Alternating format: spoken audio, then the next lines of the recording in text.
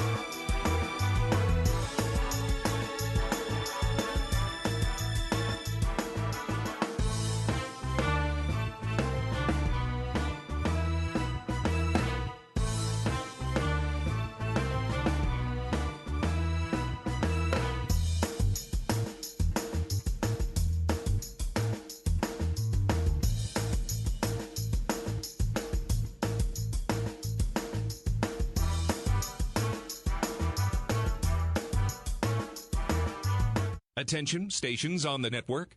Our broadcast will begin in 5 minutes from my mark. In 5, 4, 3, 2, 1, mark. That was your 5-minute time check, stations.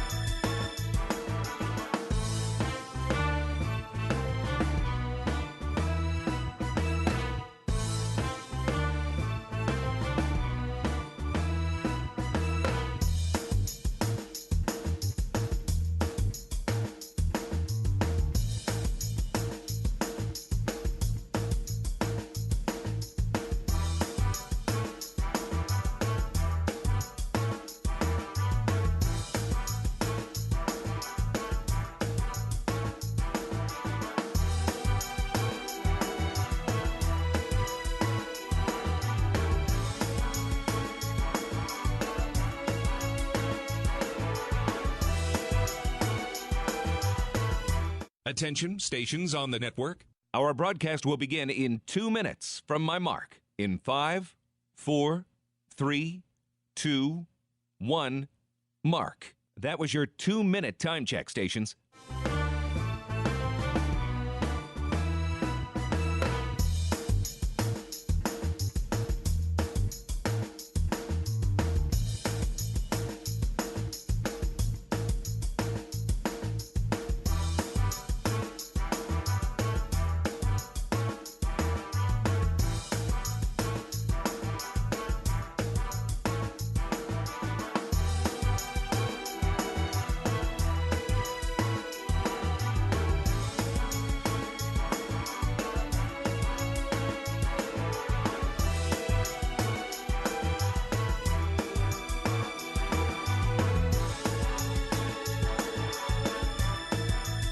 Attention, stations on the network.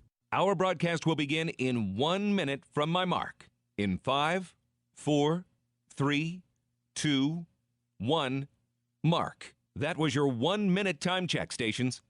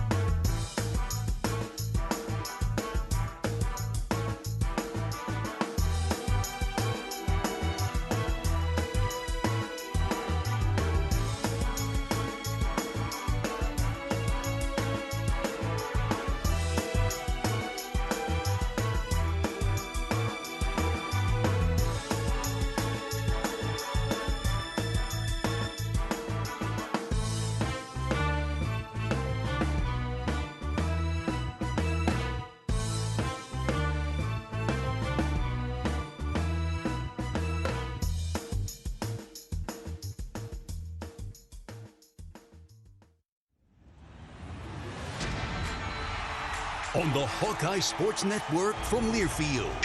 This is Hawkeye Baseball. Iowa Hawkeye Baseball is brought to you by Bud Light, proud sponsor of Hawkeye Athletics. Easy to drink, easy to enjoy. Hy-Vee, where there's a helpful smile in every aisle. Iowa Corn. You might think Iowa just grows corn, but the truth is, corn grows Iowa. Brought to you by Iowa's corn farmers of the Iowa Corn Growers Association and the Iowa Corn Promotion Board. Also brought to you by Oak Knoll Retirement Community and by University of Iowa Healthcare, changing medicine, changing lives. Hawkeye Baseball is on the air. From the campus of the University of Iowa, it's baseball time in Iowa City. Live from Duane Banks Field, Iowa baseball wraps up its series with the visiting Maryland Terrapins this afternoon. Welcome to the broadcast booth at Banks alongside my fine color analyst John Evans. I'm the voice of Iowa baseball, John Leo. Sunday sweep opportunity for Iowa today after winning the first two games of this series. The opener went Iowa's way 14-4 in 8 innings and spanned a couple of days. We started it on Friday, finished it yesterday. The Hawkeyes took down Maryland 5-2 in a lower scoring affair in game 2 of what turned out to be a partial doubleheader behind Maddox Freeze's gem on the mound. And so today Iowa has a chance to sweep Maryland, pick up a major boost in the Big Ten standings by picking up a conference sweep. Things that are very difficult to do in college baseball and in the Big Ten is to sweep a Big Ten opponent. Pitching matchup for today, Logan Rundy will get the start for Iowa. He'll make start number 10 with a 5.68 ERA and a 3-3 record. It's been an up and down season for Logan. Could really use another one of his solid, strong starts today. He's got 29 strikeouts and 8 walks, but has been roughed up a bit, especially against the LA schools. So we'll look to get back to normal Logan today and give a good effort on the mound. Iowa's got a couple of pitching options today, primarily Rundy and then Jaron Bleeker, two starters that could really piece together and record several outs and work through a few innings in this one today. I think ideally for Rundy, 4 or 5, and then go to Bleeker for a clean 2 or 3, and then see where we're at to close out the game. That would be the ideal situation for Iowa today against Maryland. The Terps are going to throw Braden Ryan. Ryan has 14 appearances, but will be making just his second start. 2-0 record with a 6.48 ERA, 33 1/3 innings pitched, 31 strikeouts and 10 walks. Is a pretty good breaking ball, similar to what Iowa saw yesterday from Hastings. As the weather conditions at Banks today, very similar to yesterday. It's cool, borderline cold, wind blowing out from left to right. And maybe not as windy as yesterday, but I think it'll still play a factor in today's game. So it's the Terrapins and the Hawkeyes, Maryland and Iowa, live from Duane Banks Field with the first pitch coming up in about 30 minutes.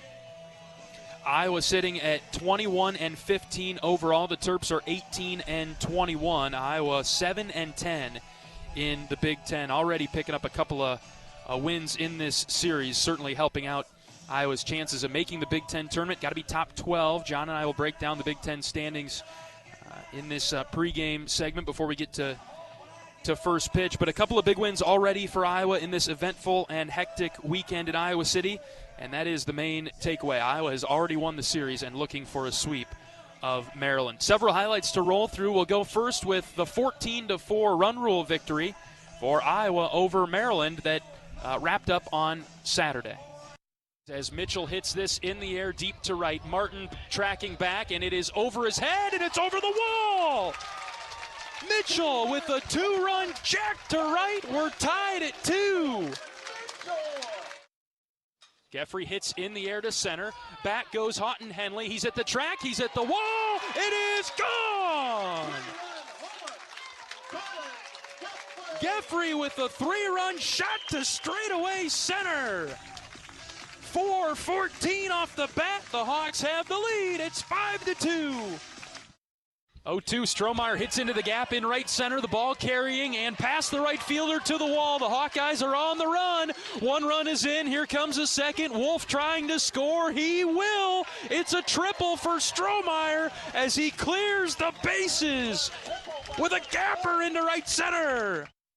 0-2, Strohmeyer hits into the gap in right center, the ball carrying and past the right fielder to the wall. The Hawkeyes are on the run. One run is in. Here comes a second. Wolf trying to score. He will. It's a triple for Strohmeyer as he clears the bases with a gapper into right center.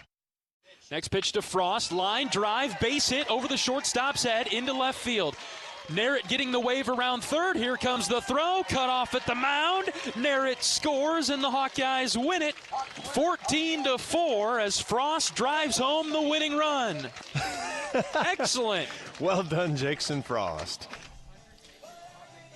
And so Iowa got off to a good start for the weekend after starting the game on Friday and having a lengthy weather delay before deciding to suspend the game and finish it on Saturday. Iowa led 6-4 in the bottom of the sixth when we resumed action and then picked it up. Iowa came back and scored 7 in the seventh to really put that game away and do some damage to the Maryland bullpen and got the run rule victory. We waited 40 minutes, came back, played game 2 of the series. Iowa 5, Maryland 2. Hitters count for him, the 2-0. Brett sends it to second base, over a leaping second baseman and into right field for a base hit. Here comes Narrett. He scores. RBI single for Brett White, and the Hawks have the lead in the second. Mendez up. He popped up to Schulte. Runner taking off for second. Geffrey pops up. He throws it down. He got him. Geffrey throws out Martin. He's caught stealing for just the second time this year. Don't run on Carter. Hastings ready, the pitch. Ground ball right side, base hit. Here comes Mitchell. Wolf getting the wave around third. Here's the throw. He is safe at the plate. Carter Geffrey drives in 2. It's 4-0. Freeze trying to get the leadoff hitter. Here comes the 3-2. Swing and a miss. He struck him out. Floated a high pitch. That's like that way, you hit it right on the head earlier. That's kind of that Whitlock, especially Jack's first year here, looked so appetizing to hitters, and then they just would swing through it and just regularly miss it. 2 outs for Paul Jones. Usack delivers. Here's a chopper to Mitchell at second. Gable gloves it. He steps. He throws. Game over. Hawks win it 5-2 over the Terps today and take the series. And so Iowa's got a chance to pick up a major sweep over the Terrapins today. Logan Rundy getting the nod on the mound. We'll take a break and be back after this on the Hawkeye Radio Network from Learfield. At Mid-American Energy, our 1.6 million customers depend on our energy 24/7. That's why we work 24/7 to deliver the safe, reliable energy you need. To keep our 99.9% reliability record, we're enhancing our technology, improving resiliency, and investing in critical infrastructure. We're generating power from all available resources to cover any increases in demand. And we're innovating to ensure you always have the energy you need. Mid-American Energy, obsessively, relentlessly at your service. Hello, Iowa. Here's a promise. Wherever you are in this great state, University of Iowa Healthcare is here for you, even if you never walk through our doors. Educating, caring, leading research, sharing our expertise with all. Because we believe that UI Healthcare is here to make all of Iowa better. UI Healthcare, changing medicine, changing lives. Visit uihealthcare.org. Here come the Hawkeyes. And a Stalky racing to the basket, layup good. Iowa Athletics is gearing up for another amazing season filled with exciting matchups and electrifying plays. Working hard into the corner. Koch hits a 3. Get your game face ready and come on out to cheer the Hawkeyes on all season long. Visit HawkeyeSports.com to find tickets, schedules, game times, and more on Iowa. Go Hawks. Touchdown! Touchdown, Iowa! You asked for all the extreme internet performance at an all-in price, and we listened. Get 1 gig internet with a 2-year price lock and everything included. Unlimited data for non-stop streaming, powerful Wi-Fi for enhanced coverage, built-in online threat protection, and internet equipment. All for just $65 a month for 2 years. It's the extreme 1 gig internet deal you asked for. Call 844-4FASTER or visit extreme.com for details. Offer available to new customers only. Price doesn't include one-time charges, tax, and government fees. John Evans and John Leo with you from the broadcast booth at Duane Banks Field in Iowa City, getting set for the finale between Iowa and Maryland. We're awaiting head coach Ben McCollum's first pitch as he's in charge of that today. It's been about a year since we had Coach McCollum up here in the booth with us. He threw out the first pitch last year. I believe it was the Nebraska series that he threw the first pitch, either that or Indiana, one or the other. I don't remember. It was a red team, though, and the place was packed. Both of those probably went well, though. Yes, yeah. We had good success against those two teams last year. Coach McCollum, I can see him down the right field line. He's already here with his glove. He was warming up. I bet he was. He wasn't fooling around. He was getting loose. We've got TrackMan up. We'll be sure to send that information to Iowa men's basketball SID James Allen so that he can give that to Coach. I don't know that if Coach doesn't deal a strike, I don't know if I want to be the bearer of bad news, but I think Coach will want to know what he threw and if it was a ball or a strike. We'll be up. We'll be ready for him. As we continue with our pregame coverage before the game against Maryland, let's take a look at the Big Ten standings updated from yesterday's results. UCLA still up top, but some movement near the top of the standings, John. Yeah, Nebraska, after run ruling USC is second, but perhaps the biggest surprise in the conference this year. Purdue is 14-6 in third place in the conference now, so done an outstanding job, just getting up there. And then, as you look through, one that didn't help Iowa that we were talking about, Illinois came back in a wild game that scored just a ton of runs in the last several innings, but Illinois walked off Oregon. Right now, to be in the top 12, you have to have 7 wins, and Iowa sits at 7. Again, you've won the series, but boy, there's still work to do with when you figure Iowa still has Nebraska and Purdue left on the schedule this year. So there's some wins. There's some wins to be had right now. Yes, we've seen Purdue get off to really good starts, but as long as we've been doing this, they've never really sustained it. So frankly, I don't know much about them yet, but you expect them to drop off, and they just haven't. And sitting at third right now, so that means the end of the season series with Purdue over in Des Moines. That'll be a tough one for the Hawks. Yeah, that'll be important. They lost the series to Oregon. They were able to win the series. Maryland, they beat Penn State in a series. They beat Michigan State in a series. They beat Illinois. They beat swept Northwestern. So I guess as you look at the schedule, they're about to get real. They've got USC next week. That's out there, I think, right? Indiana and Iowa, though. So, maybe they aren't 14-6 worthy. I mean, they've missed most of the top of the Big Ten, but full credit to them for winning games. Look around the standings at the teams that Iowa is around now in a tie with Rutgers and Washington. Rutgers has really taken it to Penn State. I think Penn State, they had their chance to beat Rutgers maybe on Friday or one of the earlier games of the series. We're hoping that Penn State can beat Rutgers, though, today. I think that would be important for Iowa. Penn State all the way at the bottom of the Big Ten, but hopefully they can knock off Rutgers. And then Washington and Michigan State, they're the teams kind of right below and with Iowa. They're playing each other. Michigan State's already won the series in Seattle, taking the first 2 games. And then below them is Indiana, where Iowa will visit the Hoosiers next weekend. Back to this game today, that makes this game really important. Of course, it's great to win series, but it's even better to sweep them. We're here to play baseball. Might as well win the game today. Well, when you have an opportunity to sweep and against a team that maybe you can get after a little bit. This is the chance to do it. You can score some runs here and maybe get into a bullpen that's beat up and get after it. All right, we'll get Coach Heller's thoughts after this as our pregame coverage continues on the Hawkeye Radio Network from Learfield. Our mission at Oak Knoll is to provide exceptional retirement living and health services through life care. I'm Steve Rowe, CEO. We are a not-for-profit life plan community and have served the Iowa City area for 58 years. Oak Knoll is located near the University of Iowa hospitals and clinics, Kinnick Stadium, Carver Hawkeye Arena, Hancher Auditorium, and downtown Iowa City. Visit our website at oakknoll.com to learn more. We are a proud sponsor of Hawkeye Athletics. Go Hawks! Hawkeye Nation, here's something big. U.S. Cellular is now part of T-Mobile. That means Iowa fans are now on America's largest 5G network, bringing even more strength and coverage to every game day and every day. As the official wireless partner of the Iowa Hawkeyes, we're proud to power every call, every post, every celebration. U.S. Cellular and T-Mobile, better together. The silly moments, the proud moments, even the hard moments. They're what make life remarkable. And they're why Wellmark Blue Cross and Blue Shield is here for every moment.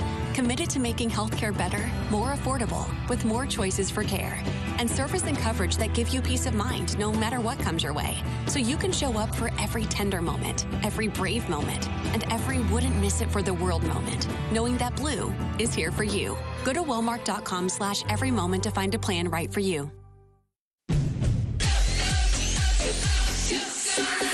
Go for 0.99% financing at your local Honda dealer during the Honda Spring event. Go for all Hondas in stock and on sale. Cars, trucks, vans, and SUVs. Save thousands with 0.99% APR financing on 2026 Prologues. Search your local Honda dealer today. See dealer for financing details. Financing on credit approval offer ends 4/30/26.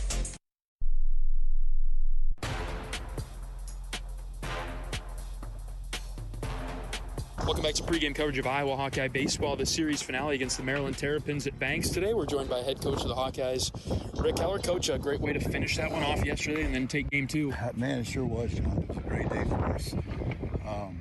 Both the guys played really hard. Loved how we came out and set the tone to finish game one off. And the offense got going, and Kyle Levo did a really nice job of setting the tone on the mound for us. And then in game two, we knew we were going to have a tough pitching matchup with Hastings.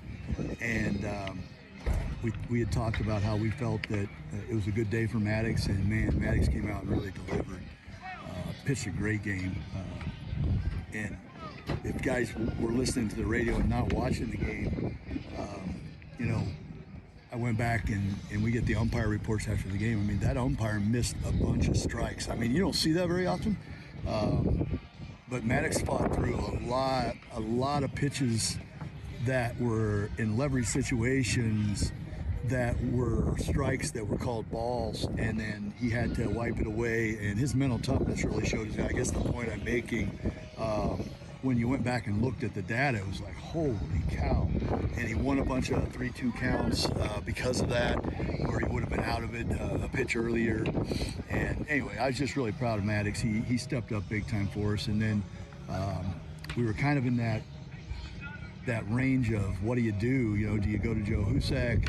You're up, 3 runs or, 4 runs. And I was hoping we'd get a couple runs in the 7th, and then we were going to try to bridge with somebody and maybe have Joe full go for today, but it didn't happen, and Joe was ready to go and he had to go. So I think we'd be able to use Joe for an inning maybe today, but that is just tough when tough decisions on those things. And then I thought our offense put some pressure on them. We stole a lot of bases on them yesterday, and it wasn't perfect, and we knew we were going to have some losses in the pitcher-hitter battle, but we had enough wins that we ended up winning the game, and the pitching and defense really did. And the defense in this series has been just phenomenal. And on days where it's tough, I mean, the wind and the cold and long day, and we have some guys make some great plays. Back to Maddox for a second. I know he's had some great outings this year. It was his career high in innings, but was that the best that you've seen him this year? I mean, just with all that's on the table, yes, and the conditions and dealing with the umpire like we talked about. yeah, I mean, you couldn't ask for more, and and he's facing one of the best offenses in the Big Ten. Mm-hmm. So yeah. Well, tell us a little bit more about Maddox off the field. We get him on the road. I think it'll mean more to our audience coming from you. What kind of guy he is? He's really steady, and we call him the flatliner up in the booth because he's not up or down. He's just out there doing his thing. Yeah, I mean, yeah, that's who he is. Maddox is Maddox, and no roller coaster with him. At least from my point of view. And as the head coach, you don't always see, everybody the way they are because they put on a certain face when they're talking to me. But I'm pretty sure that pretty confident in saying that Maddox, the guy I have the conversation with, is the guy that everybody else is having the same conversation with. As we turn our attention to this game today, Coach, a sweep would go a long ways. That's what we talked about with Coach Sutherland on the post-game show yesterday. One more time against these guys, and a sweep would really help things out in the Big Ten standings. Well, it sure would, but it takes what it takes. And, Logan Rundy's starting, and let's be honest, like his last two have been, catastrophically bad. And we'll try to have someone ready in case that happens. I don't feel like it will, or I wouldn't be putting him out there. He's more than capable, and I believe that he believes in himself and that he's going to right the ship, because if he doesn't, it's going to make it really hard on us down the stretch anyway. So we need Logan to step up today and at least give us a quality outing, and it doesn't have to be like Maddox, but at least give us a good outing.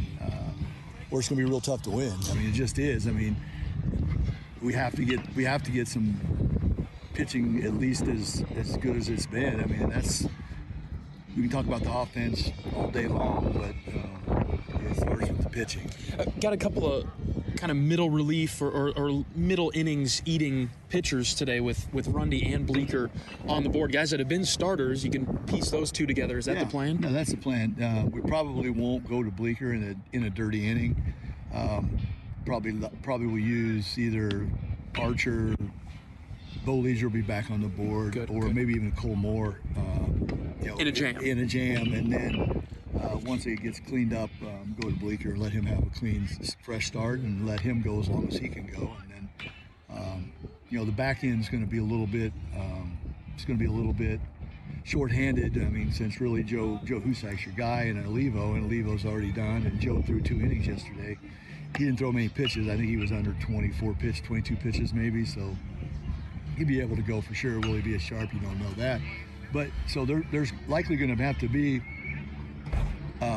somebody else step up, and that's what it's going to take. And it's going to take our offense to not lay an egg like it has a lot of times this year on Sunday. And, that's what it's going to take. We all know what it's going to take. It's just a matter of whether we will or we won't. And I feel like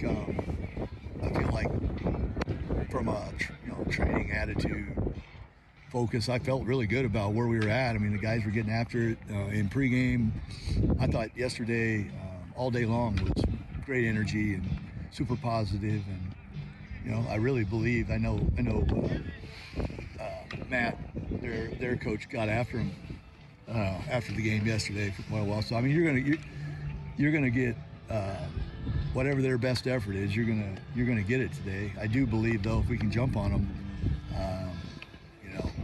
they might just pack it in. But the longer you let them hang around, or give them freebies, or whatever, you don't want to do that, because then they're going to keep fighting. But it'd be great if the perfect world, we get a really sharp Logan Rundy, and the offense comes out and just sticks a few runs on the board and just keeps adding on and goes from there. But we both know that they're one of the leaders in home runs in the league, and they've had a full day to kind of figure out the bank's wind. For teams that have not played in that, it's kind of scary, especially for a right-handed dominant team like they are, because all the right-handers know they can't pull it out of here, and there were 2 or 3 balls that they hit yesterday. Probably would have been a different game on a different day with the wind, and then they finally, their 2 runs were solo homers that they did get to go with the win. But I've been watching them in BP the whole time before we were talking, and that's all they're working on is shooting it to right. Yeah, trying to drive balls to right, and they know how it works now. And nobody hit on the field yesterday because it was so cold and windy early. They didn't have that opportunity, and that's all they've been doing today. What do we know about Ryan, their starting pitcher? He wasn't one of the guys that John and I guessed would be starting today. He's got a good arm. He's going to remind you of Hastings with more velocity.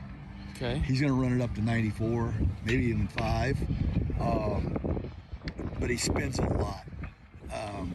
I would tell you, I watched video of him all morning, and I thought that Hastings' breaking ball was pretty nasty, pretty sharp. You were right on with it. Had that really sharp spin. Yeah, yes, and I don't think that Ryan's is quite like that. I think there was some point early in the season when it kind of was, but for whatever reason, like sometimes pitchers have this happen, it just has morphed more into it's still a good break ball, don't get me wrong, but it's more slurve to it than Hastings had yesterday. You never know, maybe the wind's blowing the right way, and he's got that bite today. But again, it's going to be heavy spin with a 94-mile-an-hour arm on a blustery, chilly day. You better be ready to hit. All right, Coach, good luck against the Terps. Let's take care of business today. All right, thanks, John. Head coach of the Hawkeyes, Rick Heller, on our pregame show from Duane Banks Field in Iowa City. The series finale between Iowa and Maryland. The Hawkeyes looking for a conference sweep, and it would go a long ways to help the Hawkeyes climb the Big Ten standings as we near the end of the season and get ready for another battle with the Terrapins. Coming up in just a few minutes. We'll be back after 60 seconds on the Hawkeye Radio Network from Learfield. Despite the unshakable Iowa-Corn Cy-Hawk rivalry, there is one thing Iowa State and University of Iowa fans can both agree on: getting hyped for Unleaded 88. It's cleaner burning and better for your engine, and it's cheaper than other fuel options, making Unleaded 88 the clear fuel choice. If Iowa Corn Cy-Hawk rivals can agree on it, you know it's worth the hype. So pump it up with Unleaded 88, grown by Iowa corn farmers. Here come the Hawkeyes. And a Hawkeye racing to the basket, layup good. Iowa Athletics is gearing up for another amazing season filled with exciting matchups and electrifying plays. Working hard into the corner. Koch hits a 3. Get your game face ready and come on out to cheer the Hawkeyes on all season long. Visit HawkeyeSports.com to find tickets, schedules, game times, and more on Iowa. Go Hawks. Touchdown! Touchdown, Iowa!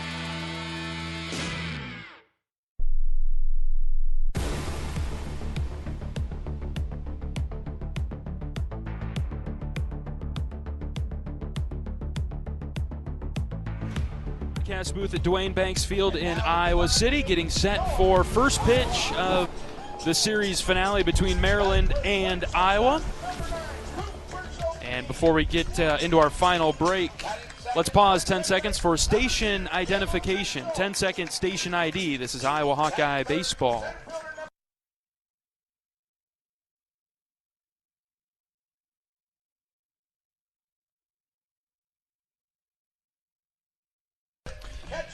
Starting lineups being announced now. We'll take our final break, and then we'll present them to you on the Hawkeye Radio Network from Learfield. You power your day with passion and purpose. It's the same for Alliant Energy. We're modernizing the grid, blending new, renewable, and traditional energy sources to meet growing demand safely and reliably. We're rising to the challenge to meet your energy needs today and for generations to come. Visit AlliantEnergy.com/poweringbeyond to learn more. You're a Hawkeye. You named your dog Kinnick and your cat Herky. Your morning alarm is back in black. Yep, you're a Hawkeye. And now it pays to be a Hawkeye with a Hawkeye account from Community Choice Credit Union. Low fees and great perks, plus Iowa exclusives like your choice of a Hawkeye-powered Visa debit card, Iowa merchandise, and exclusive giveaways. You've spent more time at Finkbine than you have at your office, so we know you're a Hawkeye. Now make it pay with a Hawkeye account from Community Choice. Learn more at HawkeyeAccount.com.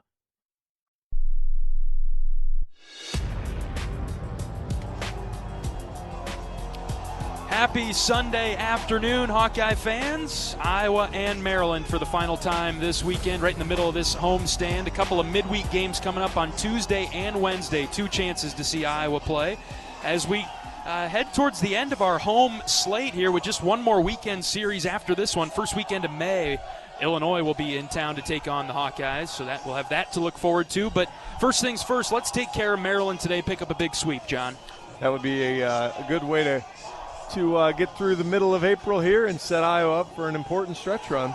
Weather conditions today the same as yesterday. Cold, unpleasant, unfortunate as well.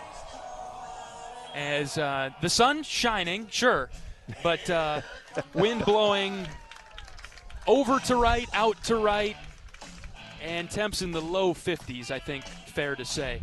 Head coach of the Iowa men's basketball team, Ben McCullum, threw out the first pitch, 64 miles an hour, right down the pipe. Would you expect anything different from Coach McCullum than a competitive strike? Would have been about, yeah. It was good. It was right. It was down at the knees, 64. A little movement on it. It was right there. But yeah, to your point, 51 degrees feels like 35. 35? Feels like 35. Ooh, yeah, not.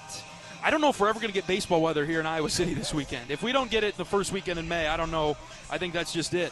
I guess Tuesday and Wednesday is supposed to be in the 80s, but like you said yesterday, believe it when we see it. Yeah, it's. I need to come here and sweat a little and go, oh man, this is great. I'm almost a little hot here. Thaw out. All right, Logan Rundy taking the mound. He will face this Maryland Terrapin lineup. The Terps 18-21, 4-13. In the Big Ten. Jordan Crosland will be back in the leadoff spot for Maryland today, and he'll be followed by Braden Martin. Ryan Costello is Maryland's big power hitter. He's been injured, banged up, out of the lineup for the past few games. He's in today. He'll be the DH and batting third. Middle of the lineup, Ty Konis, the shortstop, Paul Jones, the first baseman, and David Mendez, the second baseman. 7, 8, 9, Devin Russell, the catcher. Nate Houghton-Henley, the center fielder, and Aiden Hill, the right fielder. For Iowa defensively, left to right on the infield. At the hot corner, Ben Swales gets the start. Up the middle, Cooper Schulte and Gable Mitchell, Caleb Wolf at first today. Outfield left to right, Joey Narrett, Miles Risley, Kellen Strohmeyer. Carter Geffrey gets the nod for the third time this weekend behind the plate doing the catching. And Logan Rundy is Iowa's starting pitcher. He's a vet. Need him to be strong and solid for us today. Need a really good outing from Logan. He's 3-3 on the year. This will be start number 10, 11 appearances. He's got a 5.68 ERA, 31 2/3 innings, 32 hits, 22 runs, 20 earned, just 8 walks, 29 strikeouts. Has given up some damage, 15 extra base hits, including 7 home runs. So, as we saw yesterday, really important with the way this wind blows. Right-handed hitters work the inner half, control the inside part of the plate. Anything out away, he's got a chance to float out to right field. Righty-on-righty matchup to start. And first pitch swinging is Crosland, sending one into the right center gap where Risley is there to make the catch. Drifting over, Miles tracked it down. 1 pitch, 1 out. We could barely get our pregame breaks and comments in before Rundy records an out. And that was a ball that started off right at the 396 sign in dead center field and ended up Risley had to chase it all the way to the front beak of the Tiger Hawk there in center. So, again, you just see how hard that wind is really pushing the ball to right. We've got the slicers over to right for the right-handed hitters. Here's Braden Martin batting from the left side for Maryland. The Terps wearing red tops today with white pants. Iowa in the Sunday gold scripts. 1-0 pitch from Rundy outside. 2 balls and no strikes. I feel like teams save their best uniforms for Sunday, it seems like, or their most colorful, maybe I should say. Maryland wore all black on Friday, which was certainly questionable with it being so hot. I'd be certainly warm in the conditions that we had on Friday. Next pitch from Rundy, brought it in the back door for a called strike. Mark Hutchinson behind the dish, calling balls and strikes today. Logan will get that fastball around 90 and then throw the mix of pitches off that. 2-1 from Rundy outside, drifted away. 3 balls and a strike. Heard from Coach Heller before the game. Pretty frank with his assessment of Rundy over the past few starts. Logan made it through an inning plus against USC. last Sunday. 4 hits, 6 runs. Had 2 walks and 2 strikeouts, gave up 3 home runs. We talked a lot about free bases. There's a big pitch here on 3-2. Here it comes to Martin from Rundy. Fouled off over to the left. Before that, Logan had arguably the best start, the best outing that any Iowa pitcher had against Minnesota. 5-4 win. 7 innings for Logan, gave up 4 hits and 1 run. Struck out 5, walked 1. So that was Logan's best outing. That came at Banks a couple of weeks ago against the Golden Gophers. Yeah, Maddox was able to match the 7 innings yesterday. Good to see that. 3-2, hit on the ground. A one-hopper to Mitchell at second base. He comes up with it and throws it over to Wolf. 2 down, good comeback from Rundy. Yeah, after missing with 2 early fastballs to fall in a hole, he's able to get back. Well hit ball, but right at Mitchell. And now we'll get our first look at Costello.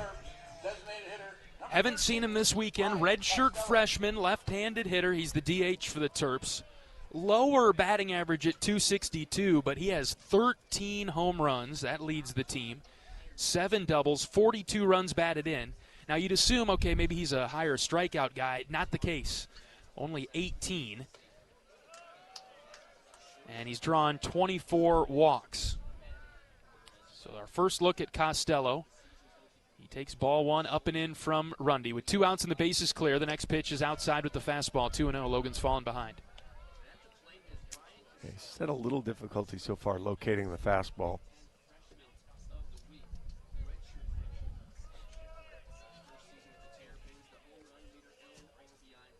Rundy brings the glove close to his face, now begins his windup. The 2-0 pitch, outside, ball 3. We talked about Maddox yesterday. His misses were very close. They were all right around the zone. Logan's misses early have been far and wide. Here's the 3-0 to Costello outside, walked him on 4 pitches. And there's certain days you wouldn't hate that. But, boy, a day like today, again, runs, base runners, all of those things, a little bit of a premium. So you hate to just, even a hitter like Costello, you hate to just give one away. Next batter is Ty Konis. And we know that Maryland can do with 2 outs. On Friday, they scored all 4 of their runs. The first game of the series, all 4 of them came with 2 outs. Now Rundy has missed on 5 in a row after the slider missed down and away. Konis bats from the right side, starting shortstop. Freshman hitting .290. 13 doubles on the season for him. Iowa's infield shifted over to the left. 1-0 pitch from Rundy. Slider, outside corner, 1-1.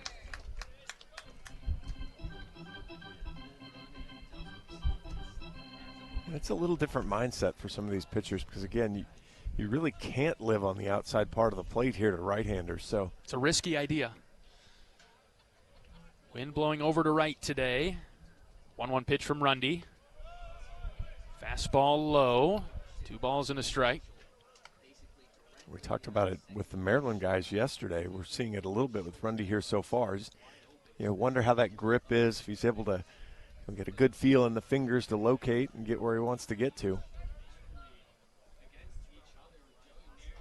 Falling behind a couple of hitters in this first inning. 2 outs, runner at first. A 2-1 pitch fouled off of Geffrey. Counts 2-2 now. We saw the Maryland catcher yesterday catch one off the hand. Yeah.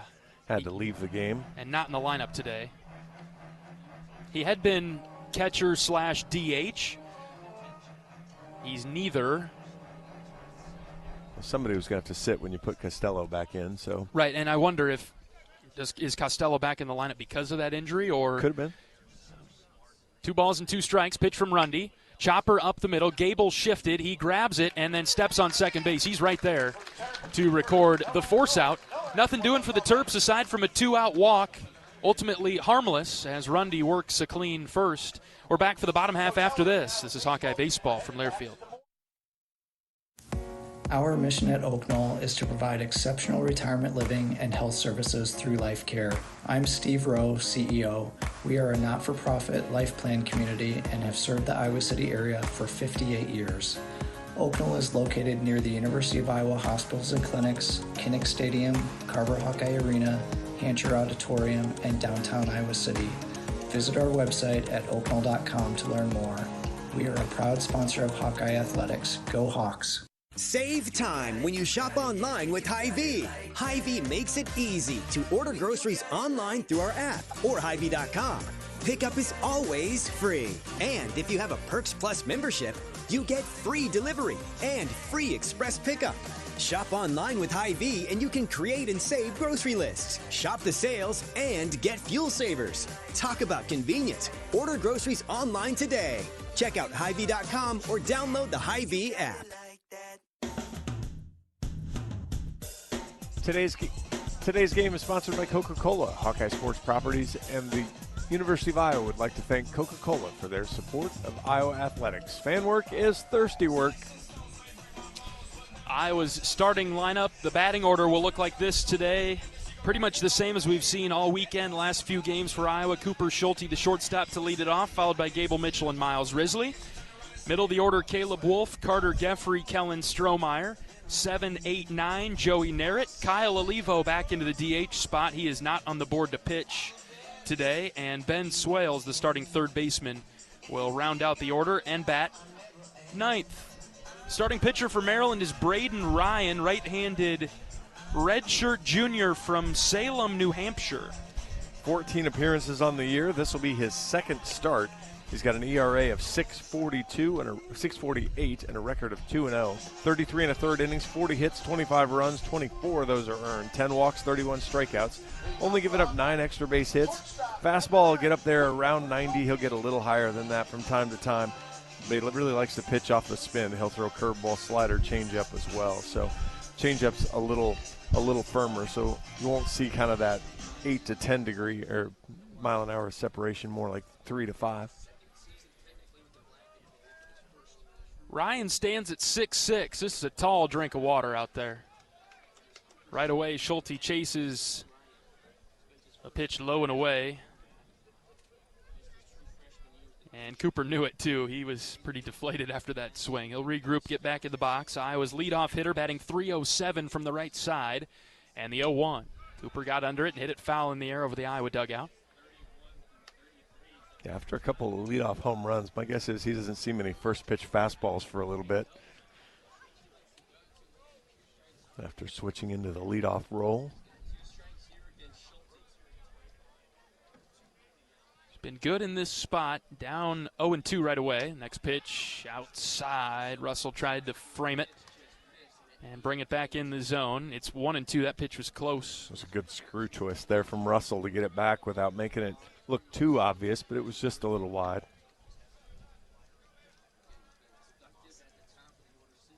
Ryan set the 1-2. Schulte lines sharply foul over to the right.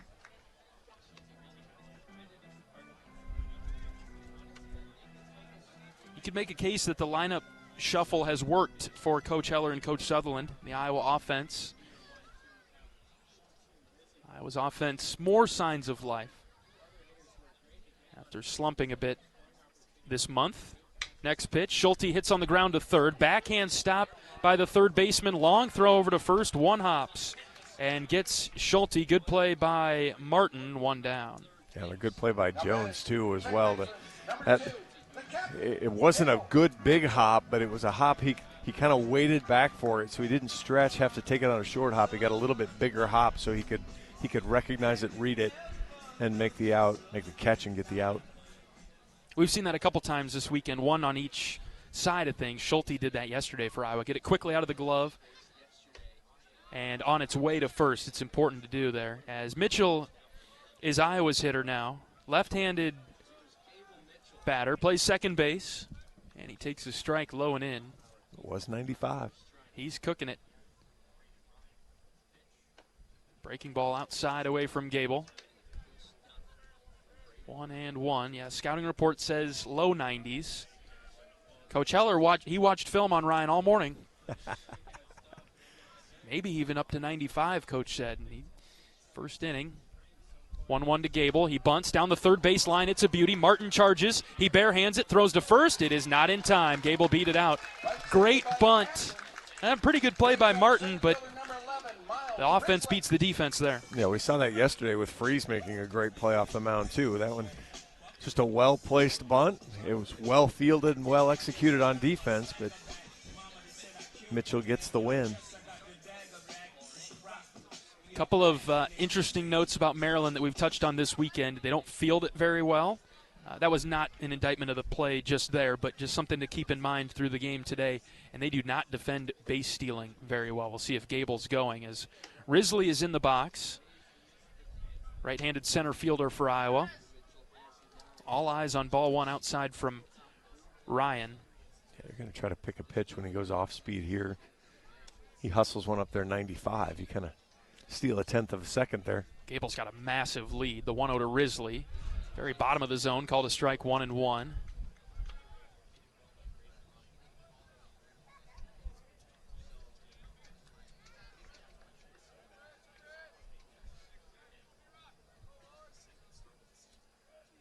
One ball, one strike with one out. The pitch to Risley, just low.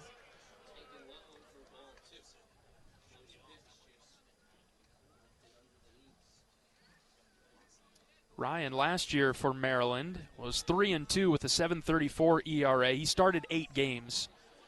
So he's not totally uncertain or unfamiliar with this role. Just this year hasn't really been thrown into the starting role. But he's made more appearances this year than last. 2 balls and a strike. Mitchell at first base, and the pitch in the dirt. And Gable stayed put, 3-1. He and Coach Sutherland having some dialogue back and forth. I think Coach Sutherland thought Gable could have gone. Gable said, "No, I'm not going on that one, Coach." He's going to have that downward angle, so there will be some opportunities to run on pitches in the dirt. The 3-1 is a called strike on the low outside corner, 3-2. I know there's only one out here, but I'd expect Mitchell to be moving on this one. Trust Risley to hit a fastball, and if it's a slider, Gable is going. The pitch is hit on the ground to third. Martin gloves it and lobs it over to first to get Risley. Gable to second base. Boy, Martin's get a lot of work over there at third base. Stayed out of the double play there with Mitchell on the move. Give Caleb Wolf a chance to drive in a run with the runner in scoring position. Next up, Hawkeye first baseman, number 1, Caleb Wolf. 2 down for Wolf. 377 hitter, second on the team.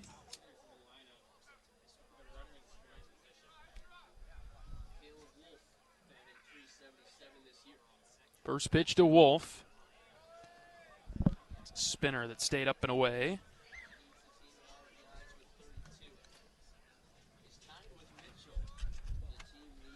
Caleb reached a few times yesterday. Grounded into a fielder's choice that brought in a run. He had a double, also reached on an error. Takes in on the hands, 2 balls and no strikes. In the opener, Wolf reached 4 times. So he's had some success against Maryland this weekend. No score in the bottom of the first. Caleb trying to change that with Mitchell out there at second. The 2-0, low outside fastball is a called strike.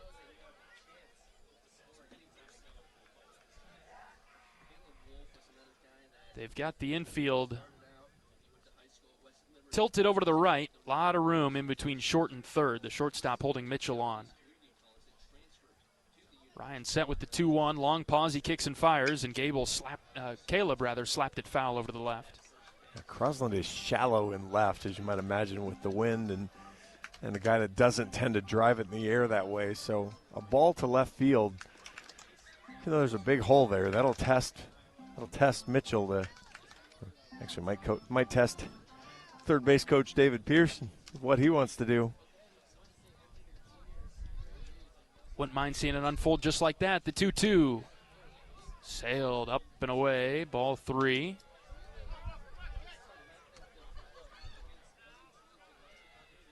Count is full with Carter Geffrey on deck.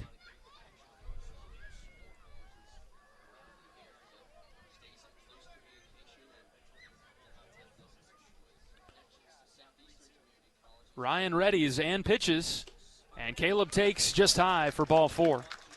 A really good at-bat from Caleb, as you might imagine. Good eye, fought off some pitches. Hung the breaking ball, and it stayed up. Tried to come down, didn't it? And we'll see Carter Geffrey now. Geffrey wasn't his best yesterday at the plate. Was fantastic behind the plate. Wasn't his best at the plate. He'll get an opportunity here to come through. Redshirt freshman batting .313 in the lineup for the third time this weekend. First and second and 2 outs. He swings at the first pitch, lines it into left center field. That's down for a base hit. Mitchell around third. He'll score. Geffrey with a hard turnaround first. He'll retreat back to the bag. Iowa 1-0. Carter Geffrey responsible with the RBI. 103 off the bat. Was just thinking this might be more his type of guy, though. A little bit more of a power fastball, and even the off-speed pitch comes in a little firmer. He takes that kind of cutter slider, drives it right out over the shortstop hole, and gets the Hawks on the board. Our turn with 2 outs. Our turn with 2 outs. See if Kellen Strohmeyer can keep it going. More base runners out there, first and third, as Wolf went from first to third. And Strohmeyer up, 1-0 Iowa with 2 away. Couple of lefties now for Ryan to face. He's thrown 20 pitches in this inning. Fastball outside. A little bit unimpressed by Ryan's body language right now for the Terps. Oh, he seems frustrated. Stroh could put an exclamation mark on that. 1-0 pitch. Kellen showing the bunt, having to pull it back. That pitch is way outside with the breaker. I know Stroh could go to left center field, but he is a right center gap guy and a right field guy, and Maryland has him shifted to the opposite field. Almost every ground ball he's hit this year has been to second base. He's trying to get a read on Ryan, and he takes a strike 2-1. But I'm with you. Any fly ball, I'm trying to think of the last time I've seen Kellen hit it to left.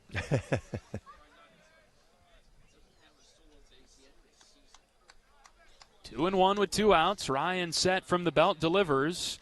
And Kellen takes another strike, 2-2. This one was the bender. They're working away from Kellen, so maybe that's part of the deal. It's a heck of a catch. The notes by getting you. Blown all over here. Great catch, John. 2-2, the pitch. Geffrey takes off. Kellen takes high and away. They whip it back to the pitcher. And Geffrey will be able to get to second without a true throw. Yeah, it was going to be the steal and stop, and fired it to the catcher, or fired it to the pitcher who was kneeled down there. And so Geffrey goes ahead and stops, but then just continues walking into second. See if Kellen can come through with 2 chances now. 3-2, the pitch. Strike 3 called. Backdoor breaking ball. Good pitch from Ryan. And Kellen watched it go by for the third out. Carter Geffrey picks up the RBI single with 2 outs, and the Hawkeyes lead after 1. It's 1-0. This is Iowa baseball from Learfield. Hey fans, I know you'd do anything for a win on game day and an ice-cold Bud Light. Because whether you're tailgating in the parking lot or parked on the couch, sitting on your lucky stool at the bar, or standing in the fan section all game long, the clean, crisp taste of Bud Light turns a win into a win-win. And there's nothing easier to enjoy than that. Bud Light. Easy to drink, easy to enjoy. Enjoy responsibly. Anheuser-Busch Bud Light Beer, St. Louis, Missouri.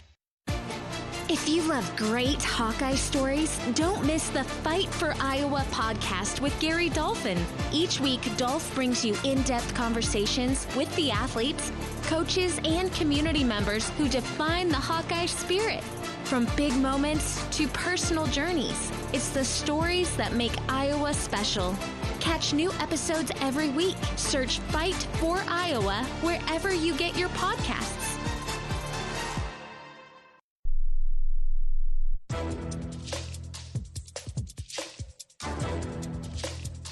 This copyrighted broadcast is an exclusive presentation of Learfield under the broadcasting rights granted by the University of Iowa. Reuse of this presentation is prohibited without the expressed written consent of the university and Learfield. Announcers are provided by Learfield and approved by the university.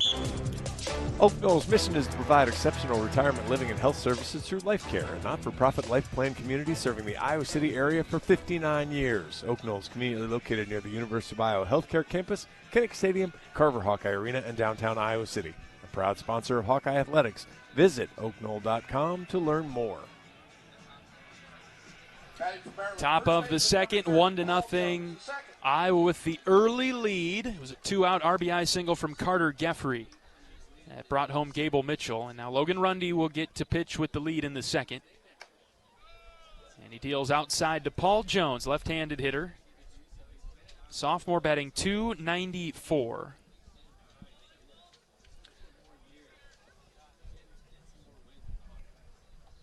.1-0 from Rundy, outside again. He has struggled to be competitive with his misses and has fallen behind, I think, on every hitter, all but one, which was Crosland, who was swinging at the first pitch. Yeah, he didn't have an opportunity to fall. I mean, I guess it would have been a strike, so he was ahead there. 2-0 is tapped foul off the calf of the home plate umpire. Yeah, Logan's only walked 8-9 now with the semi-intentional walk to Costello, but needs to get in the zone here. It's a great day for Logan to pitch. 2-1. Away from the left-handed hitter, ball 3. Almost the pitch that was thrown there to strike Strohmeyer out, but it was a little wider.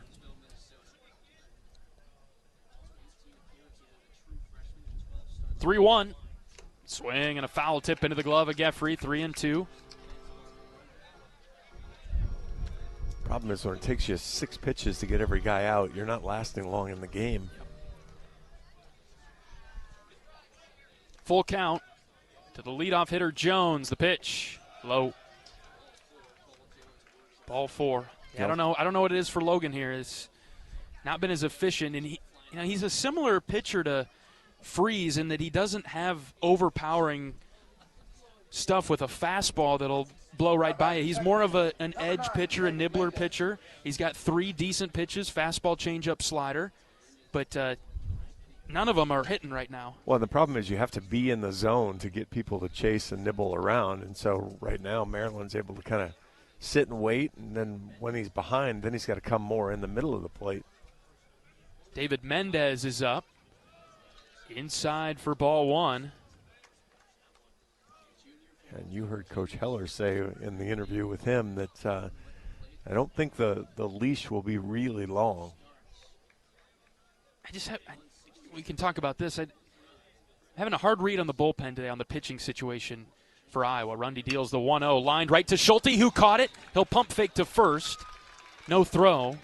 Jones able to get back. Mendez connected well, but a sharp liner right to Cooper. 1 down. Yeah, perfect positioning, and he got in. It was a good pitch. He got in. He didn't get full barrel on it, so was able to kind of move it enough to not make the big firm contact. Devin Russell up now for the Terps, right-handed hitter.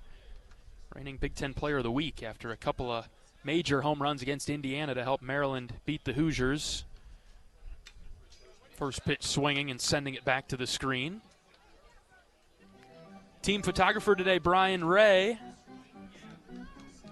He's in the front row. He had to flinch. That one was coming right for his camera. Such a good staff. B-Ray, Stephen Malley. Yes. Great group. We had Stephen yesterday. We got B-Ray today. Rundy's 0-1 pitch is at the bottom of the zone. That's a good one. Taken for strike 2. And Logan could solve a lot of his own problems here if he just starts, kind of gets settled in and gets going. 1 out in the inning. Jones at first base. He drew a leadoff walk. Not very far off the bag. The 0-2 from Rundy. Went to the spinner and dealt it low and away from the right-handed hitting Russell. So we know what's in the bullpen for Iowa today. We know Jaron Bleeker's out there. Coach Heller said Bo Leisure could come back. Joe Husak maybe for like an inning. Yeah, I think Joe would be a quick, clean, close the ninth sort of thing. I don't know that he'd be real long for anything. Rundy sent with the 1-2, the pitch. Low, 2-2. To me, I'm pretty comfortable with those four getting through this game for Iowa. Before we started it, if you were to tell me those are the four that need to win this game, I feel pretty good about that. Wouldn't hate that. Especially being a Sunday game. This is it, all hands on deck. 2 balls and 2 strikes. Rundy from the belt pitches. Swing and a miss. There's the slider, and it was close enough to the zone where Russell thought about offering at it, and he did, and he missed. We know Nick Terhar's also down there. I think Terhar, confidence from the staff with Nick is building after his minor injury that put him on the shelf for a little bit. Well, Kyle and I were talking about it before the game, too. It's a weird double midweek week, and so your pitching plan this week is also very strange. Houghton Henley, the batter for the Terrapins, another righty. He takes strike 1. Instead of asking guys that normally you ask to get an inning, you're going to have to ask them to get 6 outs or 9 outs and, kind of chunk the 2 games up into 4 or 5 guys are going to take it the whole game. 0-1 from Logan in the dirt. Runner taking off for second. Geffrey pops up, throws it down and into center field. Jones will stay at second base. Carter had to rush that throw. Pitch was in the dirt. He did a nice job blocking it down and in front of him by the time he picked it up. A little bit off balance on that throw to second. Still a good effort, though. Yeah, I really thought he had a chance to get him. Ball didn't really squirt away from him. Thought he'd be able to get Jones at second, but the throw actually just kind of sailed with that wind a little bit. And so now the Terps have a chance to tie it up with the runner in scoring position and 2 outs. Rundy pitching to Houghton Henley, a righty-on-righty matchup. Good hitter by average, limited at bats with just 53, but 340 for the Terps. He shows the bunt, spins away as the pitch is down and in, 2-1.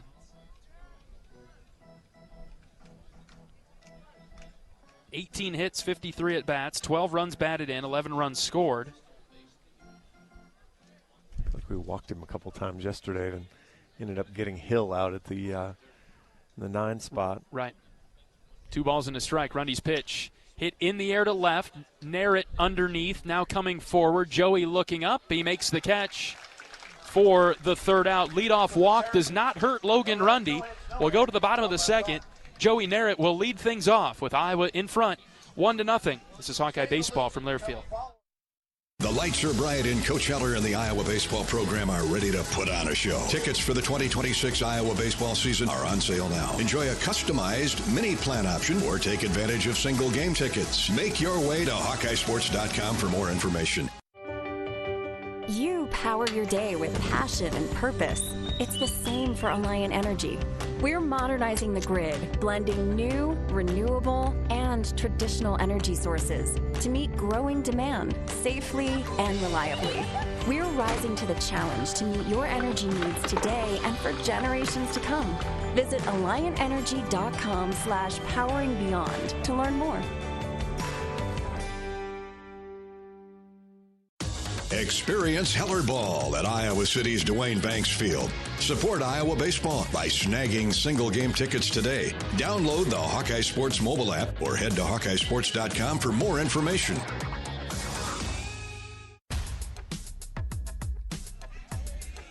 Hawkeye Baseball is brought to you by Riverside Casino and Golf Resort. Stop by today for a relaxing massage at the spa, fine dining at Ruthie's Steak and Seafood, and so much more. Visit Riverside Casino and Golf Resort today, located minutes south of Iowa City. Joey Narrett, Kyle Olivo, Ben Swales due up for the Hawks. 1-0 ball game. Braden Ryan out for his 2nd inning of work for the Terps. Iowa got a couple of hits off of him in the 1st inning. Gable Mitchell and Carter Geffrey. Geffrey responsible with the RBI.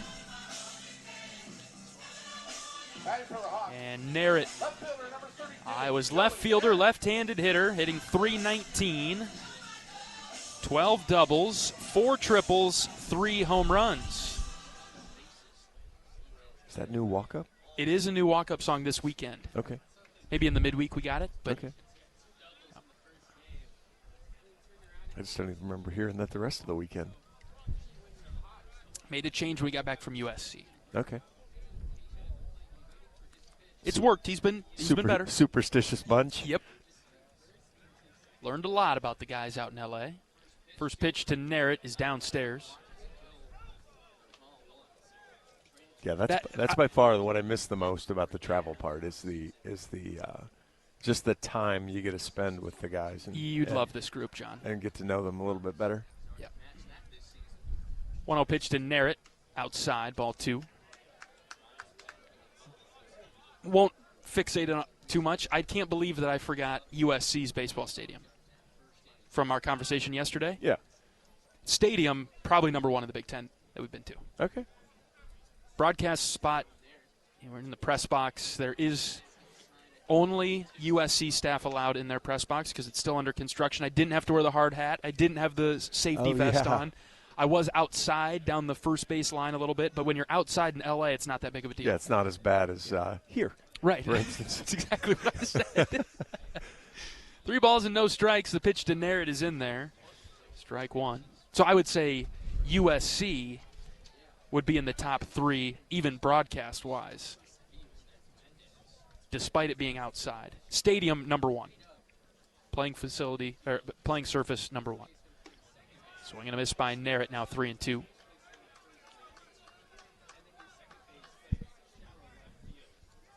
Ryan threw 26 pitches in the first inning. And he's up over 30 because of this at-bat with Narrett. The 3-2, Joey swings and misses. He chased a breaking ball down, and Ryan comes all the way back to get him. Yeah, after falling behind 3-0. Gets a little help on probably both the 3-1 and the 3-2 pitch. Sends Joey to the dugout.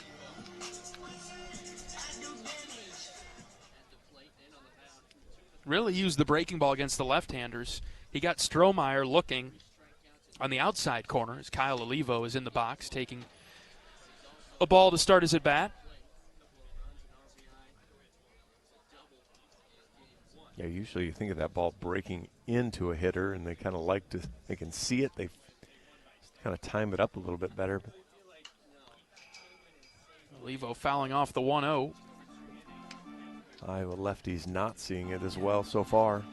And he's buried it. He buried it to Narrett. Yeah, that's probably more of the changeup than the spinner that got Strohmeyer. 1-1. Olivo takes for a strike.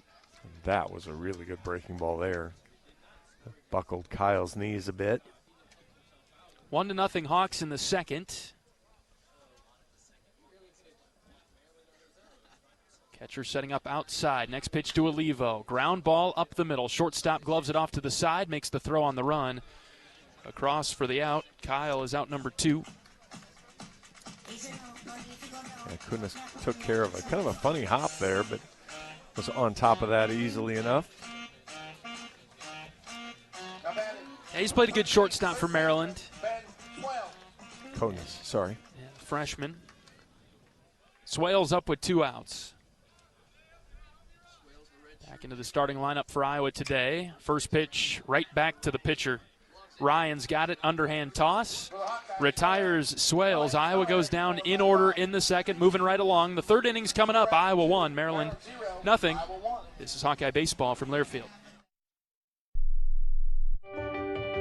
You power your day with passion and purpose. It's the same for Alliant Energy. We're modernizing the grid, blending new, renewable, and traditional energy sources to meet growing demand safely and reliably. We're rising to the challenge to meet your energy needs today and for generations to come. Visit AlliantEnergy.com/poweringbeyond to learn more. Cancer doesn't care. It doesn't care what you look like, how old you are, what you do, or where you live. We do. University of Iowa Healthcare is doing more to beat cancer than anyone in the state. From second opinions to life-saving treatments that happen here first. We lead the way in research, training, and care because we believe that UI Healthcare is here to make all of Iowa better. UI Healthcare, changing medicine, changing lives. Visit uihealthcare.org.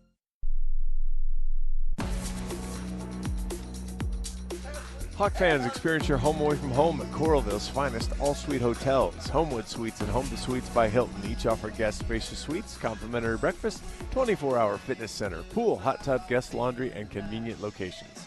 Let their warm and friendly staff take care of you and your family when you visit Hawkeye Country. 9-1-2 due up for the Terps with Iowa leading 1-0 as we move into the third. Logan Rundy roaming back to the mound. Logan has 2 walks through 2 innings. Other than that, able to keep Maryland down.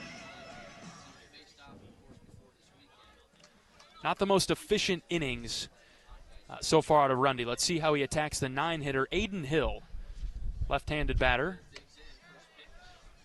Ball 1 to start the at-bat. It's just 47% strikes so far through 2 innings for Logan, so he's thrown 35 pitches. I'm begging for a first pitch strike. That one was close. Very close. And now it's 1-1. Went back to a similar location, and he got the call this time, 1-1. Hill bats 198, 27 strikeouts and 81 at bats. 1-1 pitch from Rundy. Down and in, ball 2.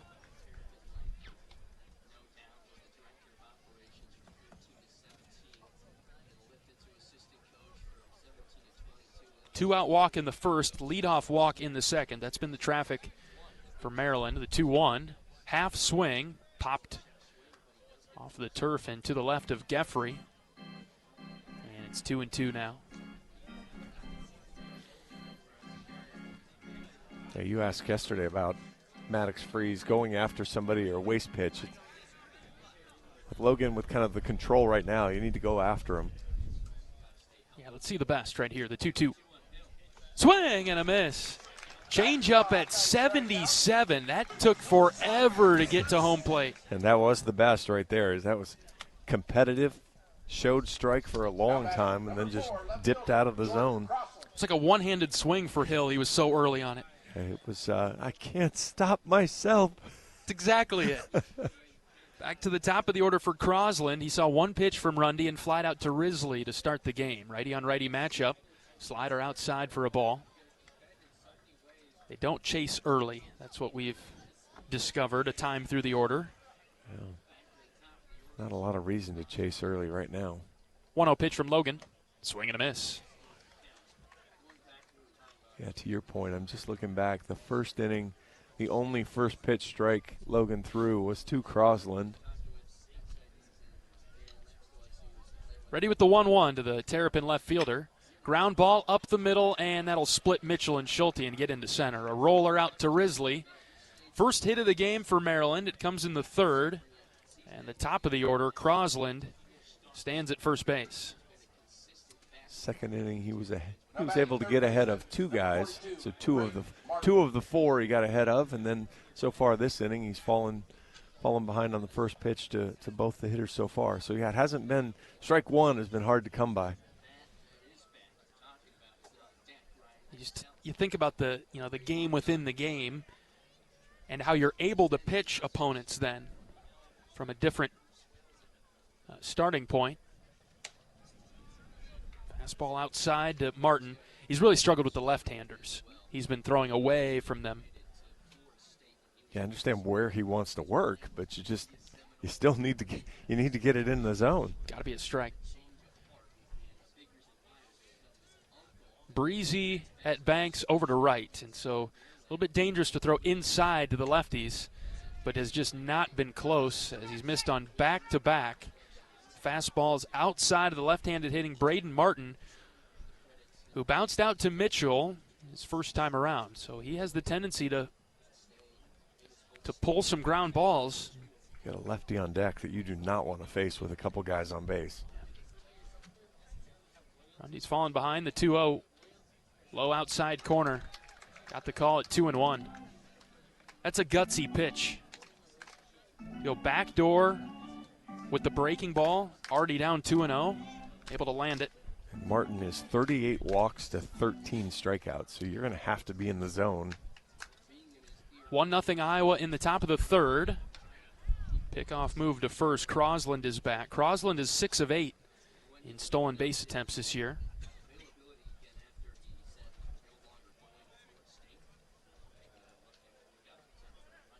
Third baseman Swales, even with the bag, he's quite a distance off of third base. Runner takes off, pitches outside. Geffrey pops up, throws it down, and it's late. It bounced to Schulte. And Crosland able to swipe the bag. He's at second now.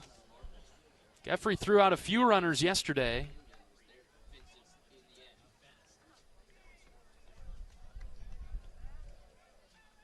And Rundy's got to work hard now to get Martin down 3-1 with Costello on deck.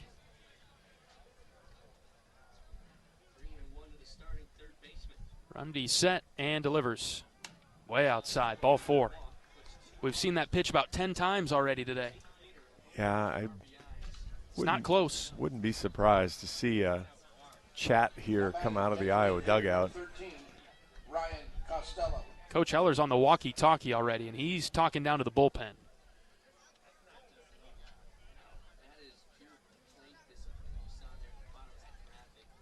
Costello up, and Coach Obermueller will walk out to the mound and talk with Rundy.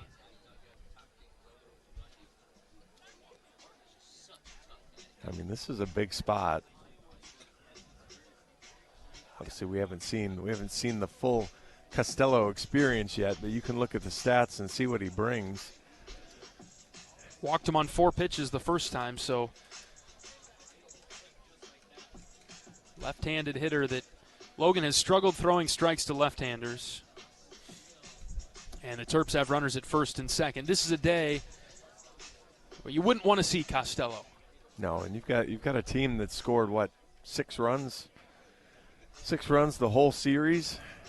And they're very offensive-minded, and so you just don't need to help them. Just let them be. 2 weeks ago when I was here, the Minnesota team was up on the rail. They were incredibly annoying, but they were up on the rail and they were energized and into the game. You don't have that from the Maryland dugout. Have Costello hit a 3-run home run, and that might change dramatically. Right. First and second and 1 out. Rundy ready to pitch to Costello. The pitch on its way. Fouled off the end of the bat. There's a first pitch strike. He went very off speed at 79. Had Costello fooled. Yeah, probably a good thing he fooled him. He left it up in the zone, but had him way out in front.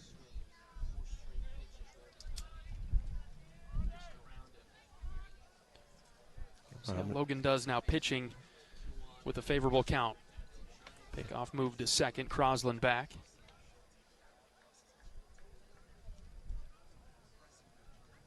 Costello has grounded into a double play.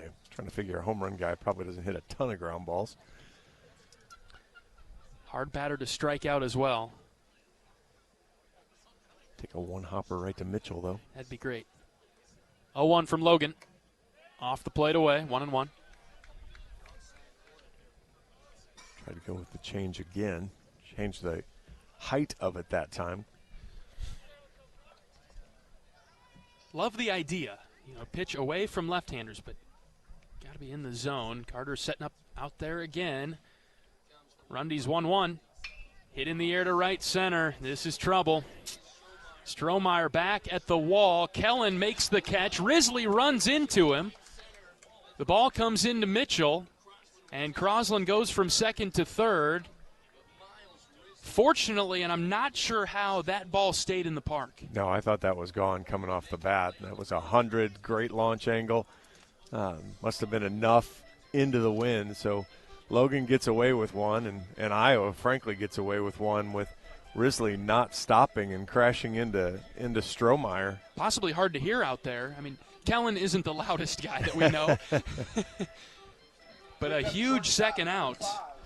And runners at first and third for the Terps. 2 outs, 1-0 Iowa in the third. But what a big spot for Logan. Can get out of the jam in this inning. Konis, the batter. Rundy's pitch. Outside, ball one. Konis, a right-handed hitter. Grounded out on a fielder's choice to end the first. That's the good news of Stroh being 6'3", 6'4". He's able to make the catch as Risley just kind of crashes around into his chest. Fortunately, Miles okay, too. 1-0 from Logan. Low, ball 2. Left-handed hitters on deck, and it's Paul Jones. Jones has double-digit doubles. He's got 4 home runs. And Logan has struggled throwing to left-handers today. Let's go right after Konis here and just see what happens. Iowa's shifted over to the left on the infield. 2 balls and no strikes. Rundy's pitch. Popped up, right side. Wolf giving chase. Strohmeyer underneath it near the foul line. Kellen reaches up. He got it in foul ground. Strohmeyer makes the catch for the third out. That felt like a dangerous inning, and the Hawkeyes get out of it. Hawkeyes navigate their way through it. Logan came up, made some clutch pitches, and got out of it with no damage. 1-0 Iowa. We're back for the bottom of the third after this on the Hawkeye Radio Network from Learfield. If you or someone you know is having thoughts of suicide, experiencing a mental health or substance use crisis, or just need someone to listen, 988 provides a direct connection to free, confidential, and compassionate support. When you call, text, or chat 988, you'll be quickly connected to trained crisis counselors who will listen to your concerns, provide support, and connect you to additional resources if needed. There is hope. You are not alone. For 24/7 support, call or text 988 or chat 988lifeline.org. We love it when the Hawkeyes do their thing, because if there's anyone who can appreciate building a legacy, it's John Deere. We've been growing our team since 1837, recruiting the best thinkers, doers, and makers to craft innovations that outpace the competition. Because whether it's cultivating the earth with a tractor or reshaping it with a 40-ton excavator, the machines we build are building America. Nothing runs like a Deere. University of Iowa Healthcare is here for you no matter where you are in the state, changing medicine and changing lives for all of Iowa and beyond. Visit uihealthcare.org. As we get ready for the top of the order in the bottom of the third inning, let's pause 10 seconds for station identification. This is Iowa Hawkeye Baseball from Learfield.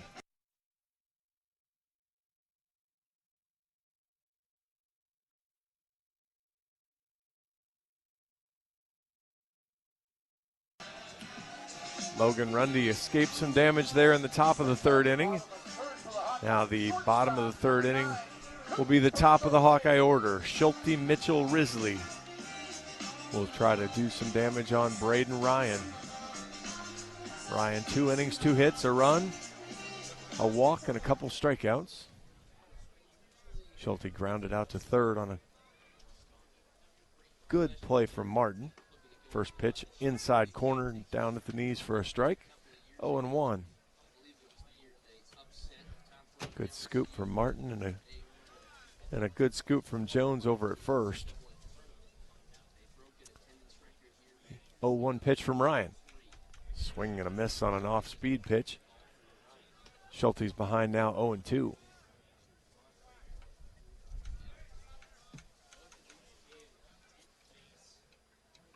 Coop 305 on the year.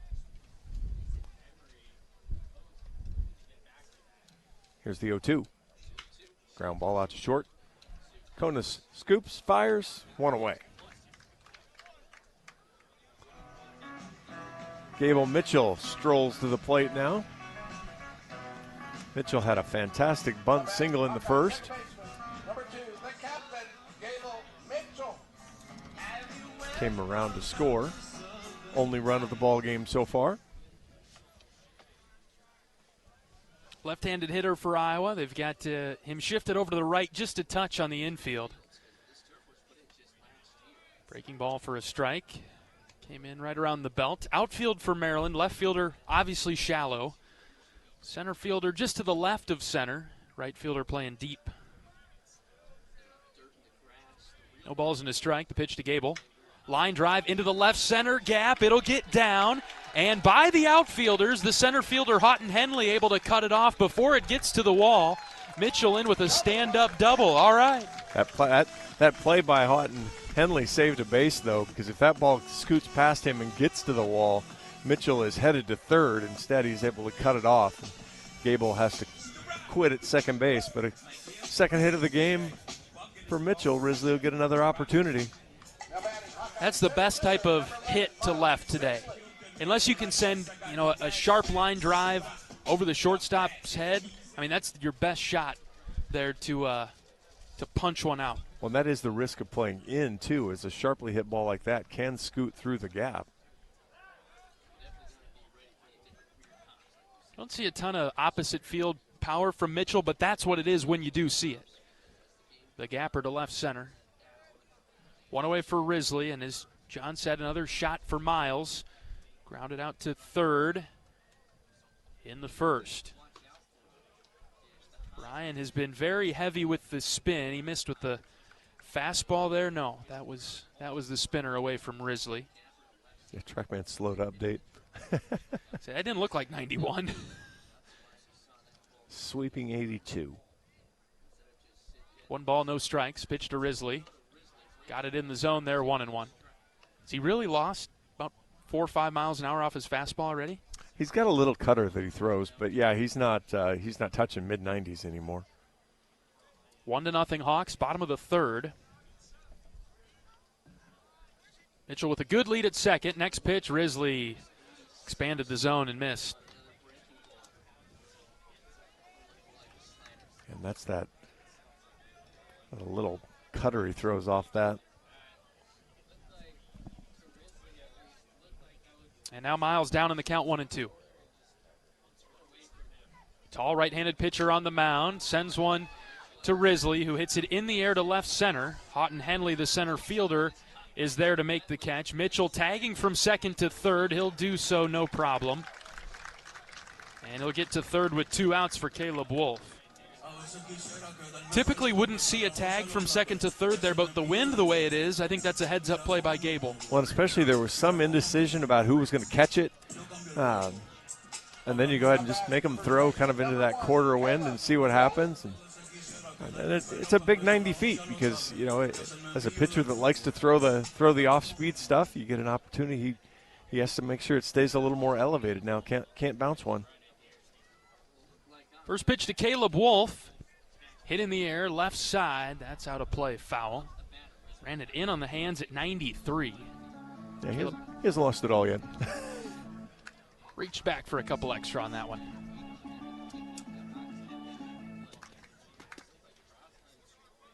Caleb had a good at-bat, drew a walk in the first inning. 9 doubles and a home run on the season for Wolf. Mitchell dancing around. This pitch is hit on the ground to the right side. First baseman Jones picks it up, and he will win the race to the bag to retire Wolf. So Gable Mitchell's double proves to be unfruitful. We'll go to the fourth. Iowa 1, Maryland nothing. Back in 60 seconds on the Hawkeye Radio Network from Learfield. Whether they roll the dough or pour the joe, bake the bread or greet instead, your team goes the extra mile, and they deserve healthy eyes and a healthy smile. For plans that cover businesses of all sizes, Delta Dental customizes. With employer costs as low as $0, you can offer benefits and be a hero. Affordable coverage is a click away. Visit deltadentalia.com today.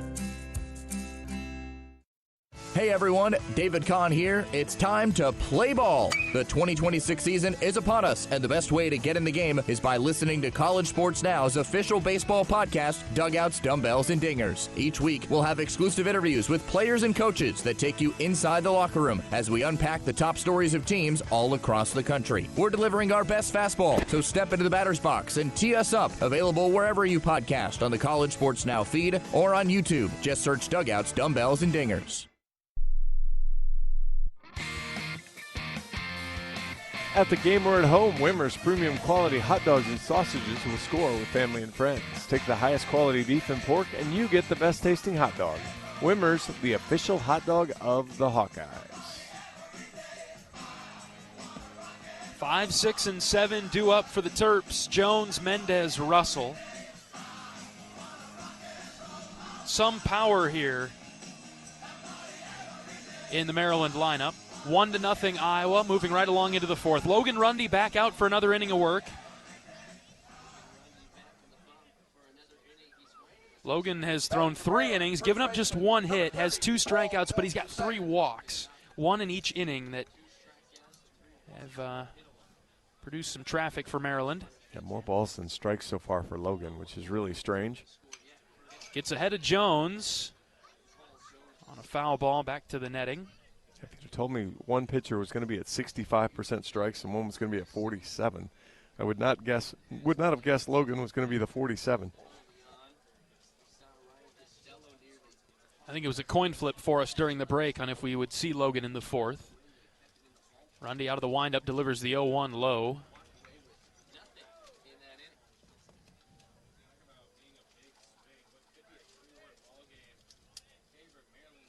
And you kind of hit it on the head, too. Just you want to see him really decide to attack and compete against these left-handed hitters. 1-1, caught the outside corner. That's what he's been trying to do all day. And it's really the first time that he's hit his spot away from the left-handed hitter, and he got it right on the edge, 1-2. If he could find that rhythm now, that'd be a good way to work through the middle innings. 1-2. Spinner hit off the end of the bat, bounced off the railing in front of the Maryland dugout on the left side. Yeah, had Jones way out in front of that one. Has a couple of strikeouts with that pitch as he throws the 1-2 outside. 2 balls and 2 strikes. Tried to goose the fastball a little bit. You could feel that coming, at least the fastball. After really setting him up with 78. He went 90 there. And now the count's even at 2. To start the fourth inning, Rundy taking his time on this pitch. Here it comes. Strike 3 called. He got the edge again. And he sets Jones down for the first out of the fourth. Well, and that's hitting his spots right there as he was working that outside part of the plate. Number 9, second baseman. Found it regularly in that at-bat. That should build his confidence, especially against the left-handed hitting Terps. They've thrown in a couple more, usually a pretty right-handed dominant team. Here's a high fly ball deep to right. This is trouble. Strohmeyer trying to track it down. It stays in the park and bounces off the wall. Mendez heading for third. He will get there with the triple with 1 out. Strohmeyer started in right, tracking straight back, and then he had to drift all the way over to the foul pole. It bounced pretty much right next to the number off the wall in the right field corner, and again, somehow stayed in the ballpark. And it's a triple for Mendez. Yeah, I really thought that ball was gone off the bat just because of the way the atmosphere is. And then the hard part for Stroh is again, and we've seen it with the ball hit to center field to start the games, everything pushes to that wall, so your traditional tracking is just off. Devin Russell up with 1 out. First pitch outside. Ooh. Ball 1. Pretty good pitch there. Curveball there from Logan at 71. Don't see the curveball too often. Infield comes in for the Hawks with the tying run at third base. We're in the fourth. It's 1-0 Iowa. Rundy from the stretch. The 1-0 to Russell. Downstairs in the dirt. Geffrey had to block it. Yeah, Logan doesn't have a 71-mile-an-hour pitch on his scouting report. So that had more vertical break to it, so I think it probably was something different.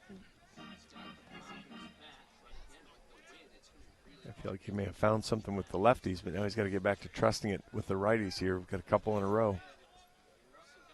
Falling behind 2-0. Deep breath from Rundy, the pitch. Dropped it in there for a strike. Top of the zone, it's 2-1.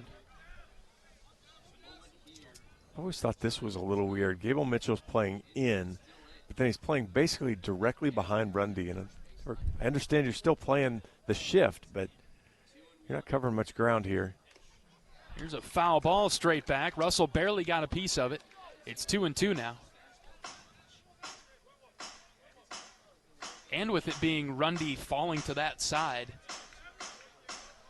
of the mound when he pitches, too, you'd think he'd be able to cover that area, right? 2-2. This is a big pitch now.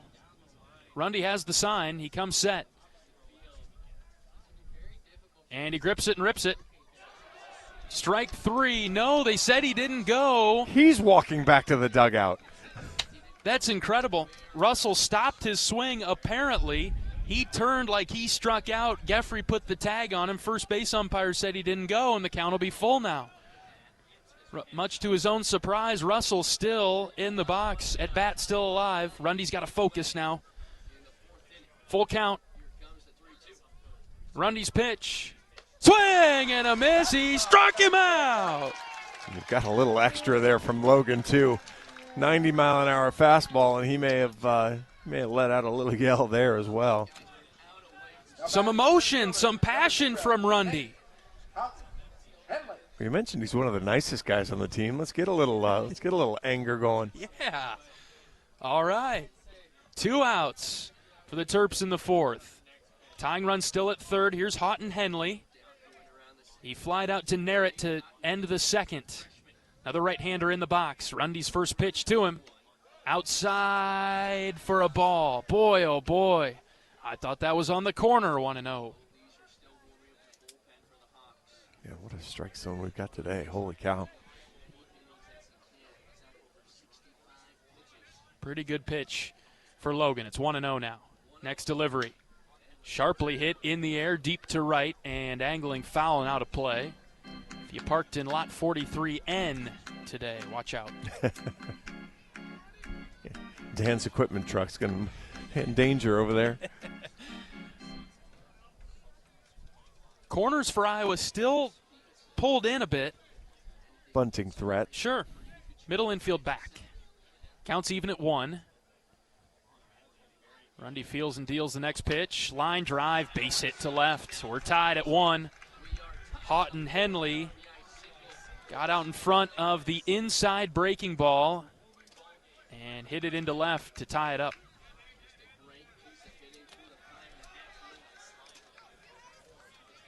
Now batting, right fielder number 33. And here's the 9-hitter, Aiden Hill. 2-out single for the Terps ties us at 1.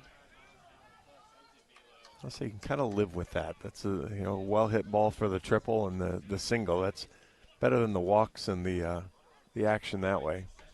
But now you need to bear down and get an out here.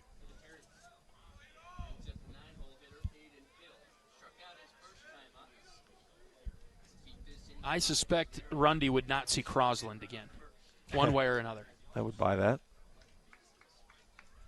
Hill struck out in the 3rd.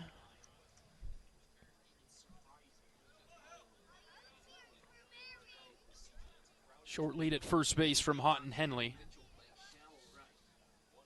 Next pitch, hit on the ground, right side. Mitchell tracks it down, throws it to the bag, where Wolf is able to get back and record the out. Caleb dove for that ball to his right, didn't come up with it. Gable was over there to make the play, and Wolf hustled back, and Gable put the throw right on the bag where it needed to be. And that's exactly right. Love the throw from Mitchell there. Trusted his guy to get back to the bag. He didn't wait. He didn't hesitate. Threw it to the bag. Trusted Wolfie to do his job, and he did it. Maryland has tied the game up with a 2-out RBI single. It's 1-1. We'll see how the Hawkeyes respond with Geffrey, Strohmeyer, and Narrett due up in the bottom of the 4th. This is Hawkeye Baseball from Learfield. Can you think of anything that costs the same today as it did 10 years ago? There isn't much. That is, unless you're a Mid-American Energy customer. Thanks to all the renewable energy we're generating, our customers pay nearly the same rate for electricity today as they did back when we were all singing, "Call Me Maybe." And with Mid-American making even more investments in clean energy, you can count on enjoying those same affordable rates for the next decade. Now that's obsessively, relentlessly at your service.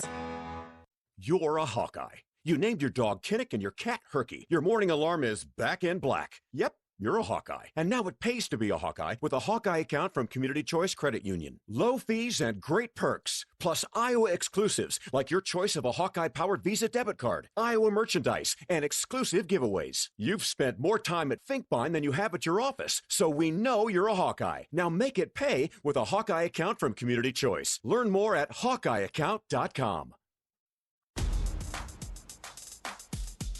Oak Knoll's mission is to provide exceptional retirement living and health services through Life Care, a not-for-profit life plan community serving the Iowa City area for 59 years.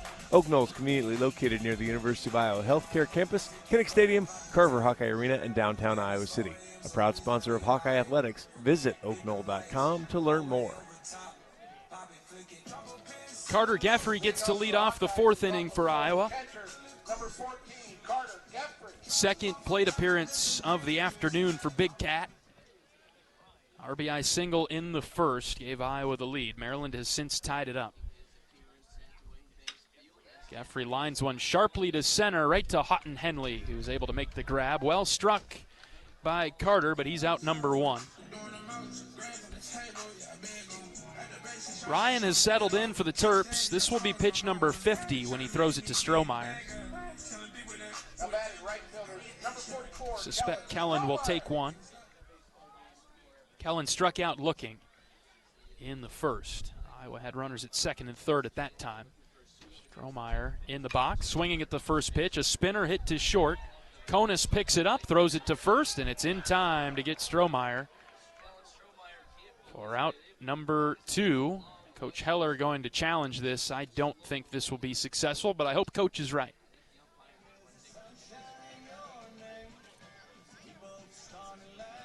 Coaching staff a little frustrated there with Kellen for swinging at that first pitch.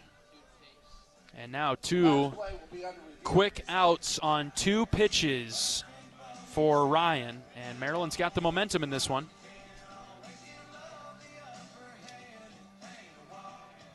Tying it up in the top half of this inning with a triple from Mendez and then an RBI single that came with two outs by Houghton Henley.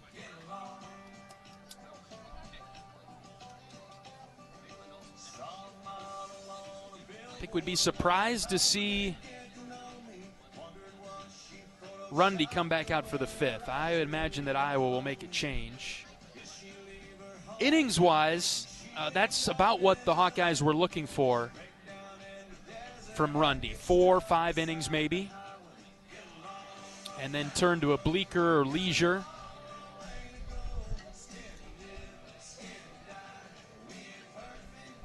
Eat a couple more innings. Joe Husak available.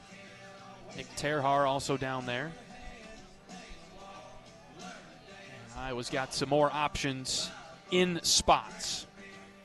Review taking place down the first base line. Umpires taking a look at this close play at first as Strohmeyer seemingly grounded out to Konis at shortstop.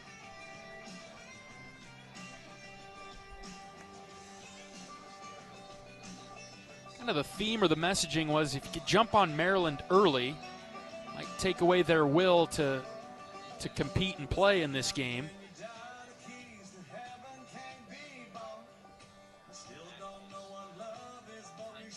And we've heard that message a lot over the years, and it just seems to never go that way. It's a hard thing to do, and you've got a team that is in jeopardy of being swept. And Coach Heller said that Coach Swope got after his team yesterday after the game. And so you know you're going to get a great effort from a team that's on the verge of being swept. And that's certainly the case here this afternoon with Maryland playing very gritty baseball. Iowa's been a little off to start today's game.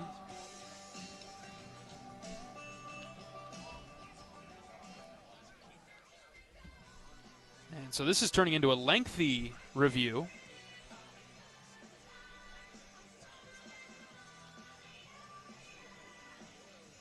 And here come the umpires now. Strohmeyer was pleading his case.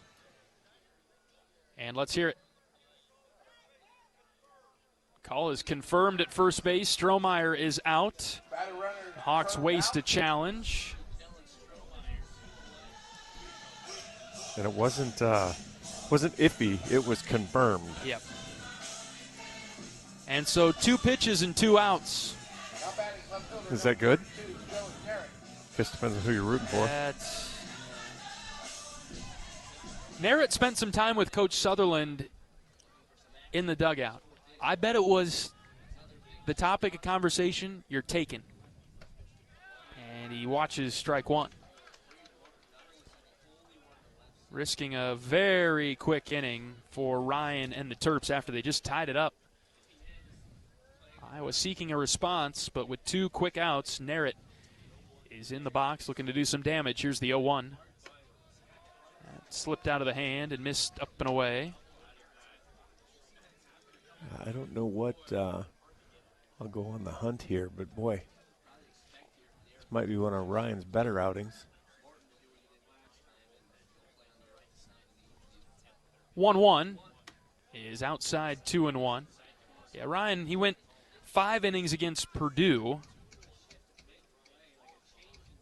Gave up 2 hits, had 4 strikeouts, no runs in that outing against the Boilers. Other than that, though, he's only made it to the 4th one other time. 2-1 to Narrett. Swing and a miss, 2-2. Usually a 2-inning guy. Well, he's got that in spades today.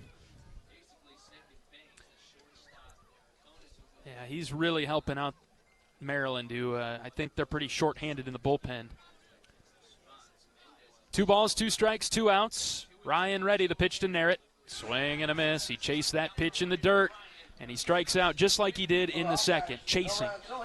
And Iowa goes down in order in the 4th. 1-1 between Maryland and Iowa in the series finale. We'll be back for the 5th after this. This is Hawkeye Baseball from Learfield.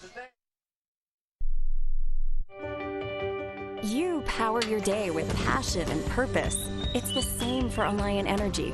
We're modernizing the grid, blending new, renewable, and traditional energy sources to meet growing demand safely and reliably. We're rising to the challenge to meet your energy needs today and for generations to come. Visit AlliantEnergy.com/poweringbeyond to learn more. Hello, Iowa. Here's a promise. Wherever you are in this great state, University of Iowa Healthcare is here for you, even if you never walk through our doors. Educating, caring, leading research, sharing our expertise with all. Because we believe that UI Healthcare is here to make all of Iowa better. UI Healthcare, changing medicine, changing lives. Visit uihealthcare.org.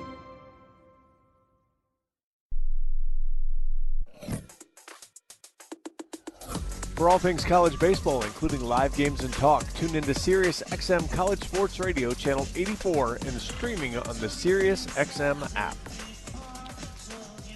John Evans and John Leo welcoming you back to Duane Banks Field in Iowa City, a 1-1 ball game. As we're into the top of the 5th, new pitcher into the game is Bo Leisure for the Hawkeyes, right-hander at 6'4" from Knoxville, Iowa. I know where that is. Sure do. 12 appearances for Bo. He's got a save. He's 1-0. 10 innings, 7 hits, 8 runs, all earned, 10 walks, 12 strikeouts. Has given up 3 home runs. He's been, you read that line and you think, ooh, but he's been better. He kind of worked his way back into the circle of trust as he's found some confidence and some ability to get some outs. Fastball will get up there in the low 90s. He'll throw a slider. He'll throw a change. I think the splitter's kind of gone the way of what is it, the dodo bird. Yes, that one's collecting dust, I think, for right now.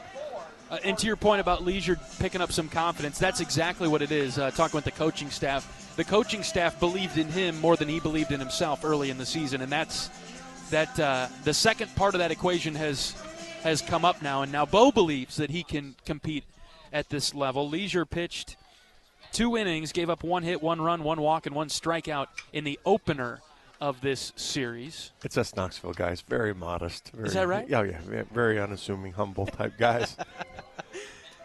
I love it. So Rundy's day is done. He lasted 4 innings, gave up 3 hits, 1 run, walked 3, struck out 4. There's a strike from Leisure on the outside edge. He nibbled it and he got a big enough piece of it. Pitching to Crosland here, third at bat for Crosland. He's 1 for 2. Innings-wise for Rundy, fine. 4 innings. He gave Iowa a chance. Yep. That's what you wanted coming into the start. Bo's 0-2 pitch. Hit Crosland. In between the shoulder blades. Yeah, that 0-2 hit by pitch. Yeah, yeah, that was a breaking ball that just flipped right out of his hand and never even competitive. Number 42, Braden Martin. Free bases have been a problem for Iowa today. Well, not really. I don't know if worked around him. Yes, but it had been giving too many. Yes. Made every inning stressful. And in a pressure game where Iowa's offense isn't doing much, as Martin turns away from a ball up and in. And we talked about it very similar to yesterday. The free bases have the opportunity to really hurt you in a day like today. Yes.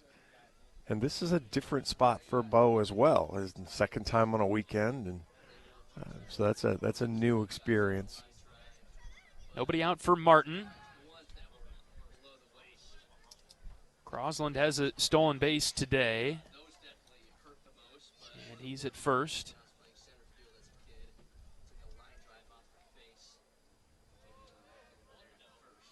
Martin 0 for 1 with a walk. Next pitch flared into center. That is going to get down in front of Risley for a base hit. Hit by pitch and a single to start the 5th for Maryland. They're in business with runners at first and second and nobody out. And Costello coming up. Schulte tried to go full decoy there to keep him, keep Crosland stuck at first a little longer, but Crosland with a good read.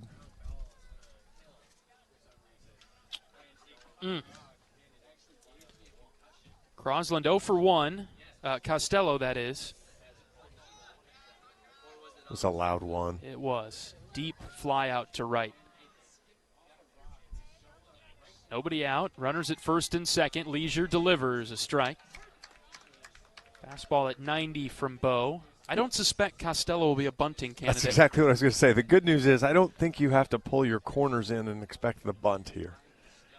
1-1 game in the 5th. 0-1 from Leisure. Fouled back. 0-2. I don't think he was put in the lineup to bunt. Right. is what we're going to go with.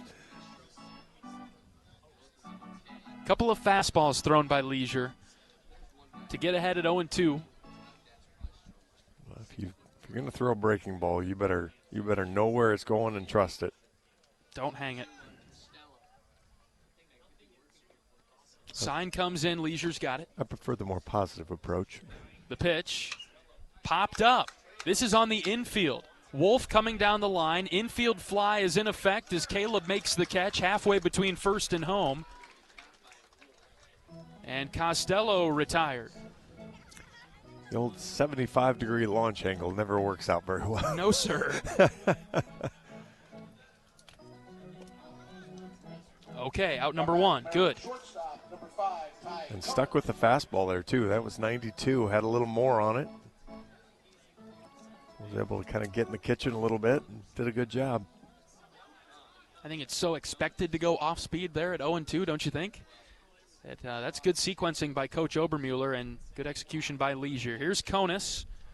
Spin and a throw to second. Close play at the bag, but Crosland is back.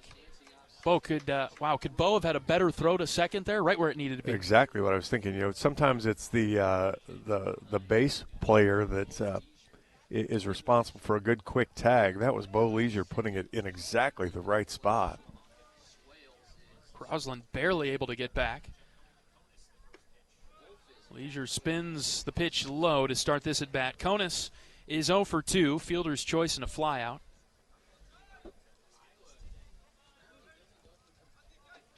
Fielder's choice would work out perfectly right now. Another pickoff move to second. Again, very close. Mitchell tumbled on a minor collision at the bag. Gable was trying to block the bag just a little bit in a legal way. First and second for Maryland and 1 out. Ball, no strikes. Leisure set from the belt. Long pause, the pitch. Dropped it in there for a strike. Good breaking ball. And it's 1-1 now.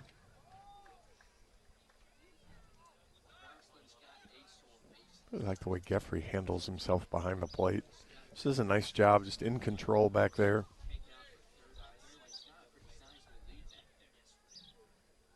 Here's the 1-1. Popped into the air, over to the right side, foul now to play. And Leisure's in the lead here, 1-2. Yeah, to note about Carter, he loved that strike that Leisure threw on the pitch before. Yeah. Gives your pitcher some confidence then, too. Yeah, boosting your pitcher up there, giving him a good one. Gave him the quick fist pump. Hey, you hit the spot, perfect. It's kind of that. It's those little things.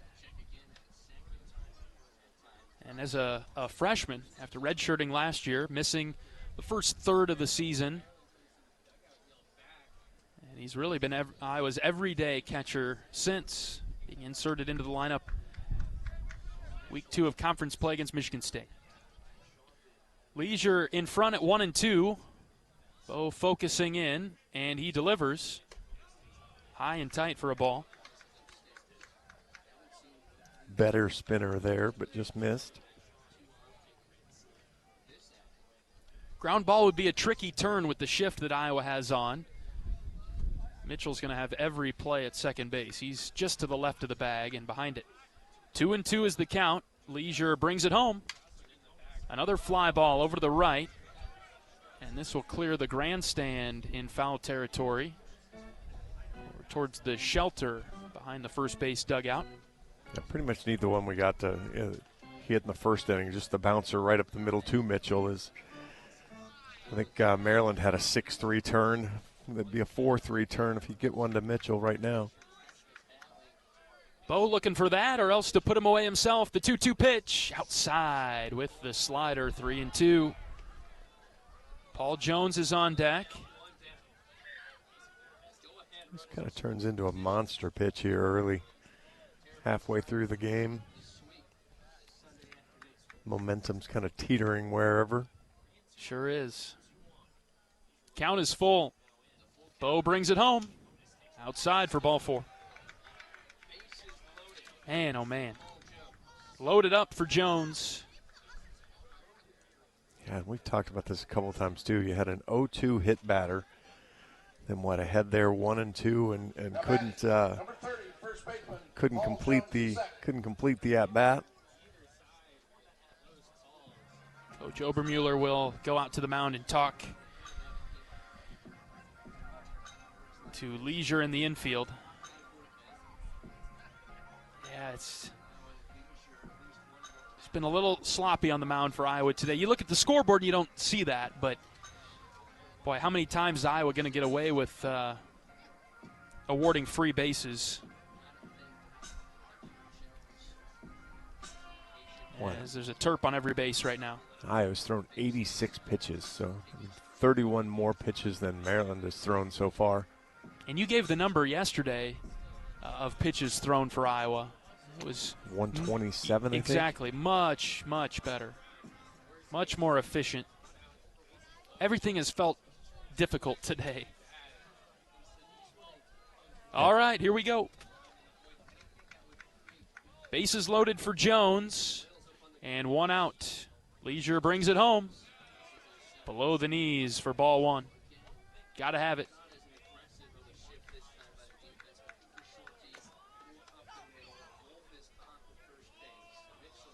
Major jam in the 5th. Ball and no strikes. Next pitch. Downstairs again. Ball 2.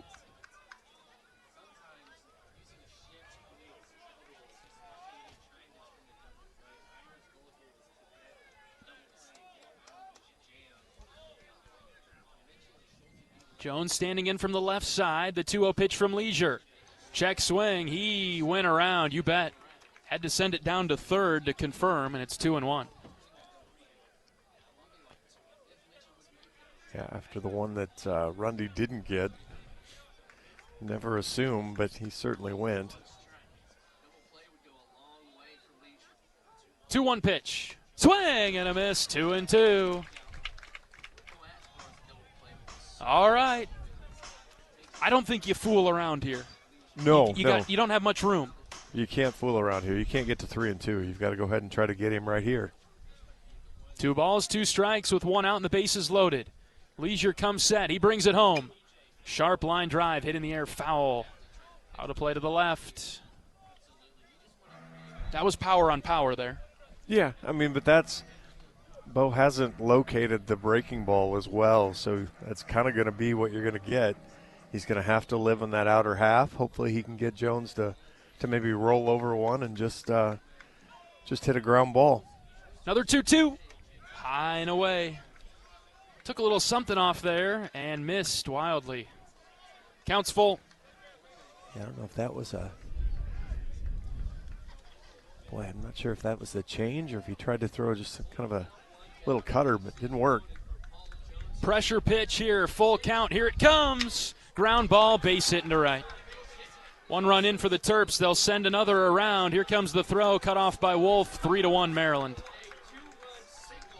That ball was 114 off the bat. You mentioned power on power. And that's the problem when you go from 2-2 to 3-2. You know you're going to get a fastball because that's the only thing he'd been able to locate. And then he leaves it on the inside part of the plate, and Jones dented that baseball. I would not be surprised to see a mound visit here and a hook.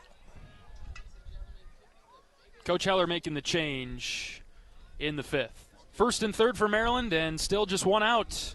Pitching change coming for Iowa. We'll let you know who the new arm is when we return from this pitching change break on the Hawkeye Radio Network from Learfield.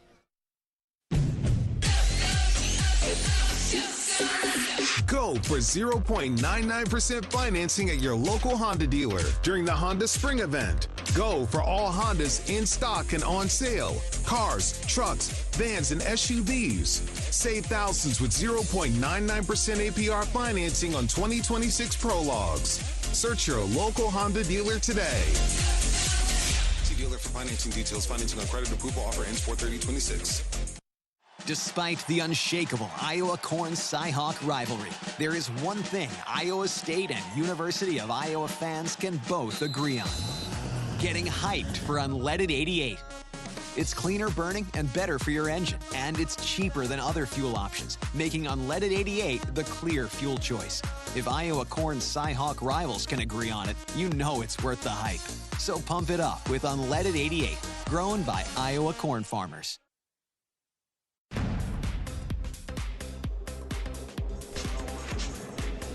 Iowa has to go to the bullpen in the middle of the 5th after giving up 2 runs to Maryland. The Terps now have the lead 3-1.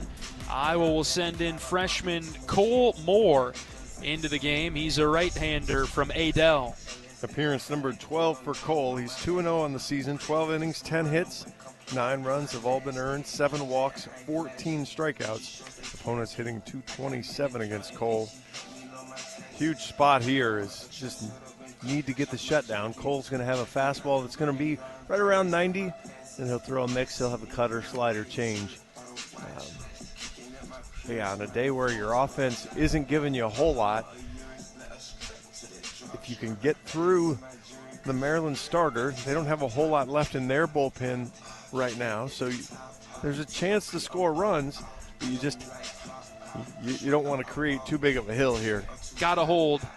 Maryland will have runners at 1st and 3rd with 1 out. Mendez will be the batter who cranked a triple off the right field wall his last time up. And so huge spot for the freshman here. Both Iowa pitchers, Rundy and Leisure, didn't have their best command today.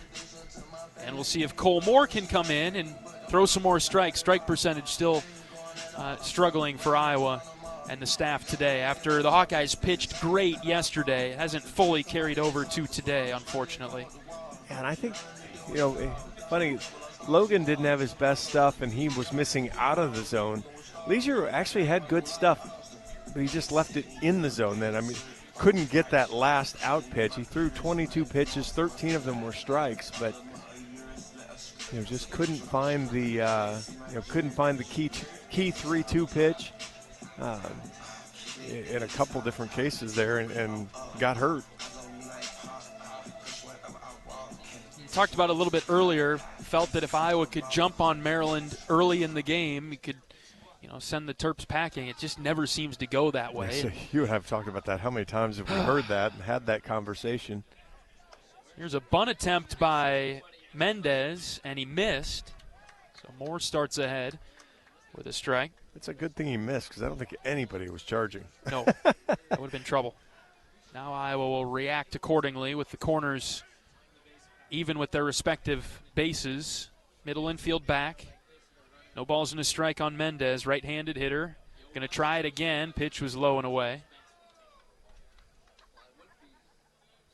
Cole's going to have to come off the mound and field the third base line. Yes, and Wolfie's not crashing. And that's his responsibility. That's not. Right. But he didn't come off the mound very, very forcefully there. He's going to have to be heads up on that with Wolf having the first base side. 1-1 pitch. Here it comes in the dirt. Got away from Geffrey. And the runner, Jones, will move to second base.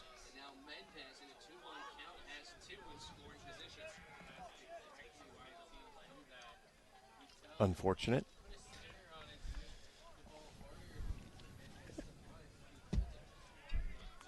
What will the Iowa infield do now? Looks like the Hawks are going to creep forward. You don't often pull in second and third because you risk giving up 2 runs. Swing and a miss. Moore throws it by him. 2-2. Man, could use a strikeout in the worst way here. We saw that yesterday when Maryland pulled the infield in with runners on second and third. Geffrey just cue-balled one through, drove in 2. Moore from the belt, the 2-2. Fly ball out of play to the right.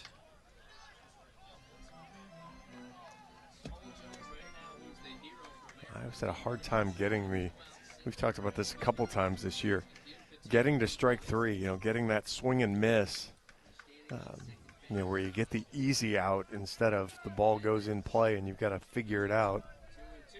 Another 2-2.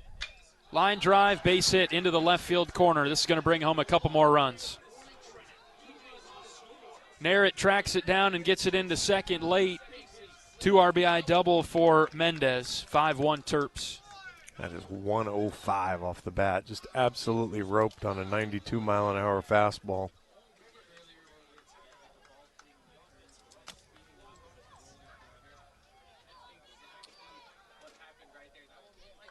And the big inning comes in the 5th for Maryland.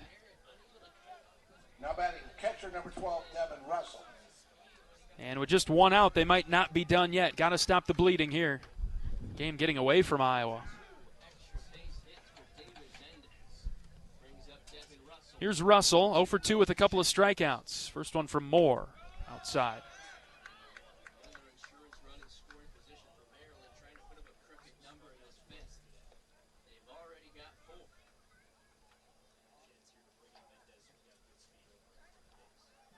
Cole set with the 1-0. Pause in the pitch. High and tight, not close. Ball 2. Saw Maryland run through a couple pitchers in an inning yesterday. Iowa in danger of doing that here.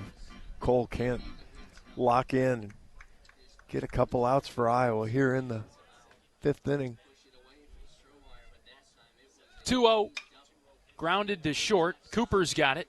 Schulte steps and throws to retire Russell for the second out. Good play there by Schulte. Keeps Mendez at second as well. Now batting center fielder. Well, Iowa's offense is going to have to wake up and get going now. Need at least 5 to get back into this one.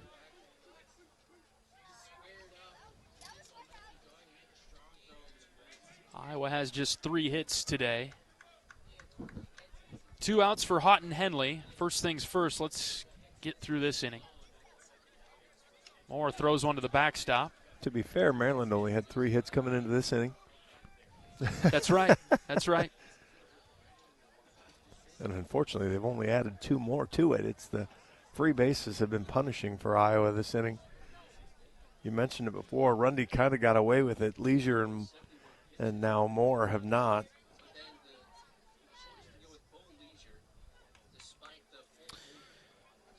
And so a runner at third with 2 outs. Geffrey's going to have to be great behind the dish. A couple of wild pitches in this inning. 1-0.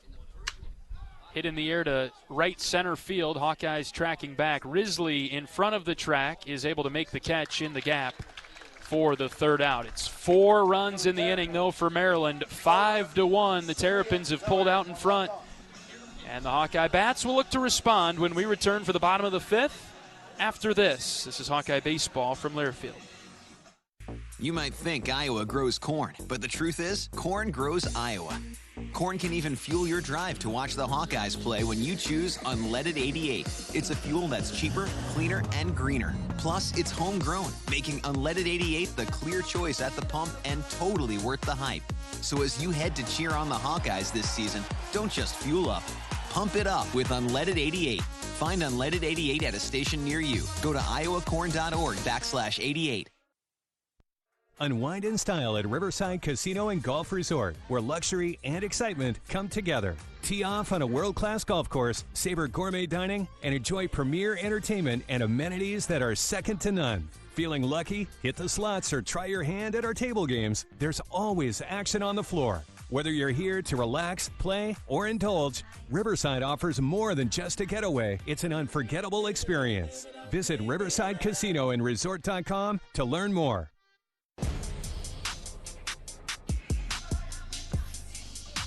New this spring, Brown Deer Golf Club in Coralville has partnered with Bread Garden Market for food and beverage operations. Let the Bread Garden Market staff plan your next event at Brown Deer and create a memorable experience with fantastic food and service.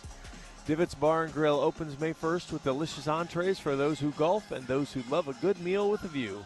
Brown Deer Golf Club, meet your neighborhood, your next neighborhood dining experience.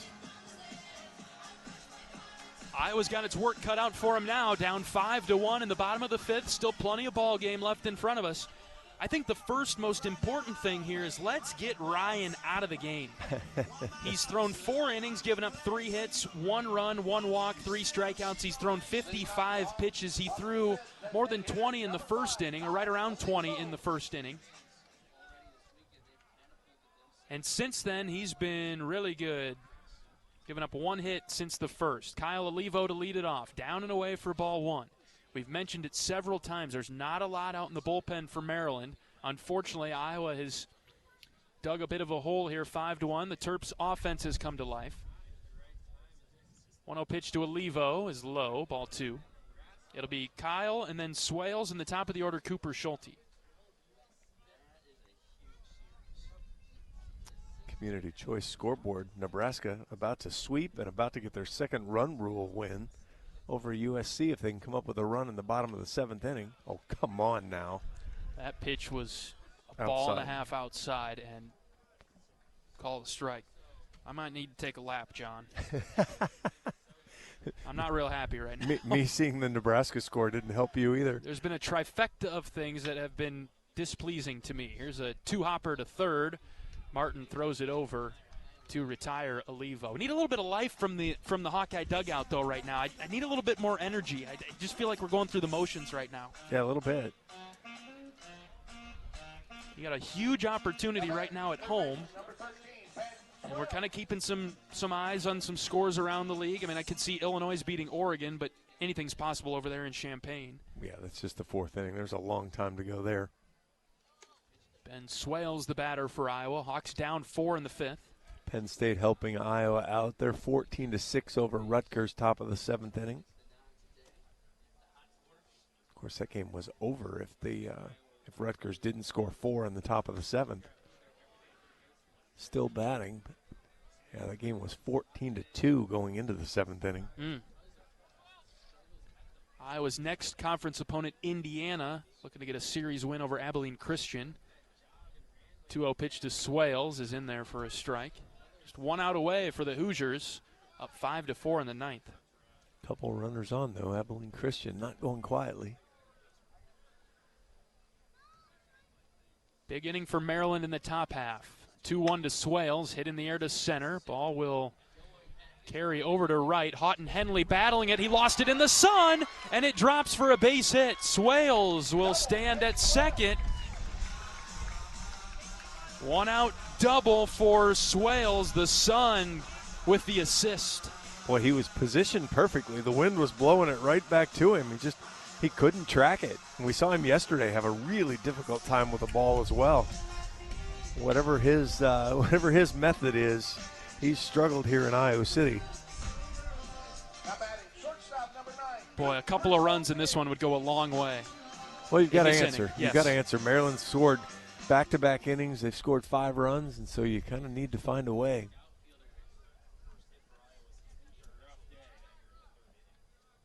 Schulte in the box now. Pitch low and away. Good play by Russell behind the plate. Backhand stab to stop it. And there is still nobody in the Maryland bullpen. And by nobody, I mean nobody. Not even anybody down there, let alone throwing. Right. There is it will take a hot minute to get anybody going. So if Iowa can just start grinding at bats again here. Outside for ball 2. Had to wait a minute there. Sure if Mr. Hutchinson behind the plate was going to call that a strike, but it's 2-0 on Schulte. Maybe these wheels will fall off fast. Swales at second base with 1 out. 2-0 pitch to Cooper. Low strike, 2-1. Not sure the other one didn't look better than that one. I'd agree with you there.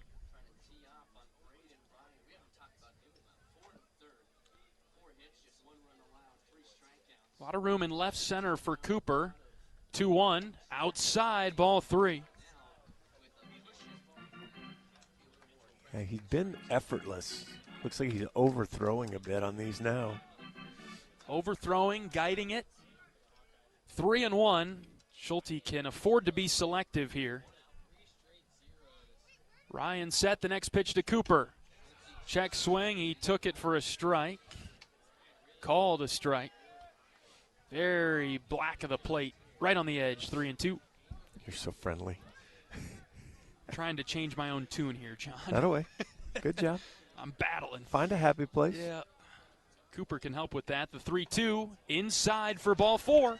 Hawks have a couple of runners on and just 1 out. And a free base. That's theme Iowa. of the day. Yeah, Iowa hasn't been gotten very many of those. Let's see if somebody starts jogging down to the bullpen there. Yeah, just 1 walk, no hit batters.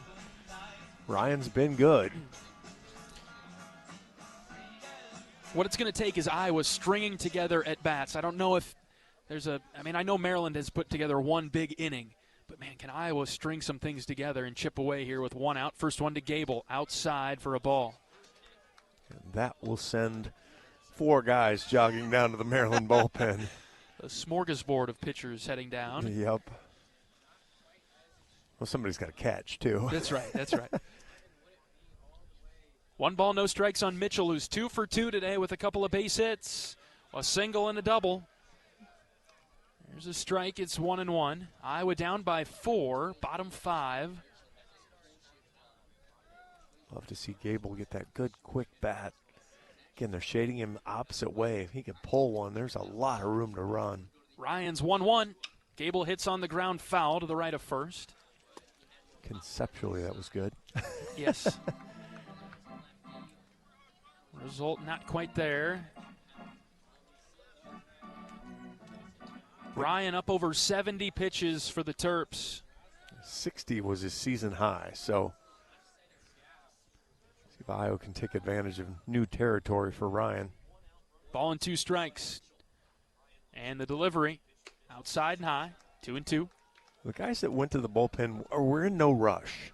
It's not like they ran down there and all of a sudden they started slinging it around. They're sitting on a bench. They've got confidence in Ryan. They do. Or maybe they don't have confidence in the next guys. Combo platter. 2-2.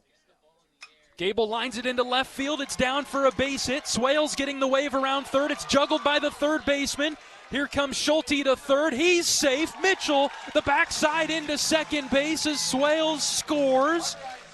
Everything goes right for Iowa there. It's 5-2. The deficit is 3. Crosland will get an error on the bobble. Boy, Schulte caught a break as he was dead at third. But ends up kind of sliding to the inside part of the bag and finds a happy spot there. I was even a little surprised with Mitchell getting the or Swale's getting the light coming around to home. As Crosland got to that ball in a hurry, he was shallow enough. Yeah, there's nobody throwing. I'm not sure. We've got a mound visit right now, and that's all. We've got to. Yeah, unless we're position player changing, there's nobody ready to go. And they're still not throwing, John. No, there's no. Again, they're not rushing at this point. Doing hip bridges down there. Yeah. Oh. Okay, my mood's getting a little bit better. 5-2. Iowa has runners at second and third, one out for Miles Risley.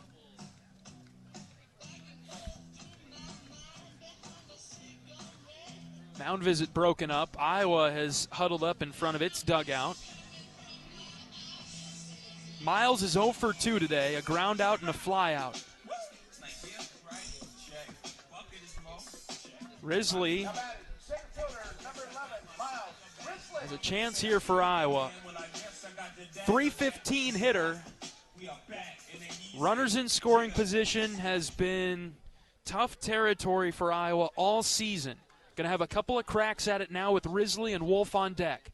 Two of the better hitters in the lineup. First one to Miles. Strike at the knees.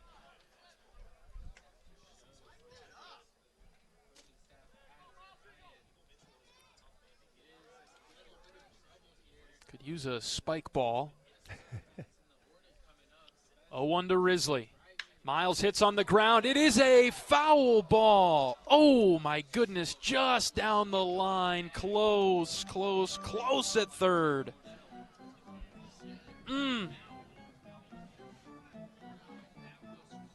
He called it quick, too.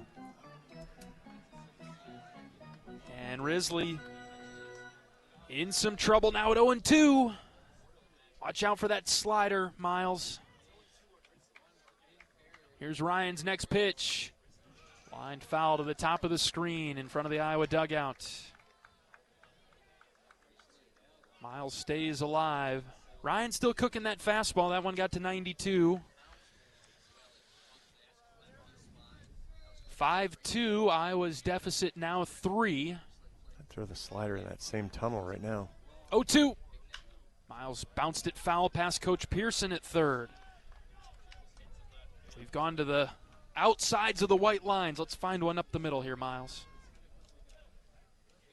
Yeah, because funny enough, there's no rush in that Maryland bullpen at all. Incredible. Guys are still laying. He's laying on the ground, doing his thing.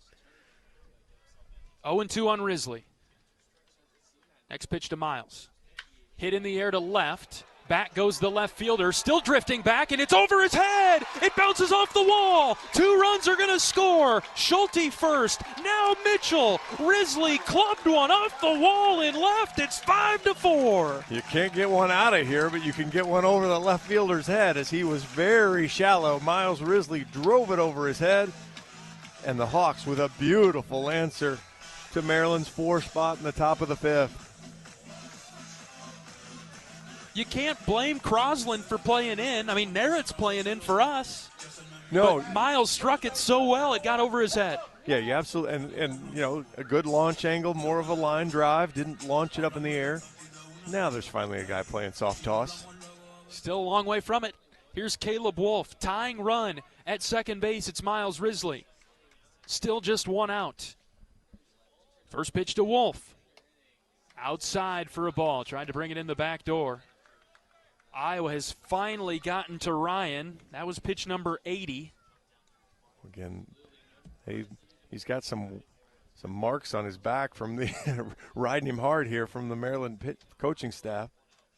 Outside again, ball 2. He's asking a lot from him at this point. Really are. Like John said earlier, the season high in pitches was 60 for Ryan. He's up over 80 now, and the Hawks have finally gotten to him. 2-0 to Wolf. Caleb popped it up left side. Martin, the third baseman, over into foul ground. He's got it for the out. On a 2-0 pitch, Wolf pops up and out into foul ground. Got the fastball he was looking for, just missed it. And now we'll see Carter Geffrey. 5-4, Iowa trails by 1. As John said just moments ago, beautiful response. Needed it, had to have it after Maryland had all the momentum, and Iowa was totally flatlined in its dugout. Now there's some energy in the stadium, in the dugout, in the broadcast booth.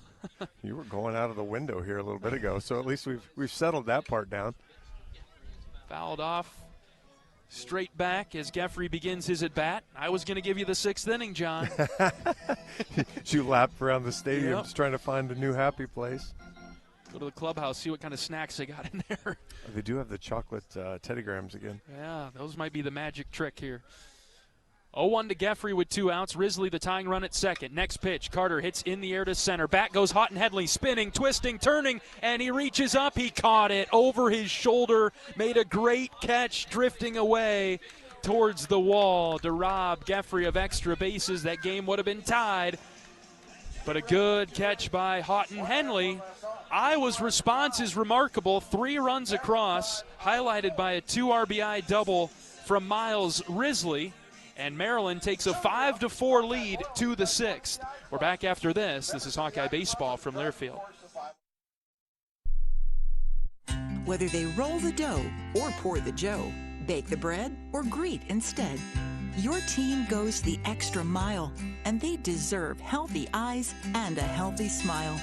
For plans that cover businesses of all sizes, Delta Dental customizes. With employer costs as low as $0, you can offer benefits and be a hero. Affordable coverage is a click away. Visit deltadentalia.com today. At Mid-American Energy, our 1.6 million customers depend on our energy 24/7. That's why we work 24/7 to deliver the safe, reliable energy you need. To keep our 99.9% reliability record, we're enhancing our technology, improving resiliency, and investing in critical infrastructure. We're generating power from all available resources to cover any increases in demand. And we're innovating to ensure you always have the energy you need. Mid-American Energy, obsessively, relentlessly at your service.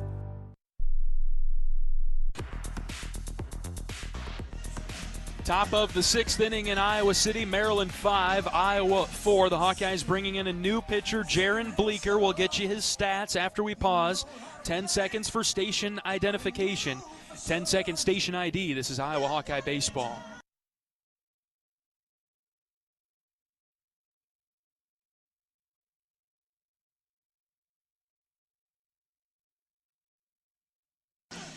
Bleeker's 11th appearance on the year. He's 3-4 with a 5.45 ERA. 38 innings pitched, 43 hits, 25 runs. 23 of those are earned. 13 walks to 32 strikeouts. He's given up a little damage, 14 extra base hits. But as we've seen today, the theme is get in the strike zone, make teams hit it. They don't. Iowa scores on a free base. Maryland got 2 runs. 2 of those runs were free bases. So just get in the zone, make the other teams put a string together and beat you. 8 free bases issued by Iowa pitching today. 4 walks, 3 wild pitches, 1 hit batter. And Bleeker into the game for Iowa. Let's change that tune, turn things around. Great to have you along with us on this Sunday afternoon, a chilly day in Iowa City.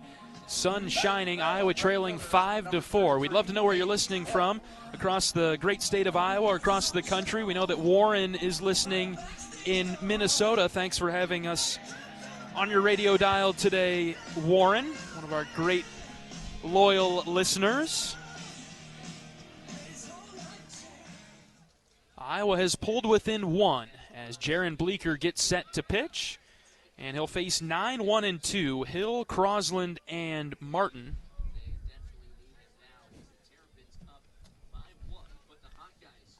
Bleeker winds and fires. A fastball in the inside corner, called a strike, 1-1. Live there.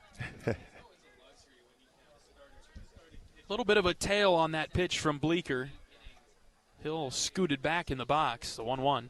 Swing and a miss, dirty change, 1-2. Bleeker tends to be a ground ball pitcher, so that would be a reasonable day for this. Jaron's in turbo mode, too. He's pitching quickly. Ball and 2 strikes, he's ahead. The pitch, swing and a miss. Back to the fastball, 93, threw it by Hill. One down in the 6th. Yeah, he's in turbo mode as he walks around looking, stop throwing the ball around. Give me the ball. Give me the ball back. He's kind of like a caged tiger. He just, prowls around the mound as he gets the big strikeout. I like it. Back to the top of the order for Crosland. 4th plate appearance for him. Bleeker deals just down and in. I think Geffrey was set up outside, and it fooled the home plate umpire. It was a lot closer than it seemed because Geffrey had to move over to grab it. Ball and no strikes, righty on righty matchup. Next pitch from Bleeker, swung on and missed. Another good fastball, 93.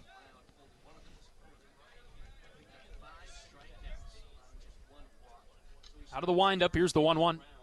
Swing and a miss. Woo! 93 to 75. Wow. Quite the variation in pitch speed. What'll Bleeker throw here? The 1-2. Slider down and out.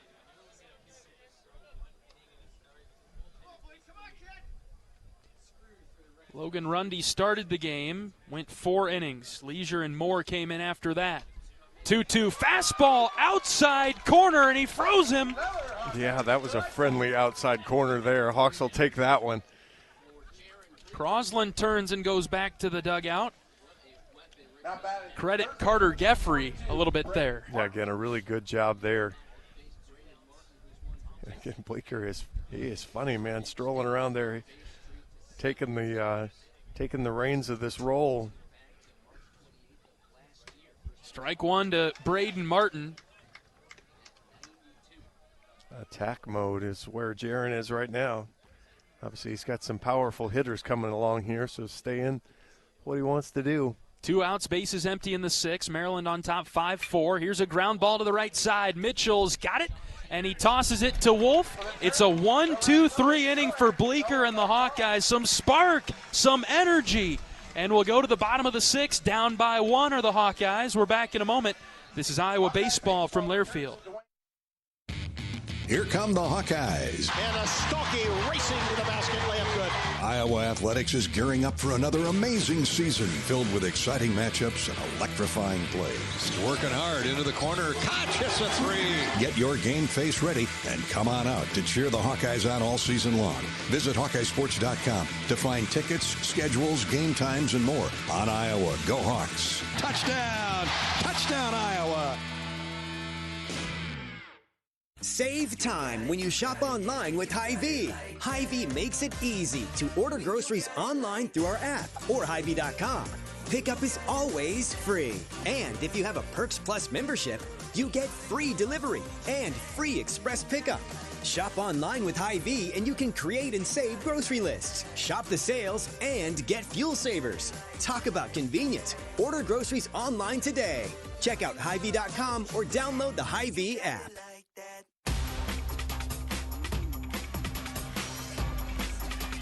Bottom of the 6th inning in Iowa City. The Hawkeyes looking to sweep Maryland but need to come back from a 1-run deficit now. Iowa trailed 5-1, headed to the bottom of the 5th, got 3 runs across, and have finally chased Braden Ryan. It's 5-4 now, and the Hawkeyes will face new Maryland pitcher Lance Williams, right-handed sophomore, into the game for the Terps. 2-3 on the season in his 10 appearances. 8.03 ERA, 40 in the 3rd innings, 48 hits, 41 runs, 36 of those are earned, 22 walks, 44 strikeouts. Opponents hitting .294 as he's given up 21 extra base hits. He's also hit 12 guys. So the arm is lively. The fastball will get up there in the low to mid-90s. He'll throw some off-speed around that as well, but really going to have to kind of sit on the fastball, make him get it in the zone because he'll spray it around, he'll help you out, and then he'll leave a ball over the plate. And obviously with that kind of velocity, you can drive it, do some damage. 10 appearances, as John said, for Williams, 8 of them starts. So he was, when Maryland went with the TBD designation, just as Iowa did for the Sunday game in their midweek notes. And we thought, okay, maybe it'll be Williams who would get the start. Instead, he's coming out of the bullpen. And they may be taking a little bit of an approach like Iowa did. You have Rundy, and then you have Bleeker behind. So You've got a guy that you think can finish the game here. Kellen Strohmeyer will lead it off. Patient here, Kellen. First pitch is high and tight for a ball. Williams in conference play. Pretty good outing against Purdue. 1-0 to Strohmeyer is low. He went 7 innings against the Boilers, gave up 6 hits and 3 earned runs, 7 strikeouts, and 2 walks. The game got away from Maryland after he exited. He's a 10.98 ERA in conference, though. Yes. Bottom of the zone for a strike. The next point after that was that that was about it in terms of quality outings against Big Ten opponents. Really struggled against USC, went 2 2/3, gave up 10 runs. 2-1 pitch to Strohmeyer. Low inside corner again for a strike. It's 2-2 now. Come on, Kellen.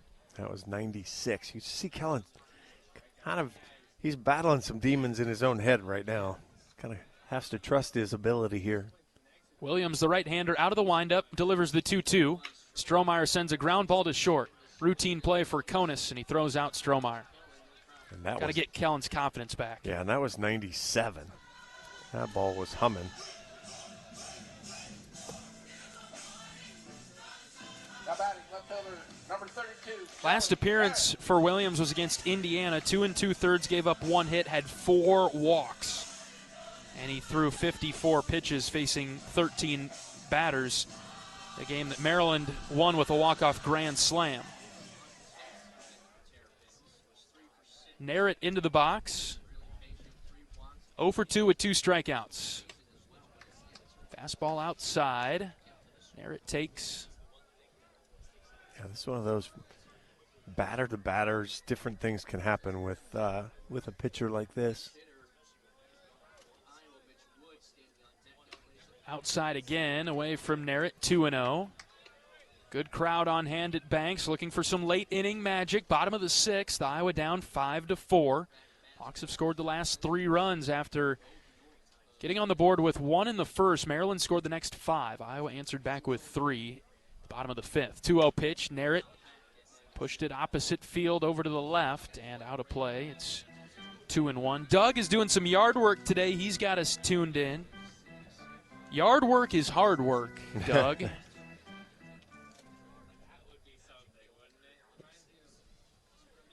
Counts 2-1. Next pitch to Narrett. Low outside corner. Took it for a strike. 2-2.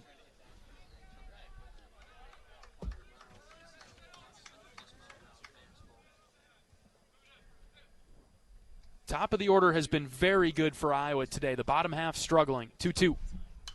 Narrett spiked it foul over to the left. Hard swing from Joey.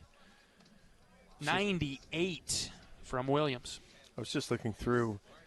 Jackson Surratt has 12 of the 52 errors. We haven't seen him all weekend. So Maryland's fielding percentage might not be quite as bad without him on there.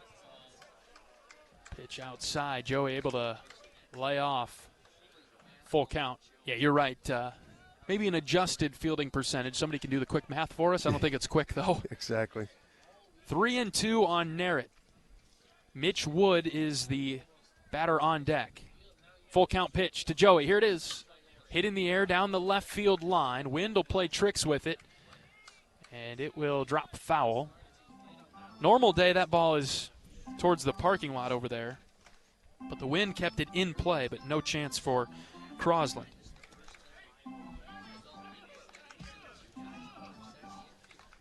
Find a way on here, Joey. And they have just decided Joey can't pull him, so they have shifted the opposite field. Another full count. Narrett got a piece of it. He stays alive. Narrett has struck out twice today on pitches below the zone. Williams has been heating him up with fastballs. I would expect he's going to just continue to see power here. Full count. Here it comes. Low and out, ball 4. Great at bat by Narrett. And with his speed, you give yourself an opportunity. And Mitch Wood will be the next hitter. He'll bat for Kyle Olivo. Olivo is the starting DH today, 0 for 2 with a couple of groundouts. We like Mitch here. opposite field power. Wood's got it. Hits a lot of fly balls. Hits a lot of fly balls. Is a power guy. Power pitching, power hitting, so.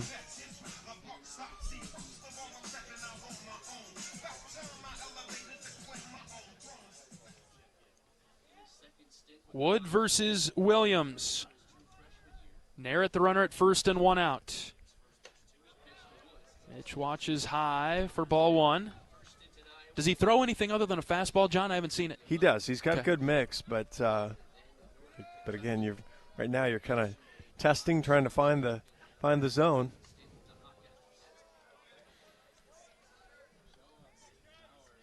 Williams, a sophomore from Shenandoah, Virginia, started his career at East Carolina.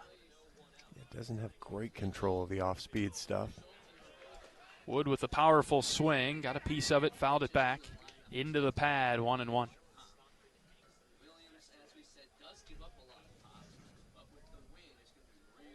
They've got Mitch shaded appropriately in the outfield. Shifted over to right. Boy, he could hook one down the left field line, though. 1-1. Slider outside. Mitch did not go. They'll send it down to first base umpire Terry Helgett. He extends the fingertips horizontally. Did not go. 2-1. That's a great job by Wood to not chase. Narrett with a good lead. The 2-1. Mitch lines into left field. Base hit. Narrett around second. He will slam on the brakes and retreat back to the bag. Wood with the single. He clubbed it. Really well struck there. Just didn't get it pulled enough to get it away from Crosland. Iowa has really ran on Crosland, but smart move there from Narrett to just jam on the brakes. Maryland up 5-4, bottom of the 6th. Iowa's got a chance here. 1 out for Ben Swales. Swales doubled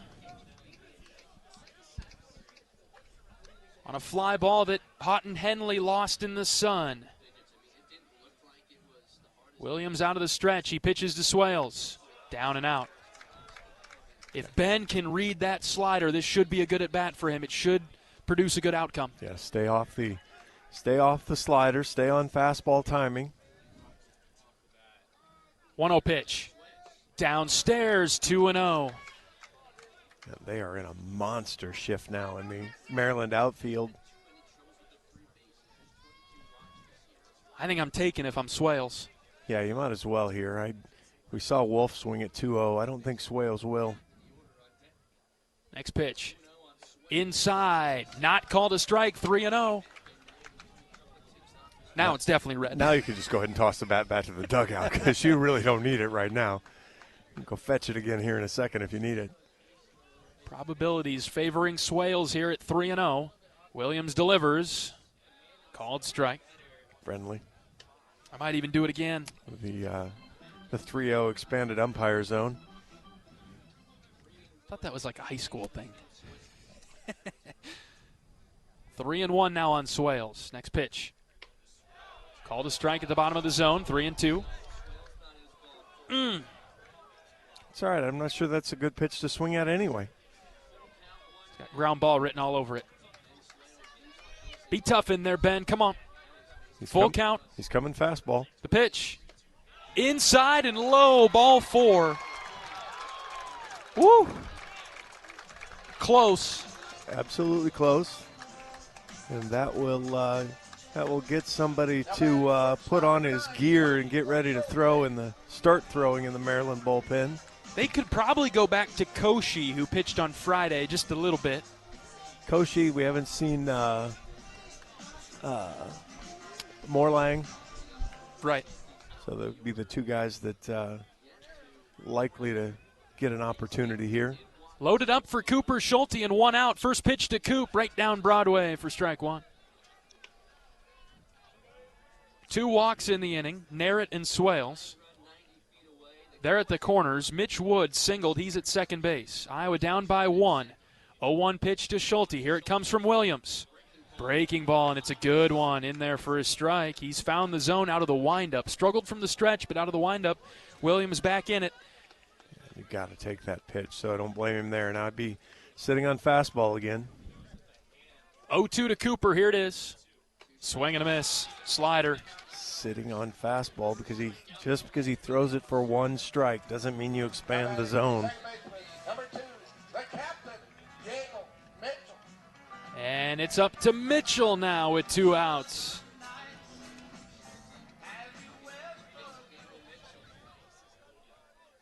What can Gable do? Iowa down by 1. First one to Mitchell. Here it comes. Outside for a ball. So it's WCGD. What can Gable do? Sure, yes. Bracelets all around. Gable is 3 for 3 today. 1-0. Fouled back. Oh, he wants another shot at that one. Sure does. Iowa today 1 of 6 with 2 outs, 3 of 8 with runners in scoring position. And the Hawks trail by 1, bottom of the 6th. Quick bat. Gable pull hook one here. 1-1. The pitch. High and out. Ball 2. Yeah, anything other than fastball, you just don't swing at. Now, again, you've got to be able to identify it. And when somebody's throwing 95 to 97, you don't have a whole lot of time to think that through. Williams winds and fires the 2-1. Gable swings and misses. 2-2. That was close. Gable was trying to pull it, and it was low and away. Mitchell back in the box. Williams on the rubber. 2 balls, 2 strikes, 2 outs. The pitch. Gable hits a ground ball right to short.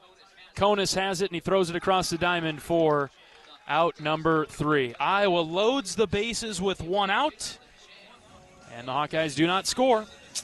We'll go to the 7th with Maryland leading 5-4. Back in 60 seconds. This is Hawkeye Baseball from Learfield. The silly moments, the proud moments, even the hard moments. They're what make life remarkable. And they're why Wellmark Blue Cross and Blue Shield is here for every moment. Committed to making healthcare better, more affordable, with more choices for care. And service and coverage that give you peace of mind no matter what comes your way. So you can show up for every tender moment, every brave moment, and every wouldn't miss it for the world moment, knowing that Blue is here for you. Go to Wellmark.com/every moment to find a plan right for you. You're a Hawkeye. You named your dog Kinnick and your cat Herky. Your morning alarm is back in black. Yep, you're a Hawkeye. And now it pays to be a Hawkeye with a Hawkeye account from Community Choice Credit Union. Low fees and great perks. Plus Iowa exclusives like your choice of a Hawkeye-powered Visa debit card, Iowa merchandise, and exclusive giveaways. You've spent more time at Finkbine than you have at your office, so we know you're a Hawkeye. Now make it pay with a Hawkeye account from Community Choice. Learn more at HawkeyeAccount.com.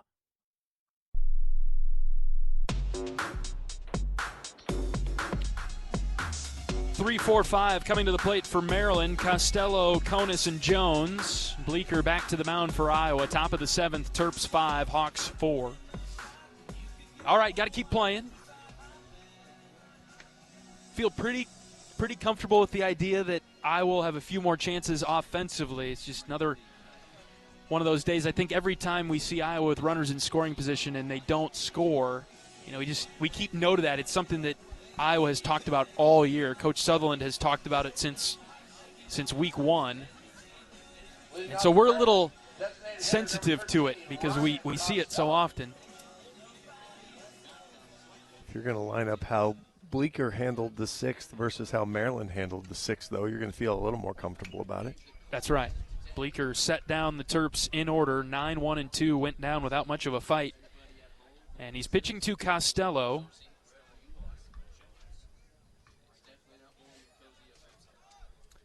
Out of the windup, Jaron's pitch is hit on the ground, up the middle to the right of second base and into the outfield for a leadoff single. Can live with that against Costello. Yeah, even that was 107 off the bat. It didn't even seem like he swung at it that hard. Now batting shortstop, number 5, Ty Konis. Absolutely hit it off the barrel.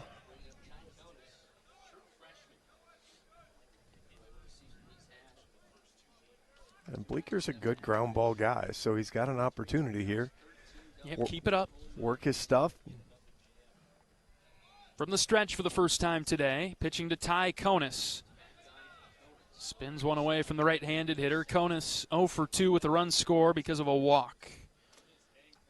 That came in the 5th.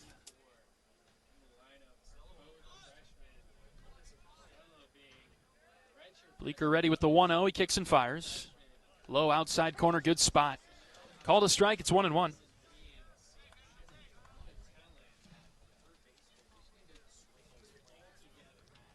Bleeker with 2 strikeouts in the 6th inning. Got a ground out.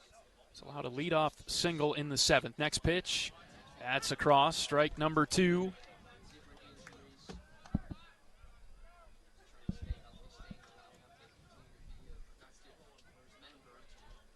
Iowa's got that shift on. Tilted over to the left. Konis, a pretty strong pull hitter. Lines one in the air to center. Risley coming forward. Miles dives. It bounced in front of him. Fortunately able to glove it. And it's a single for Konis. Boy, if Miles doesn't come up with that one, the Terps are running wild. Yeah, I'm not sure that I'm not sure I love the decision to dive for that ball, but good job to get the glove up and catch the short hop bounce. And unfortunate there for Bleeker, is wasn't well hit. Another single that just kind of gets flared out in there. So now Terps in business here with one well hit, one not well hit, but still standing on base. This is a part of the order that did some damage. Paul Jones is up now, 2 RBI single, his last time up in the 5th. Bleeker delivers downstairs. Yeah, he roped the ball through the first base, second base hole over there. If he could one hop one right at Gable this time, that would be better. Ball and no strikes now. Bleeker's next pitch, swing and a miss. Mike's still live. Yep.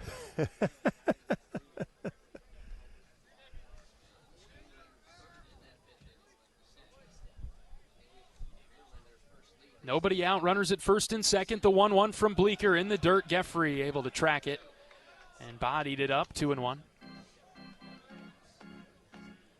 We're talking about Geffrey's attitude earlier. Like even on that one, blocks the pitch, goes out, gives his pitcher some credit, some confidence. Bleeker set with the 2-1. The pitch hit on the ground, left side. Schulte dives, and it's through into left. They'll hold the runner at third, and the bases will be loaded. For Maryland, nobody out on 3 hits, 3 singles off of Bleeker that have been shift beaters. 2 of them have. The first one was well struck. The last 2 have been unfortunate.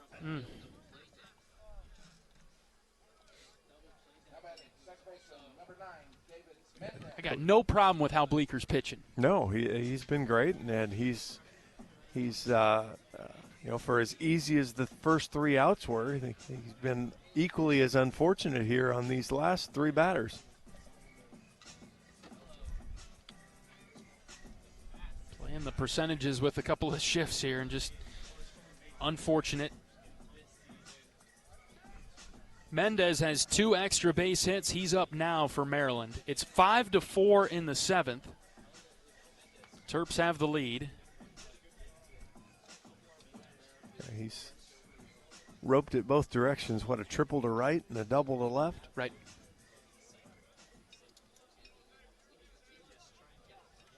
It'll take a heck of an effort by Iowa to hold Maryland off the board in this inning. Iowa had the bases loaded, 1 out in the bottom of the 6th, couldn't score. And Maryland's going to score on a pass ball here.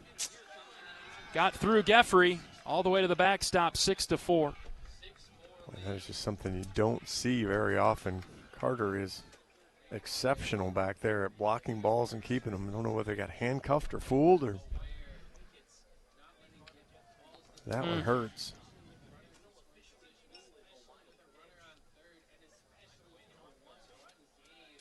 Second and third now for Maryland and nobody out. Infield comes in for the Hawks. 1-0 pitch to Mendez from Bleeker. Here it is.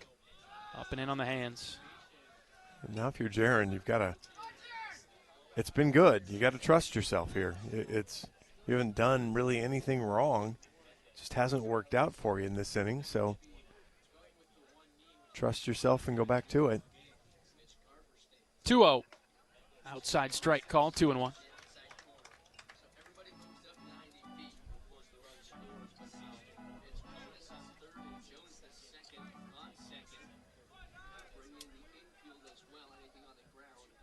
Nobody out for Maryland in the 7th. The 2-1 pitch. High breaking ball. 3-1. Don't be mad. It was up.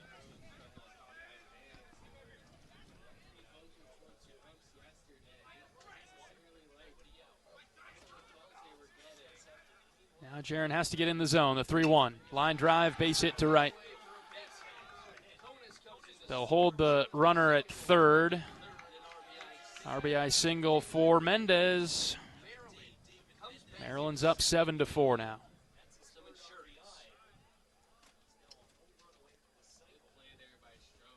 Stroh had to make a decision, was charging, and then decided to not try to make the hero play. Caught it on a hop.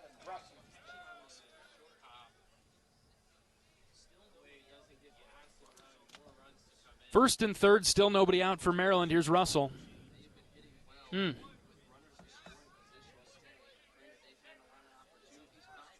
Bleeker's first pitch to him is hit into the left field corner for a base hit. Narrett over to cut it off. 8-4 Terps. And it's just station-to-station baseball, but it is effective. Yeah.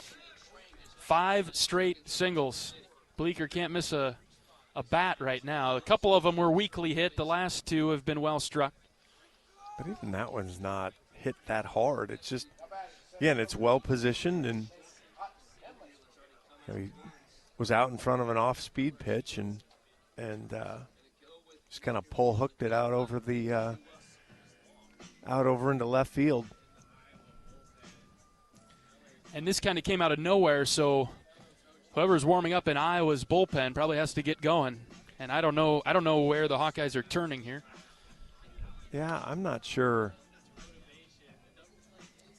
Again, I kind of trust Jaron to get through this right now. This part doesn't.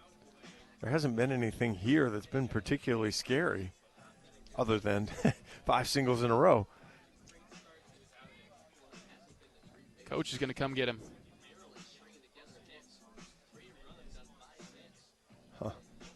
First and second for Maryland, nobody out. In the top of the 7th, the Terps have grabbed 3 more runs. It's 8-4 Maryland. We'll bring in a new pitcher, let you know who it is after this pitching change break on the Hawkeye Radio Network from Learfield.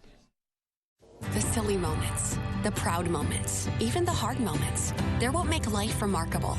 And they're why Wellmark Blue Cross and Blue Shield is here for every moment.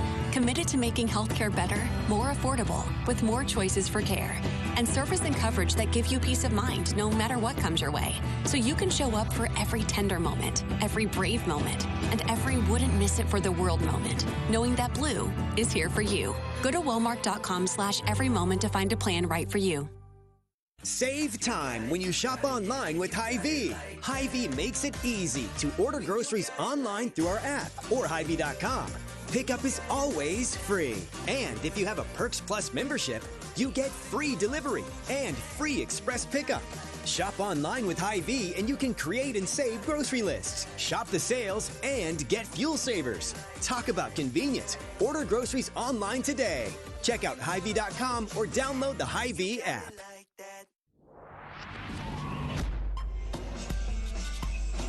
8-4 Maryland in the top of the 7th. The Hawkeyes making a mid-inning pitching change. First and second for the Terrapins, and nobody out. Iowa goes to Joe Husak, right-handed grad senior from Cambridge, Iowa. This will be appearance number 15 on the season. He's 1-0 with a save, a 5.08 ERA, 21 1/3 innings, 17 hits, 12 runs have all been earned, 4 walks, 20 strikeouts, giving up 3 home runs, including one on, yesterday. Yeah. As he threw 2 innings yesterday to finish up the game, and as Iowa ended up winning 5-2. But this is more of a shut this inning down and then see what happens. Yeah, figured we'd see, if we were to see Husak today, it would be in the 9th with a position to win it. Now it's in the 7th in the position to stay in the game, now trailing 8-4. Yeah, your leverage spot is right now to give yourself, you still think, hey, we can probably score 4 runs. We don't know if we can score 6 or 7 if you let this get away too much further. And so hence the change and tapping Joe on the shoulder to bring him into this spot. There's still nobody out here. This has just been a death by paper cut inning so far. In the form of 5 singles in a row. It's a lot of paper cuts. That's a lot. And to your point, not a lot of them well struck, just found their way through. Costello had a good, well struck single right up the box, and everybody else has kind of capped it, ended it right into good areas. All right, Houghton Henley up for Maryland. Iowa's corners coming in. 8-4 Terps in the 7th. Spin and a throw to second by Husak. 3 runs for Maryland in this inning. All of a sudden, this has turned into an offensive game. It was 1-1 heading to the 5th. Maryland with 4 runs in the 5th. Iowa with 3. What was the game yesterday? Oregon-Illinois was 4-4 through the bulk of the game, and Illinois walked it off, 14-13 or something? Yeah, 16-13. Here's a bunt right in front of the plate. Geffrey comes off to pick it up, and he makes the play to first. Sack bunt by Houghton Henley. Couple runners in scoring position now for Maryland. That was a good bunt and a good play from Geffrey. Execution of the small ball for the Terrapins. Looks like we might get a pinch hitter here. That would make sense. Aiden Hill 0 for 3 with 2 strikeouts. And it'll be somebody else for Maryland coming to the plate. Iannazo, I think is. Yeah. Michael Iannazo. Left-handed hitter. Has 19 at-bats on the season, 5 hits. You're looking for a high spot from Maryland, though, just 1 strikeout, and does have a sacrifice fly. So looking to try to figure out how to get a runner in from third with less than 2 out. That might be your guy, as Hill has obviously struggled so far. Iowa's infielders on the green part of the turf. They're pulled in. Husak pitching to Iannazo.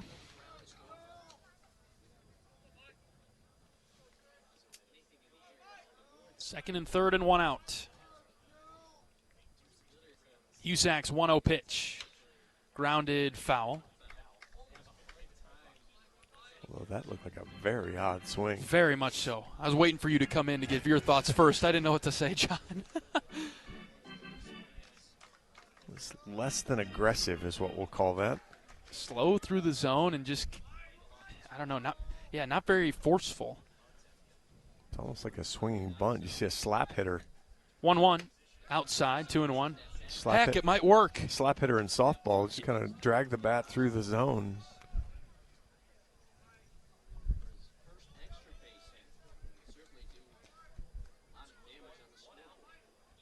Two balls and a strike as Husak comes set and pitches. High, ball 3. Top of the order on deck.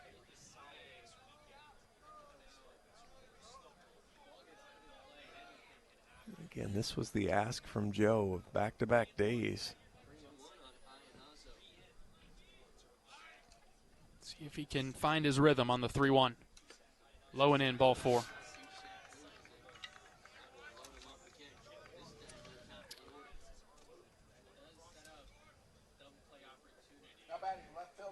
We'll send it to the top for Crosland.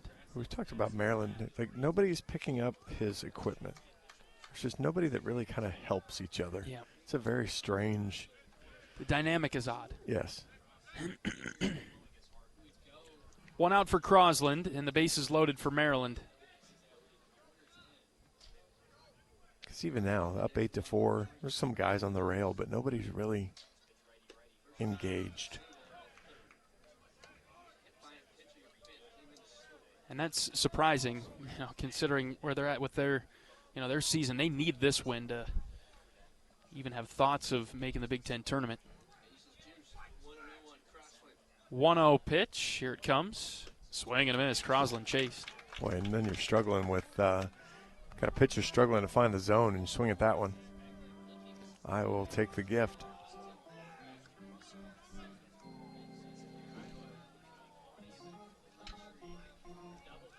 Spin move and a throw to second off the helmet of the base runner and into left field. What are we doing?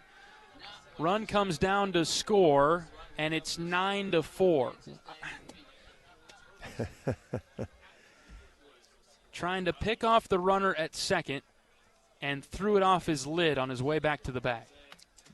That part's just unfortunate, but boy, for all the things that Iowa has been good at this weekend, they have not been good at those today. And it's dug a 5-run hole here with some work to be done in the top of the 7th inning. Infield has to come back in now. And the 1-1 to Crosland. Popped up. Over to the right, out of play, foul. It's giving my radio partner angina.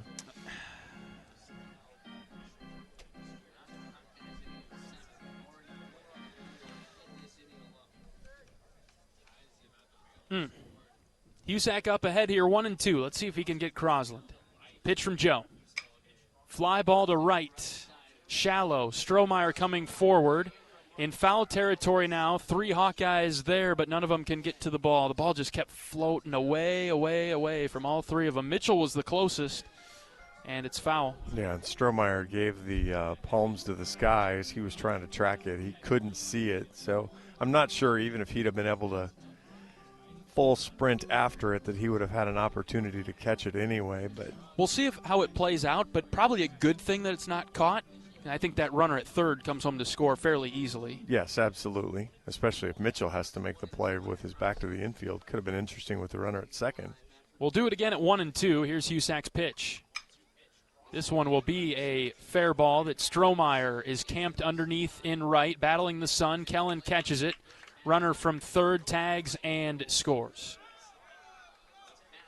Sack fly for Crosland, 10 for Maryland. Boy, even that ball throws in. Wolf doesn't pick it up. It hits the base runner and then just kind of sits there. Geffrey goes to, walks to get it. You mentioned Brian's body language early. I'm not digging Iowa's body language right now either. We'll see if when they come to the dugout, if Coach Sutherland lights them up as they come through. Yeah, I'm with you.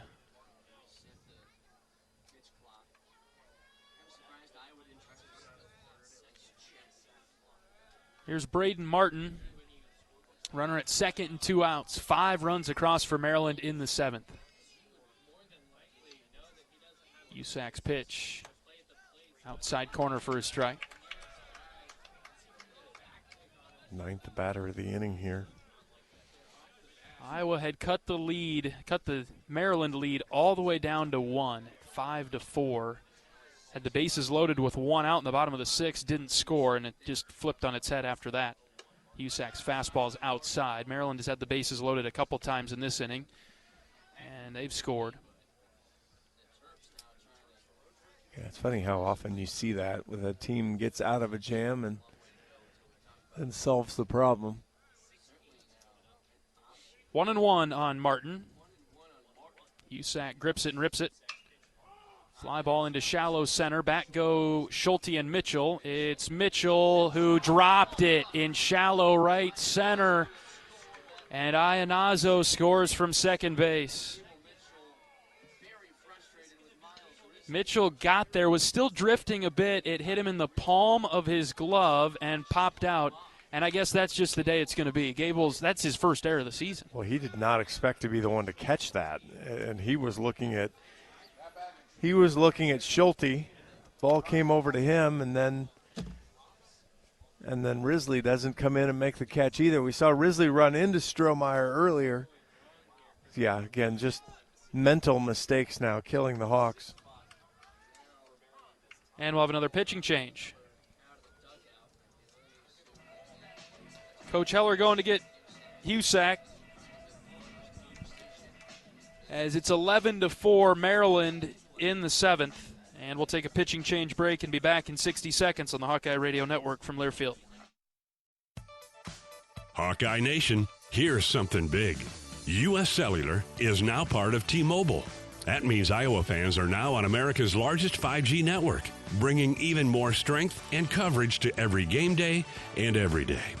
As the official wireless partner of the Iowa Hawkeyes, we're proud to power every call, every post, every celebration. U.S. Cellular and T-Mobile, better together. We love it when the Hawkeyes do their thing, because if there's anyone who can appreciate building a legacy, it's John Deere. We've been growing our team since 1837, recruiting the best thinkers, doers, and makers to craft innovations that outpace the competition. Because whether it's cultivating the earth with a tractor or reshaping it with a 40-ton excavator, the machines we build are building America. Nothing runs like a Deere.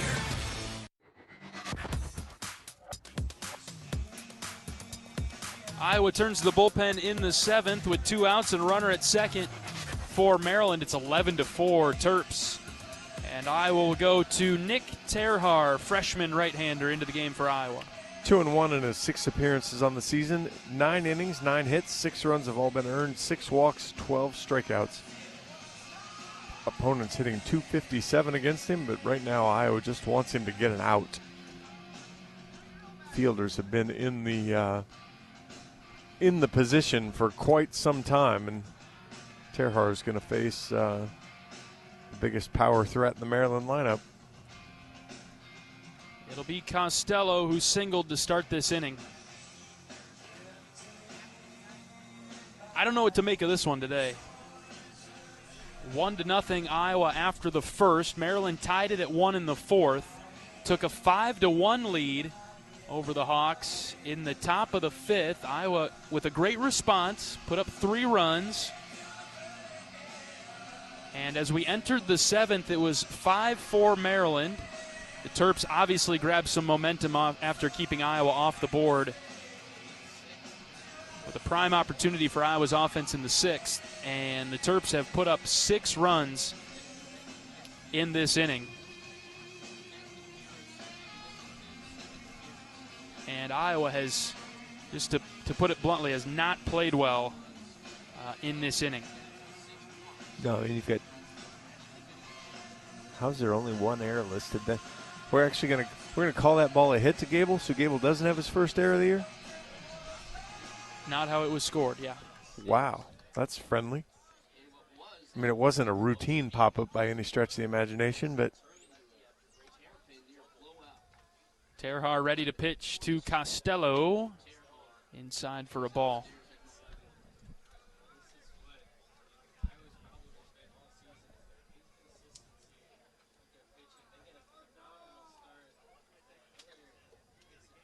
One ball and no strikes. Terhar, the right-handed freshman, deals outside for ball 2. Terhar will work that fastball up there in the low 90s. It throws a cutter and a curveball and a change.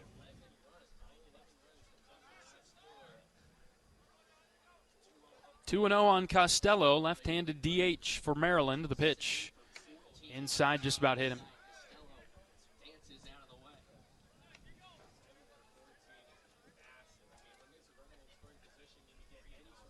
Penn State led Rutgers 14-2. It's now 14-12. Man. Bottom of the 8th inning. 14-13, sorry, top of the 9th inning. Check that, John. 3-0 pitch is inside, 4-pitch walk.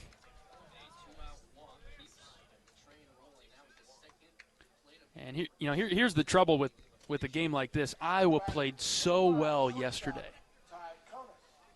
And now you're looking square in the face at a pretty ugly loss on a Sunday. Going to have to live with it for a couple of days. You always feel better if you're only going to win 2 games of the weekend. You feel better Saturday, Sunday. 5 in a row out of the zone from Terhar. Can't pitch a strike yet. Here's Konis. The Community Choice scoreboard, Indiana did beat Abilene Christian 5-4. Got a run in the bottom of the 8th inning and then held on in the 9th. 1-0 from Terhar is upstairs, ball 2. Nebraska run rules USC again, 16-6. Wow. Final in 8. As Nebraska sweeps that to firmly grip second. Was not envisioning a sweep there, one way or the other. Terhar with the 2-0 pitch.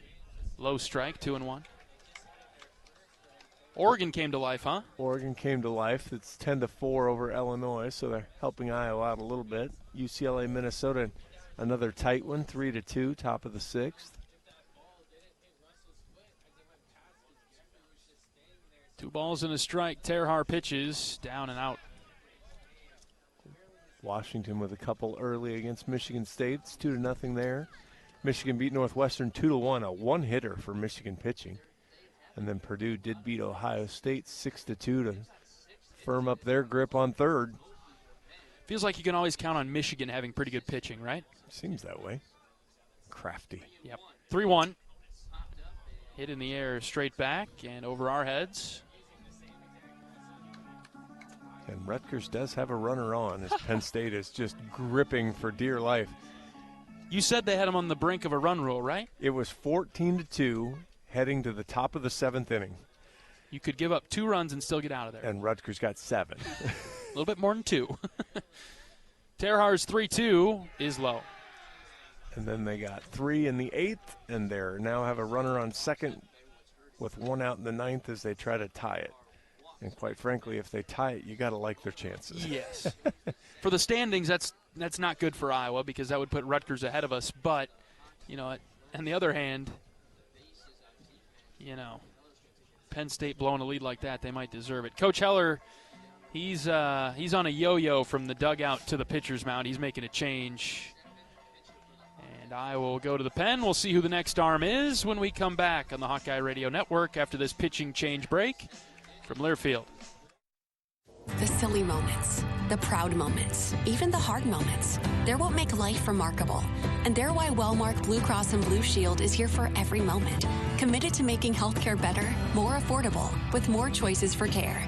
And service and coverage that give you peace of mind no matter what comes your way. So you can show up for every tender moment, every brave moment, and every wouldn't miss it for the world moment. Knowing that Blue is here for you. Go to Wellmark.com/every moment to find a plan right for you. Unwind in style at Riverside Casino and Golf Resort, where luxury and excitement come together. Tee off on a world-class golf course, savor gourmet dining, and enjoy premier entertainment and amenities that are second to none. Feeling lucky? Hit the slots or try your hand at our table games. There's always action on the floor. Whether you're here to relax, play, or indulge, Riverside offers more than just a getaway. It's an unforgettable experience. Visit Riverside Casino and Resort.com to learn more.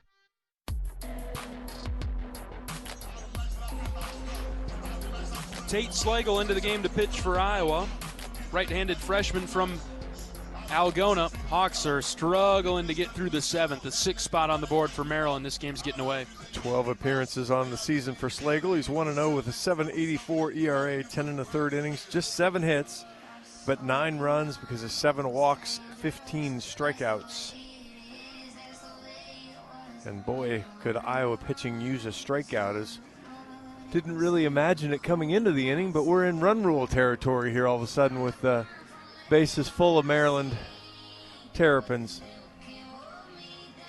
Loaded up and 2 outs.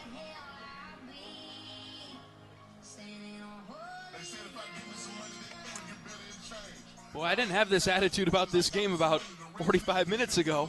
You did an hour ago. I did. I've been like Coach Heller. I've been on a yo-yo today. You were in a very unhappy place. You got to a very much happier place, and then Bleecker mows him in the 6th. You're in a very happy place. Bottom of the 6th, Iowa doesn't get the runs. You got into a and then all heck broke loose after that. I'm not a fan of roller coasters. You are. And we just got done talking before we went on the air today. We were talking about how I'd gotten better. How I'm not on such a roller coaster all the time. We're talking about our upcoming trip to Indiana from about 3 years ago. We talked about getting beat on a walk-off home run off a foul pole by a guy batting 164? 160-something, yeah. Yeah, we got the facts right on it now. And how devastated I was by that. I've grown a little bit thanks to your help and your guidance, John.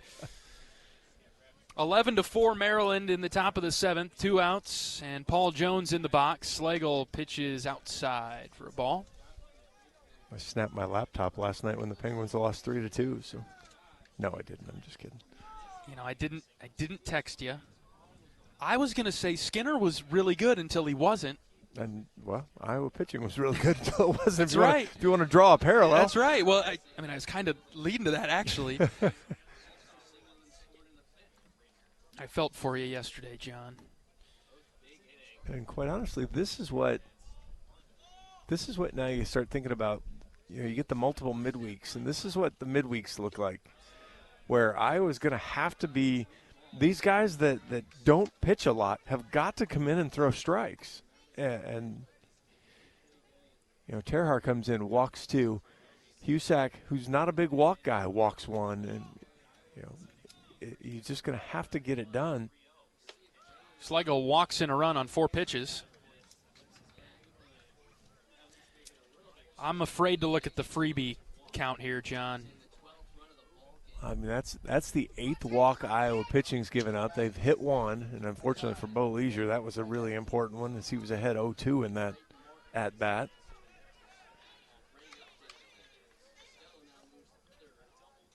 Bases remain loaded. 3 straight walks.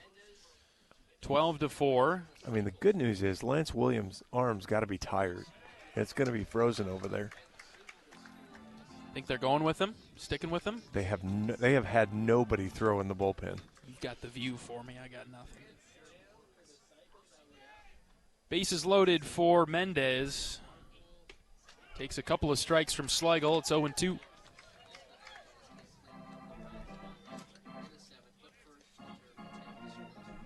Yeah, he just needs a home run, right? Yeah, he's got 3 hits. Missing the big fly, the 0-2. Swing and a miss. Slagle strikes him out. And thankfully the 7th inning is over, but 7 runs for Maryland. It's 12-4. Time for the stretch, and we'll be back in 60 seconds. This is Hawkeye Baseball from Learfield. If you love great Hawkeye stories, don't miss the Fight for Iowa podcast with Gary Dolphin. Each week, Dolph brings you in-depth conversations with the athletes, coaches, and community members who define the Hawkeye spirit. From big moments to personal journeys, it's the stories that make Iowa special. Catch new episodes every week. Search Fight for Iowa wherever you get your podcasts. If you or someone you know is having thoughts of suicide, experiencing a mental health or substance use crisis, 988 provides the direct connection to free, confidential, and compassionate support. When you call, text, or chat 988, you'll be quickly connected to trained crisis counselors who will listen to your concerns, provide support, and connect you to additional resources if needed. There is hope. You are not alone. For 24/7 support, call or text 988 or chat 988lifeline.org. A message from Iowa HHS.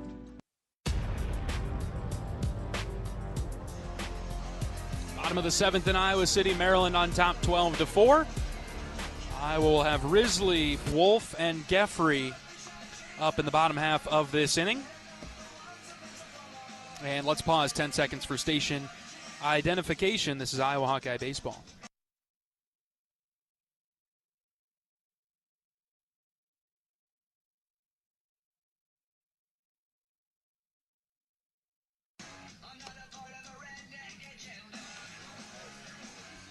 "12 runs on 12 hits, 1 error for Maryland, 4 runs, 7 hits, 1 error for Iowa."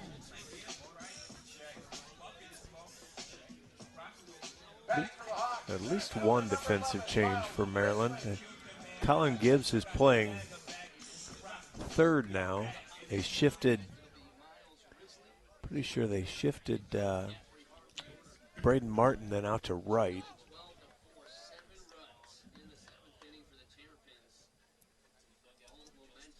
See what the changes look like when they come in officially here. And of course, he sat there for so long the battery died on his pitch comm. Why not?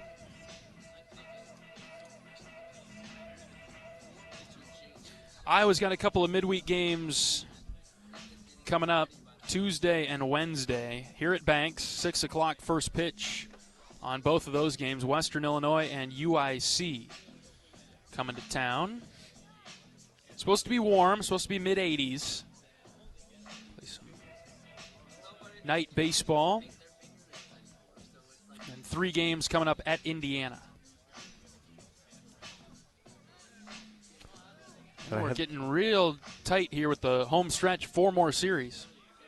Yeah, you only have me. You only have me for 1 more. Is that right? Illinois. Yeah. Miles Risley takes a strike. Yeah, it's only other official home series here at Banks. Toggle back and forth, road, home, and road, and then neutral site as Risley slaps one foul over to the left. I don't know, is it really a neutral site over in Des Moines? Well, it counts that way in the standings, but yeah, I don't know that Purdue will have as many fans as Iowa does there. 3rd year in a row going over there and playing in Des Moines at Principal Park. 0-2 pitch to Risley. Got under it and scooped it foul over to the right.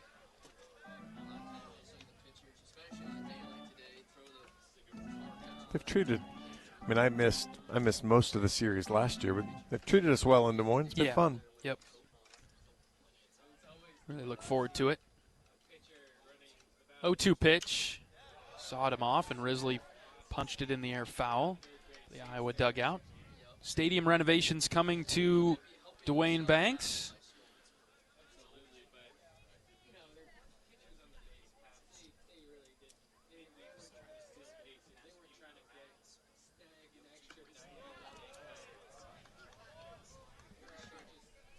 One and 2 on Risley.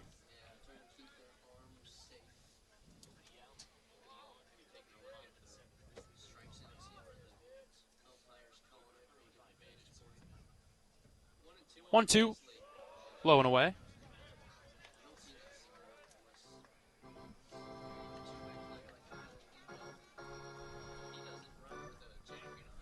Miles' RBI double in the 5th gave the Hawks a lot of hope. 2-2, shoots over the shortstop's head. Konis going back, can't make the play. It drops for a leadoff single.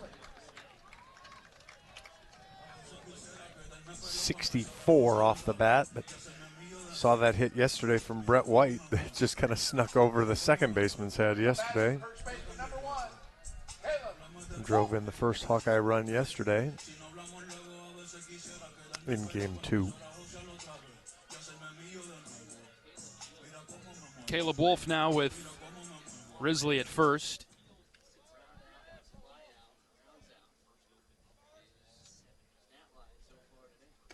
Strike 1, bottom of the zone. We saw 5 straight singles to open the top of the 7th. I suppose we might as well get 5 straight here to get the bottom of the 7th rolling. That's right. You know, in baseball, we say it a lot. You got to get the outs. There's no clock.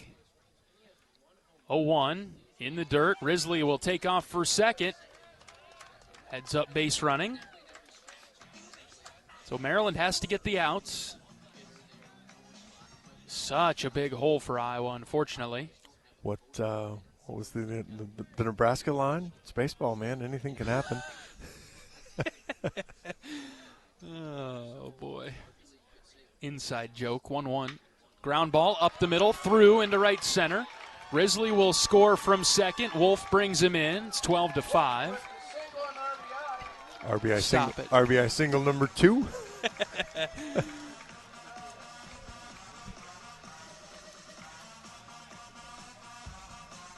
I mean, basically, the reason I find that whole statement in general goofy is, in life, anything's going to happen. Something is going to happen. Yes. It's a guarantee. Yeah, it's a guarantee. I can almost promise you the world will not stop. And if it does, you won't notice. Right.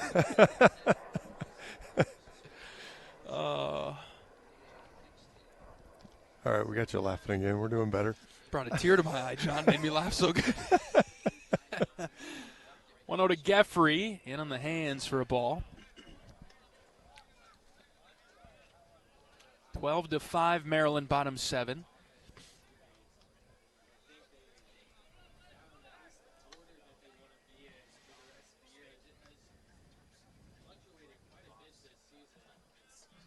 Iowa goes to Nebraska second weekend in May.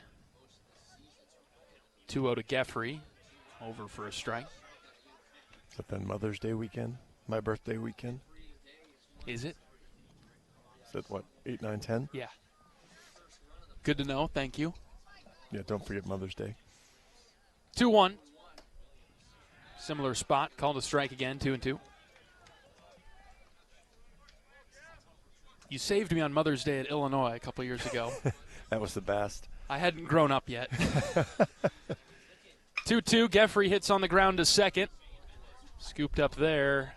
Force at second by Mendez. He'll throw it over to first for the 4-3 double play.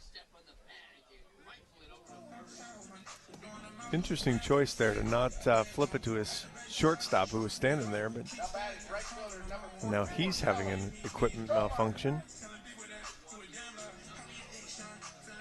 Yeah, that was a long enough run there for him to get to second base instead of flipping it. And now part of that, too, might have been a heads-up play of knowing it was the catcher getting down the line, and you've got an extra split second.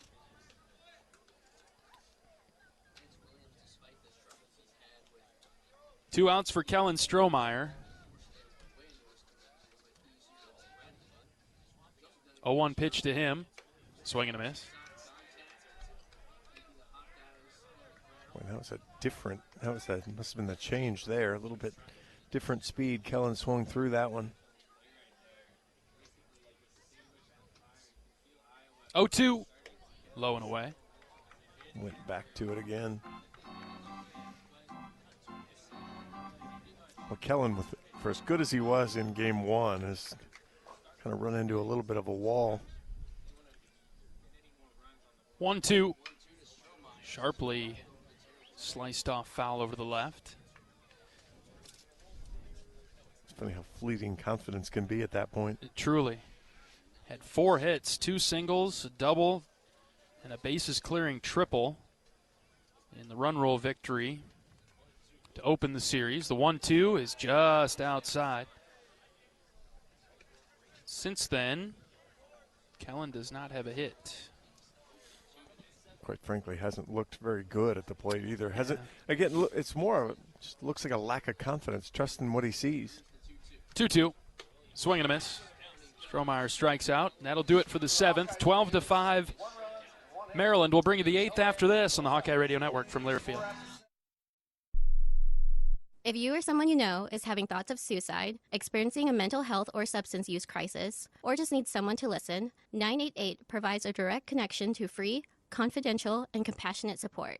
When you call, text, or chat 988, you'll be quickly connected to trained crisis counselors who will listen to your concerns, provide support, and connect you to additional resources if needed. There is hope. You are not alone. For 24/7 support, call or text 988 or chat 988lifeline.org. Cancer doesn't care.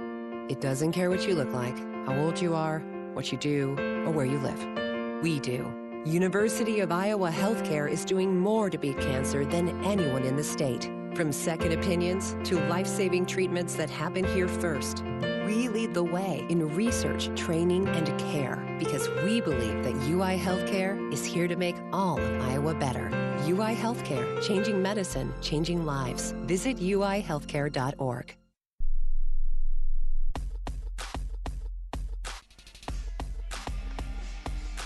New pitcher into the game for Iowa enters in the 8th inning. This is Gannon Archer, right-handed senior, also from Adel. 9 appearances on the year. He's 1-0, 7 2/3 innings, 11 hits, 9 runs have all been earned, 5 walks, 5 strikeouts. Opponents hitting a robust .333 against Billy Squires. Stroke me. The stroke. Mm-hmm. 12-5 Maryland in the 8th.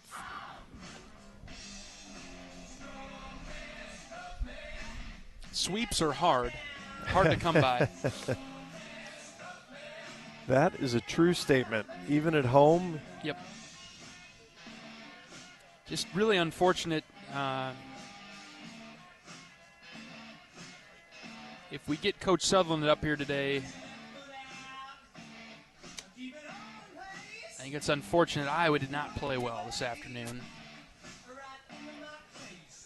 No, and you could even in the first inning when Iowa scored, it felt weird. It didn't really get all the way there, and then as Iowa put up zeros, Logan was still struggling. It wasn't a clean, easy zero as he got through the second and third inning, and obviously gives up a couple hits and gives up a run in the fourth. And you still thought, well, okay, he did a job, and you turn it over to the bullpen, and unfortunately, then the bullpen just has not been good. Archer ready to pitch to Russell. Gannon winds and fires. Gets a swing and a miss. We're plenty good on time this afternoon. Maryland going home tomorrow. So I haven't had to worry about drop-dead time. Flying east is hard. 0-1. Above the zone, 1-1.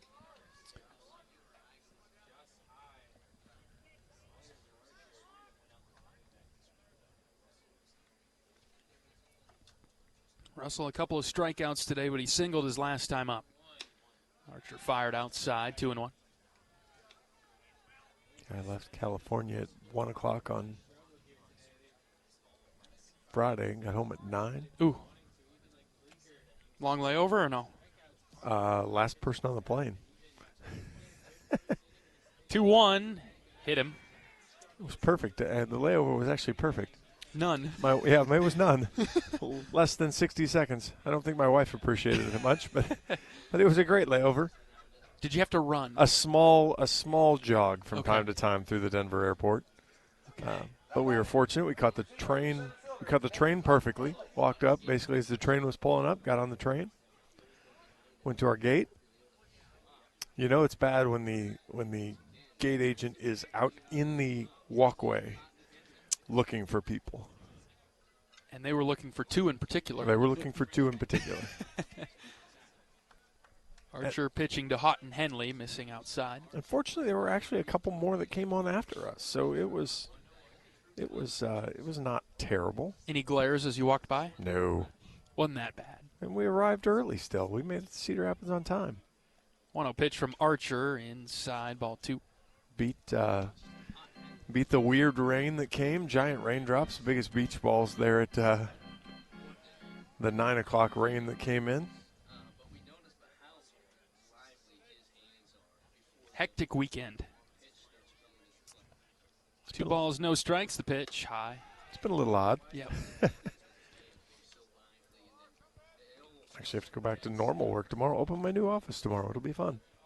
We have a ribbon cutting ceremony? Anything like that? No, nothing like that. Bigger office, smaller office? The one I'm moving into first is a little smaller, but then it'll change in a month or so. Strike called, outside edge, 3-1. As there's some rearranging in the office building. Sure. Nobody out in the Terrapin 8th. Maryland up 12-5. 20-plus years at my previous employer. It will seem strange. 3-1 is in there for another strike, 3-2. Looking forward to it? Yes. Oh, yeah. I have to get in my car, though, and drive to work. No. Almost 3 years of walking to work is out the window, too, so that part's disappointing. Gotta watch out for that rush hour in Iowa City. 3-2. Archer missed high and away. Couple runners on for Maryland. Now in the 8th.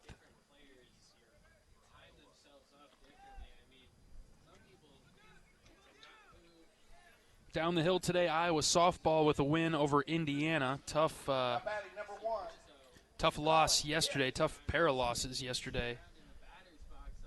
the Iowa softball team against Indiana. And Coach Heller walking to the mound for a pitching change. We're getting into the shrinking part of the circle of trust, and you can tell by how quickly Coach Heller changes directions. Change being made. Archer hands the ball off, and the gate opens up down the right field line. We'll take a pitching change break in the 8th with Maryland leading 12-5. Back in a minute. This is Hawkeye Baseball from Learfield. You asked for all the extreme internet performance at an all-in price, and we listened. Get 1 gig internet with a 2-year price lock and everything included. Unlimited data for non-stop streaming, powerful Wi-Fi for enhanced coverage, built-in online threat protection, and internet equipment. All for just $65 a month for 2 years. It's the extreme 1 gig internet deal you asked for. Call 844-4FASTER or visit extreme.com for details. Offer available to new customers only. Price doesn't include one-time charges, tax, and government fees.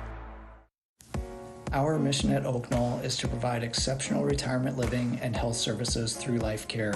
I'm Steve Rowe, CEO. We are a not-for-profit life plan community and have served the Iowa City area for 58 years. Oak Knoll is located near the University of Iowa hospitals and clinics, Kinnick Stadium, Carver Hawkeye Arena, Hancher Auditorium, and downtown Iowa City. Visit our website at oakknoll.com to learn more. We are a proud sponsor of Hawkeye Athletics. Go Hawks!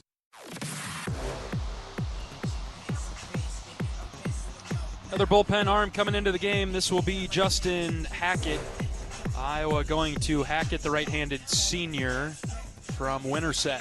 0-1 on the season with a save in his 12 appearances, 17 2/3 innings, 18 hits, 16 runs have all been earned, 15 walks, and 22 strikeouts. Opponents hitting .261 against Hack.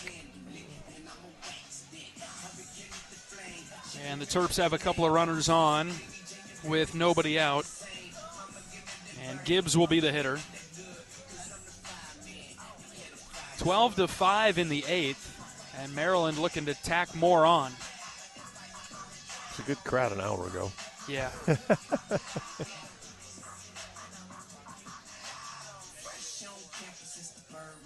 And this is turning into a pretty long game. Let's say if we're not careful, this game's going to be longer than our game yesterday and the completion. Wow, we coasted through 4, even with some inefficient pitching that got us through those innings.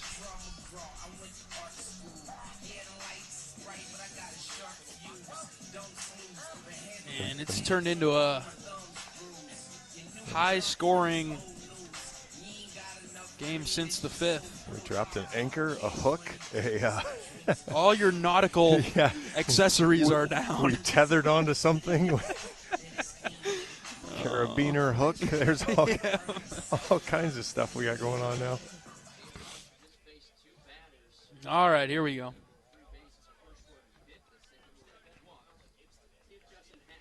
Gibbs with 28 at-bats on the season, 5 hits. And Hackett throws him a strike.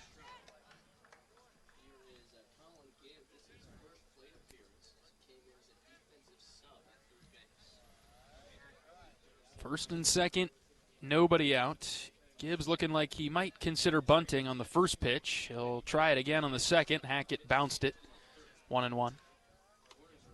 Just slightly before the plate.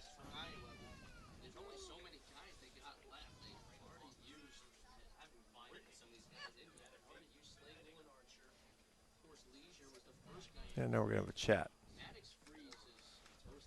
Batter going down to talk to the third base coach. Iowa entered the day in a tie for 9th.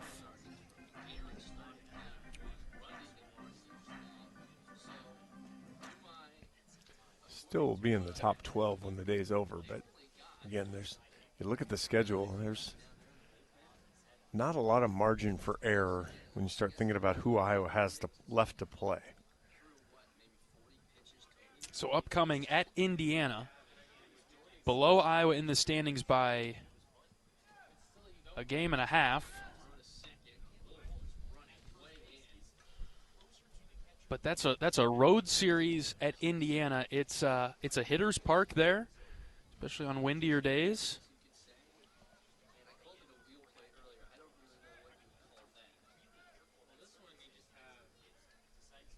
Maryland showing the bunt again with Gibbs in the box.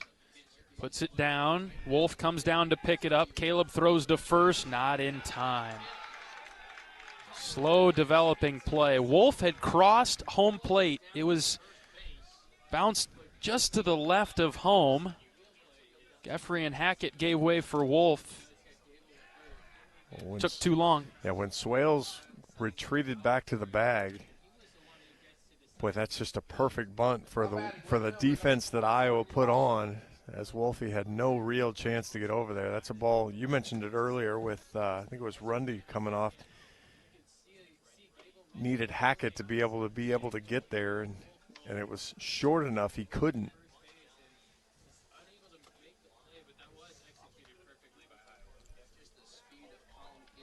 Top of the order, Crosland up now. He's been productive. Hackett's fallen behind at 2-0. So Indiana below Iowa in the standings by a game and a half. It's going to likely be a game. I mean, turns that into a huge series. Basically, it's almost a play-in series at that point. 2-0 from Hackett is across for a strike, 2-1. Following that, be at home against Illinois. It's right there with us in those standings. Illinois likely going to lose to Oregon today. The Ducks have taken a pretty decent lead over the Fighting Illini. 2-1 pitch, same spot, strike 2. So that'll be a big series here. Yeah, because Illinois, as it stands, 2 games ahead of Iowa. You know, what will likely be 2 games ahead of Iowa. And then the final 2 weekends of the regular season at Nebraska, who's second in the Big Ten, just swept USC.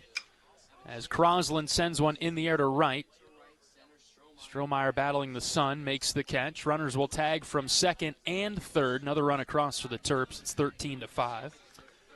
And then Purdue in Des Moines, they're third in the Big Ten. Yeah, and if you think Iowa's got to get to, if you think you've got to get to 13 at least. At 7 right now. Yeah, you got to find 6 more. You got to find 6 wins, which means you got to win the series against the 2 teams that are close to you, and you got to steal a game from the top teams that you're playing. And we say 13 because that's kind of the number that in recent years has gotten you into the Big Ten, and also just the way you're looking at the standings right now. Hackett deals a strike past Martin. And again, we kind of went through Purdue's schedule. They're a team you could probably think you can get a game from. Nebraska has played the good teams, and they've fared well. Nebraska is 9-6 against quad 1 opponents. Yes. So they are exactly what their record says, probably, and then some. Yeah, as much as we'd like to find any way we can to pick on Nebraska, the quality of their baseball team this year is not it. Yep. They are not bad. 2-1 is the count on Martin. I mean, they've worked their way into a hosting conversation. They've played so well. Yeah. Sam and I were talking about that earlier. Yeah, they are 15 in RPI right now after just a crazy good sweep against USC. 2 balls and a strike. Hackett pitches. It's fouled back to the pad. 2-2.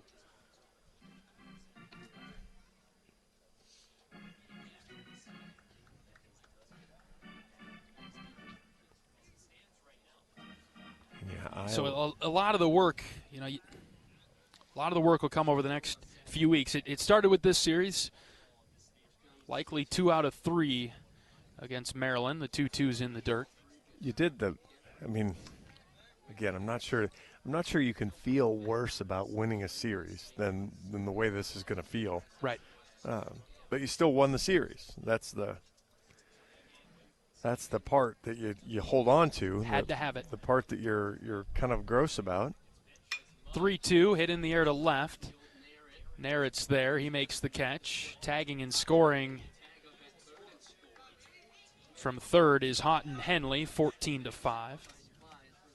The part that you're kind of gross about is the warts that got exposed. You kind of knew you had them. You kind of thought maybe you'd work through some of them, but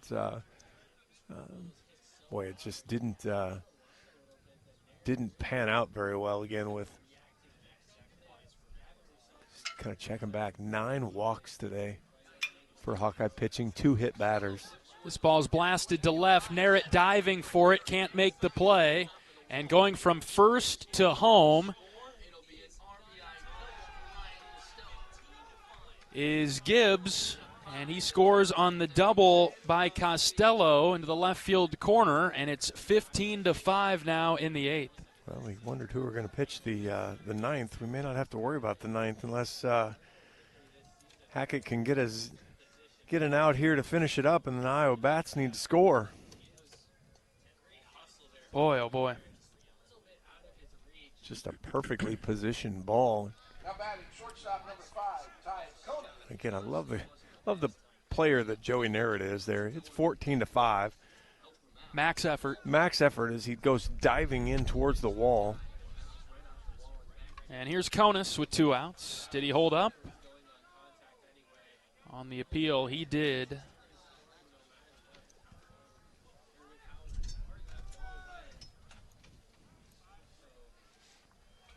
Ball 1.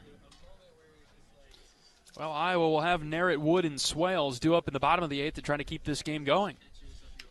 Next pitch fouled in the box. Deflected off of Geffrey.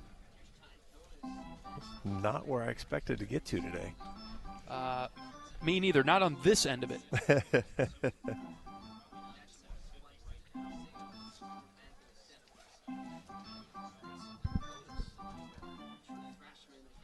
Still don't have a grasp on a rotation, pitching rotation. No, other than Maddox Freeze. Other than Maddox.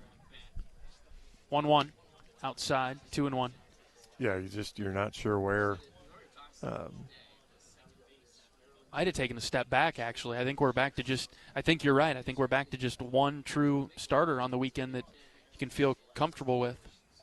Yeah, I mean, that's we've done this several years now. And line drive into center. Risley coming forward. He dives, can't make the play. It's by him and all the way to the wall. That's a home run. Costello scores. Konis around second, heading for third. He's getting the wave around third. Here comes the throw. Play at the plate. He is out. Geffrey applies the tag. Great throw from Mitchell. That's going to be interference. Maryland's going to argue it's at least 16-5. Konis never made it to the plate. No. And collided pretty nastily with Geffrey there. He slid right into the knee. Well, you never go in head first to the catcher. And he did, and he paid for it. Looks like Maryland's going to concede. They're going to give it up 16-5. Iowa needs 2 runs to keep this game going. We'll bring you the bottom of the 8th in 60 seconds. This is Hawkeye Baseball from Learfield. Can you think of anything that costs the same today as it did 10 years ago? There isn't much. That is, unless you're a Mid-American Energy customer. Thanks to all the renewable energy we're generating, our customers pay nearly the same rate for electricity today as they did back when we were all singing, "Call Me Maybe." And with Mid-American making even more investments in clean energy, you can count on enjoying those same affordable rates for the next decade. Now that's obsessively, relentlessly at your service. You're a Hawkeye. You named your dog Kinnick and your cat Herky. Your morning alarm is back in black. Yep. You're a Hawkeye. And now it pays to be a Hawkeye with a Hawkeye account from Community Choice Credit Union. Low fees and great perks, plus Iowa exclusives like your choice of a Hawkeye-powered Visa debit card, Iowa merchandise, and exclusive giveaways. You've spent more time at Finkbine than you have at your office, so we know you're a Hawkeye. Now make it pay with a Hawkeye account from Community Choice. Learn more at HawkeyeAccount.com.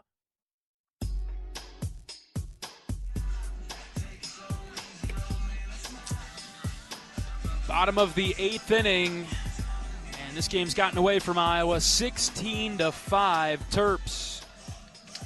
Iowa has a few chances here. Have to score at least 2, otherwise class is out early, and not in the good way. Joey Narrett to lead it off. First pitch outside from Williams. And if you're scoring at home, that's a triple. And then I didn't see actually who tracked it down. I think 9-4-2. 9-4-2. I'd buy that. I think it was Strohmeyer that started it. 1-0 to Narrett outside, ball 2. Which exceptional hustle from Stroh to go over and get that. Actually, StatCast has it as Joey. So Joey? Okay. I'm with you, but exceptional hustle from either one of them. Either one, yep. Not surprising. 2-0 pitch. Strike one. Perhaps both of them. They were both there. Even if one of them didn't get it, let's give him half the assist. He was there trying to hustle. That was a heck of a throw by Gable, too, by the way. Yes. He was in shallow center by the time he caught that. I think he's got a little frustration. Yes, that was fouled out of play down the left field line. That was pure wrestler irritated mentality right there. You know, I wouldn't have been surprised if he would have thrown it to us up here. I saw a tweet the other day that had the infielder threw it 92-93 on a cutoff. Oof. Narrett strikes out looking to start the 8th. I'm willing to bet that there was a 90-plus velocity there from Gable on that throw.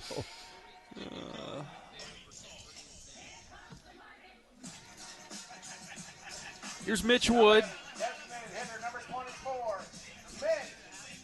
Might be the quickest post-game show we've ever had.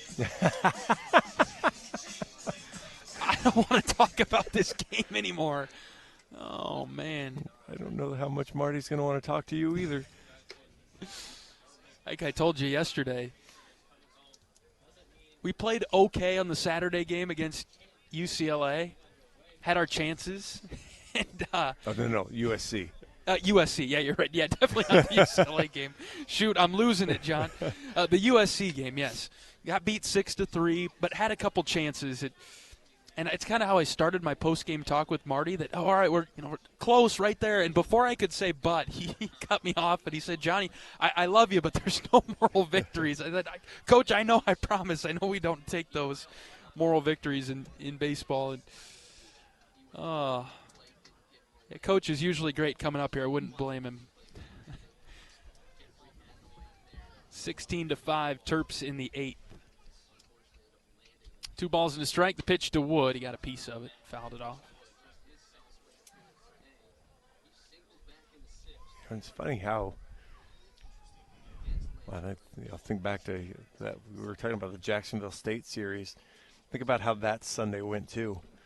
With, this is the guy we'll get, and he mows through. I don't remember that pitcher's name, but 2-2 is called a ball, just low and in. He mowed through 7-8 innings in, 80 pitches. I mean, he was incredibly efficient, just mowed through the Iowa lineup. That's a series I've tried to forget, too. Yeah, yes. I don't remember the name. Full count. Wood hits one in the air, shallow left. In comes Crosland, drifting forward. He's got it, 2 down.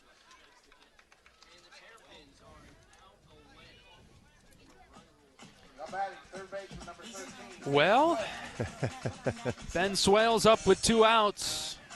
And Iowa down by 11 in the 8th. He's the last chance here.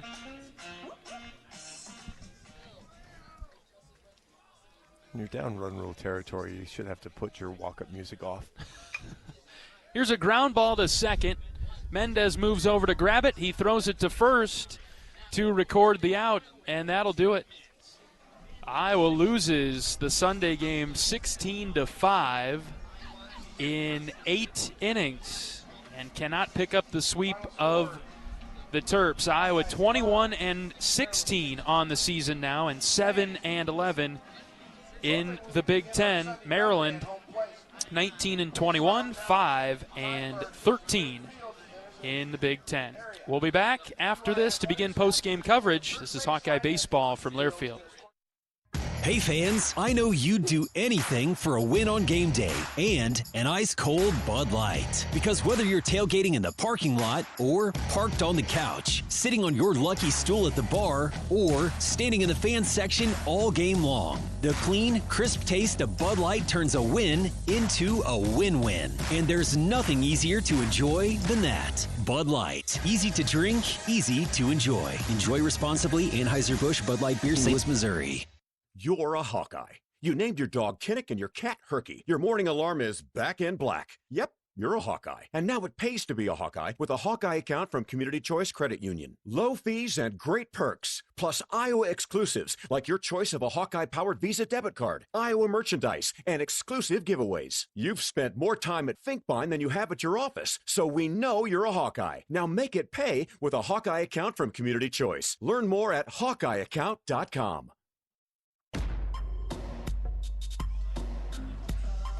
Maryland 16-5 in 8 innings this afternoon at Banks. Came out flat and a real disappointing finish to the weekend. Iowa wins the series 2-1, but going to leave a bad taste in the mouth for a couple days. John, I'll let you beat the horse one more time. The first word on this one, oofta. That's a good word for it. Oofta, yeah. It's, again, I think probably the more disappointing part of it is just a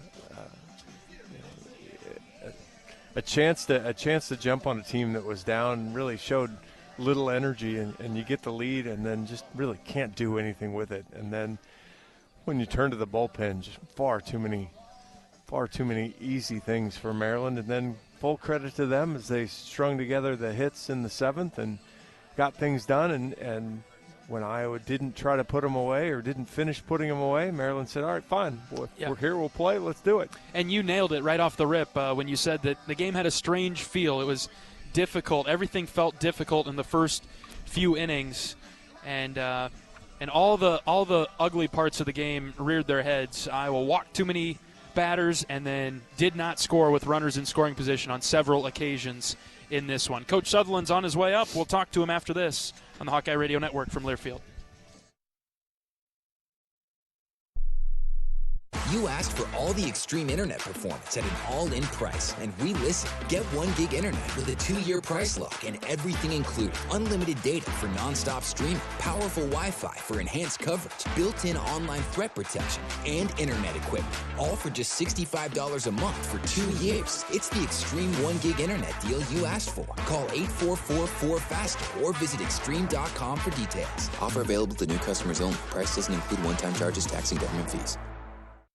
Hey fans, I know you'd do anything for a win on game day and an ice-cold Bud Light. Because whether you're tailgating in the parking lot or parked on the couch, sitting on your lucky stool at the bar, or standing in the fan section all game long, the clean, crisp taste of Bud Light turns a win into a win-win. And there's nothing easier to enjoy than that. Bud Light. Easy to drink, easy to enjoy. Enjoy responsibly. Anheuser-Busch Bud Light Beer, St. Louis, Missouri.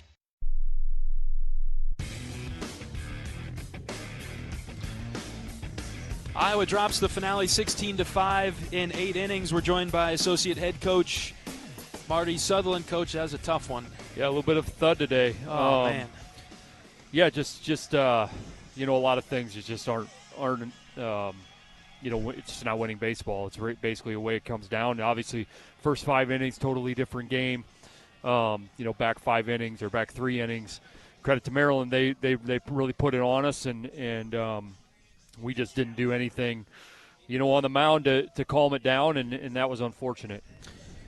Logan got the inning start that I think John and I talked about we were looking for. Like 4 innings was great, I thought, but everything felt difficult for Logan today. Yeah, I think he grinded it out, man, and to get out of there 4 innings with 1 run. There seemed to be traffic. He was behind quite a bit, but he gutted it out and figured out a way. I mean, what you're thinking going in there is to get 7 out of Rundy and Bleeker. Really is kind of the way you thought about it. You feel like you'd be in good shape, so the first half of that worked. Bo was hot, so felt like we just needed to go to him there to bridge to Bleak. Unfortunately, Bo just wasn't sharp. It's disappointing. He was 0-2 the first hitter, and then we hit him with a breaking ball, and then everything just, as they say, went to hell in a handbasket after that, and we just couldn't calm it down. But the credit to our offense, we came back. But I really thought that was a swing inning, bases loaded, 1 out. He's really on the verge. Gets a punch out, then we just don't get a two out knock, and you could see it in their mannerisms and how they went off the field. that just hadn't been something they've done to this point, that they'd been giving up the hit there and letting us get back out ahead. Because I think if we take the lead, I think the game's totally different. But to their credit, they came right back, and before you know it, it was 3 runs in and a ton of traffic without an out. And, credit Bleak, it wasn't like he walked guys. They just hit him and found some holes. It was a little unfortunate, really, if you think back to it. They couldn't have rolled balls out there any better that inning. But that's baseball, and that happens. But somebody's got to stop the bleeding, and we just never did that. And we really didn't do that, obviously, the next inning either. We answered back with the run. But by that time, the damage was done. Risley's 2 RBI double to left. Man, that gave everybody hope, a big spark into the wind to left, and then got right back on him in the 6th inning. As you just mentioned, we had Williams reeling, and then all of a sudden he found it then for like a minute against Schulte. Yeah. And 3 pitches got Coop, and I felt bad for Cooper. I understand it wasn't the best at bat. I felt bad. Well, and I think that the thing, and Coop knew it right away too. He was just tentative for whatever reason. And he's been playing so well, and I think it just reverted back to a little bit of tension in the box, because he really hadn't landed a breaking ball at that point, and he's a high usage on fastballs anyway. So we just weren't ready for the first pitch heater, and that really set up the at bat. He took a fastball that was hittable right away, which is what you have to be on, because he hasn't landed the other one anyway. And then he lands the breaking ball because he gets ahead feeling good, and then he throws the one Coop chases. So, it was just, to me, that was a mindset at bat, and he just slipped a little bit, But again, he's been great for us, and it happens. Just hope that you get picked up by your teammates. Didn't happen that way. And after that, again, they answer back with 7. I mean, that feels like a 10-run switch. It's just the way it works, and again, just. The disappointing thing is the back half of that game, and just the inability to throw strikes and get ahead, and frustrating. It's frustrating for those guys out there as well. Obviously, that's not what they're trying to do, but they just haven't figured it quite out yet to be confident out there, and that's partially our job as well. So we got to get those guys right if we're going to go on any type of run. Those guys, Nick and Tate and Gannon and Hack, those guys are going to have to get. Be able to get some outs. So they got to get cleaned up a little bit. But, get a little bit credit to Maryland. They hit Bleak, and after that we just couldn't stop the bleeding. What do you say to the guys after this one? Because John and I, our final thought on the game was, or the weekend really was, okay, we won the series, which we needed to do, looking at the standings and everything. Won the series, and I know you've told me before, man, it really stinks to lose the Sunday when you lose a game on the weekend, because you got to deal with it for a while. Just what's your takeaway on the whole weekend, if you could pick it apart? Well, even to this game, I've offensively, I thought they were ripe for the taking, and we just needed to throw a blow early, and we didn't. And we had a 27-pitch first inning that just results in the 1 run, and then the next 3 innings it goes 11-pitch, 11-pitch, 8-pitch, and that was the deal. And then in the 5th, we made him take a strike because I said, listen, we're just not grinding the same way, and all of a sudden stuff gets rolling. And I just think at that point they were back engaged in the game, and that was the biggest issue today. The weekend, listen, you just got to win series moving forward. At this point, that's all you're really talking about. When you have opportunities to sweep, you just want to put a better effort out there. I won't even say effort, because our guys always play hard, but we just got to execute a heck of a lot better if we really want to go on a run here. But at the end of the day, it's about winning series, and now you just got to continue to do that. And if you do that, you're going to be in Omaha, and you're going to have a chance to advance to a regional. So none of it's easy. You got to go to Indiana, who's fighting similar to us. I don't know what they're in non-con this weekend. So I think they have 7 wins like we do, or maybe 6, something in that range, or maybe they only have 5. They've got 6, yep. So obviously a big series for both teams to try to get ahead of the other. And then you got Illinois at home, similar boat. Don't know what they did today. Then you got a really good Nebraska team, maybe the second best team in our league, at their place, which is going to be really difficult. They run-rolled USC again today. Yeah, I mean, it's a really good team. And then you got Purdue, who is having, as good a year as they've really had in the last 4 or 5. So it's uphill. You got to win these series. You got to win in Indiana and Illinois, because the last 2 are going to be difficult. But you you can't worry about it. You just got to play the next one on the schedule, which is a double midweek. And looking at, we need some guys to step up on the mound. You got to get 60, 54 outs here in 2 days, and then be ready to go. So that's all you have control over at this point. You got to wipe this one away. It's a disappointing day, but at the end of the day, it's about winning a series, which you did. So day off tomorrow. Got to be ready to go Tuesday, Wednesday. Against a team that got you last year in a midweek game, Western Illinois, and against a UIC team that's really playing well. I think they started off pretty tough, but if you look, they're scoring a bunch of runs. They're playing pretty well at this point, so it'll be a challenge. And then again, you got 4 weekends left to try to get through there and win, at least 3 out of those 4. And if you're really feeling good, then you get all 4, and you're going to be in a great place. All right, Coach, thanks for putting a bow on the weekend. We'll see you on Tuesday. Thanks. Associate Head Coach Marty Sutherland on our post-game show from Banks. A few highlights to play from this one. Michael, let's hear them. 1st and 2nd and 2 outs. He swings at the first pitch, lines it into left center field. That's down for a base hit. Mitchell around third. He'll score. Geffrey with a hard turnaround first. He'll retreat back to the bag. Iowa 1-0. Carter Geffrey responsible with the RBI. 2 balls and no strikes. Rundy's pitch. Popped up, right side. Wolf giving chase. Strohmeyer underneath it near the foul line. Kellen reaches up. He got it in foul ground. Strohmeyer makes the catch for the 3rd out. That felt like a dangerous inning, and the Hawkeyes get out of it. Rundy's pitch. Swing and a miss. He struck him out. You've got a little extra there from Logan, too. 90-mile-an-hour fastball, and he may have let out a little yell there as well. 2-1 to Swales, hit in the air to center. Ball will carry over to right. Houghton Henley battling it. He lost it in the sun, and it drops for a base hit. Swales will stand at second. 1-out double for Swales. The Sun with the assist. 2-2. Gable lines it into left field. It's down for a base hit. Swales getting the wave around third. It's juggled by the third baseman. Here comes Schulte to third. He's safe. Mitchell, the backside into second base as Swales scores. Everything goes right for Iowa there. It's 5-2. The deficit is 3. Next pitch to Miles.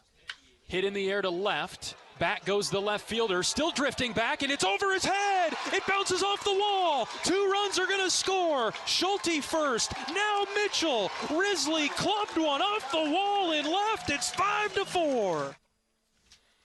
But ultimately not Iowa's day as Maryland wins it by a score of 16-5 in 8 innings, and the Terps avoid the sweep. Iowa still takes the series 2-1, and still in a battle in the middle of the Big Ten standings. 2 midweek games coming up for Iowa. First up, Tuesday night, 6 o'clock against Western Illinois. John and I will be back at 5:30 on Tuesday evening here at Banks. All right, that'll do it for our coverage of Iowa Hawkeye baseball this weekend and this afternoon. For my great board op down the line, Michael, excellent job as always. My color analyst, John Evans. I'm John Leo saying so long from Iowa City. Every day is a great day to be a Hawkeye. Some are just a little bit better than others. So long, everybody. Iowa Hawkeye Baseball has been brought to you by Iowa Corn. You might think Iowa just grows corn, but the truth is corn grows Iowa. Brought to you by Iowa's corn farmers of the Iowa Corn Growers Association and the Iowa Corn Promotion Board. Iowa Lottery. Be a VIP with the Iowa Lottery. Visit ialottery.com/VIP for details. Mid-American Energy. Mid-American Energy is proud to deliver affordable, reliable energy to you all season long. U.S. Cellular, the official wireless partner of the Iowa Hawkeyes. U.S. Cellular, built for us. Also brought to you by Wellmark, here for every member, every moment. Learn more at wellmark.com. U.S. Bank, proud to sponsor the Iowa Hawkeyes. Equal housing lender, member FDIC. The preceding has been a Learfield presentation on the Hawkeye Sports Network.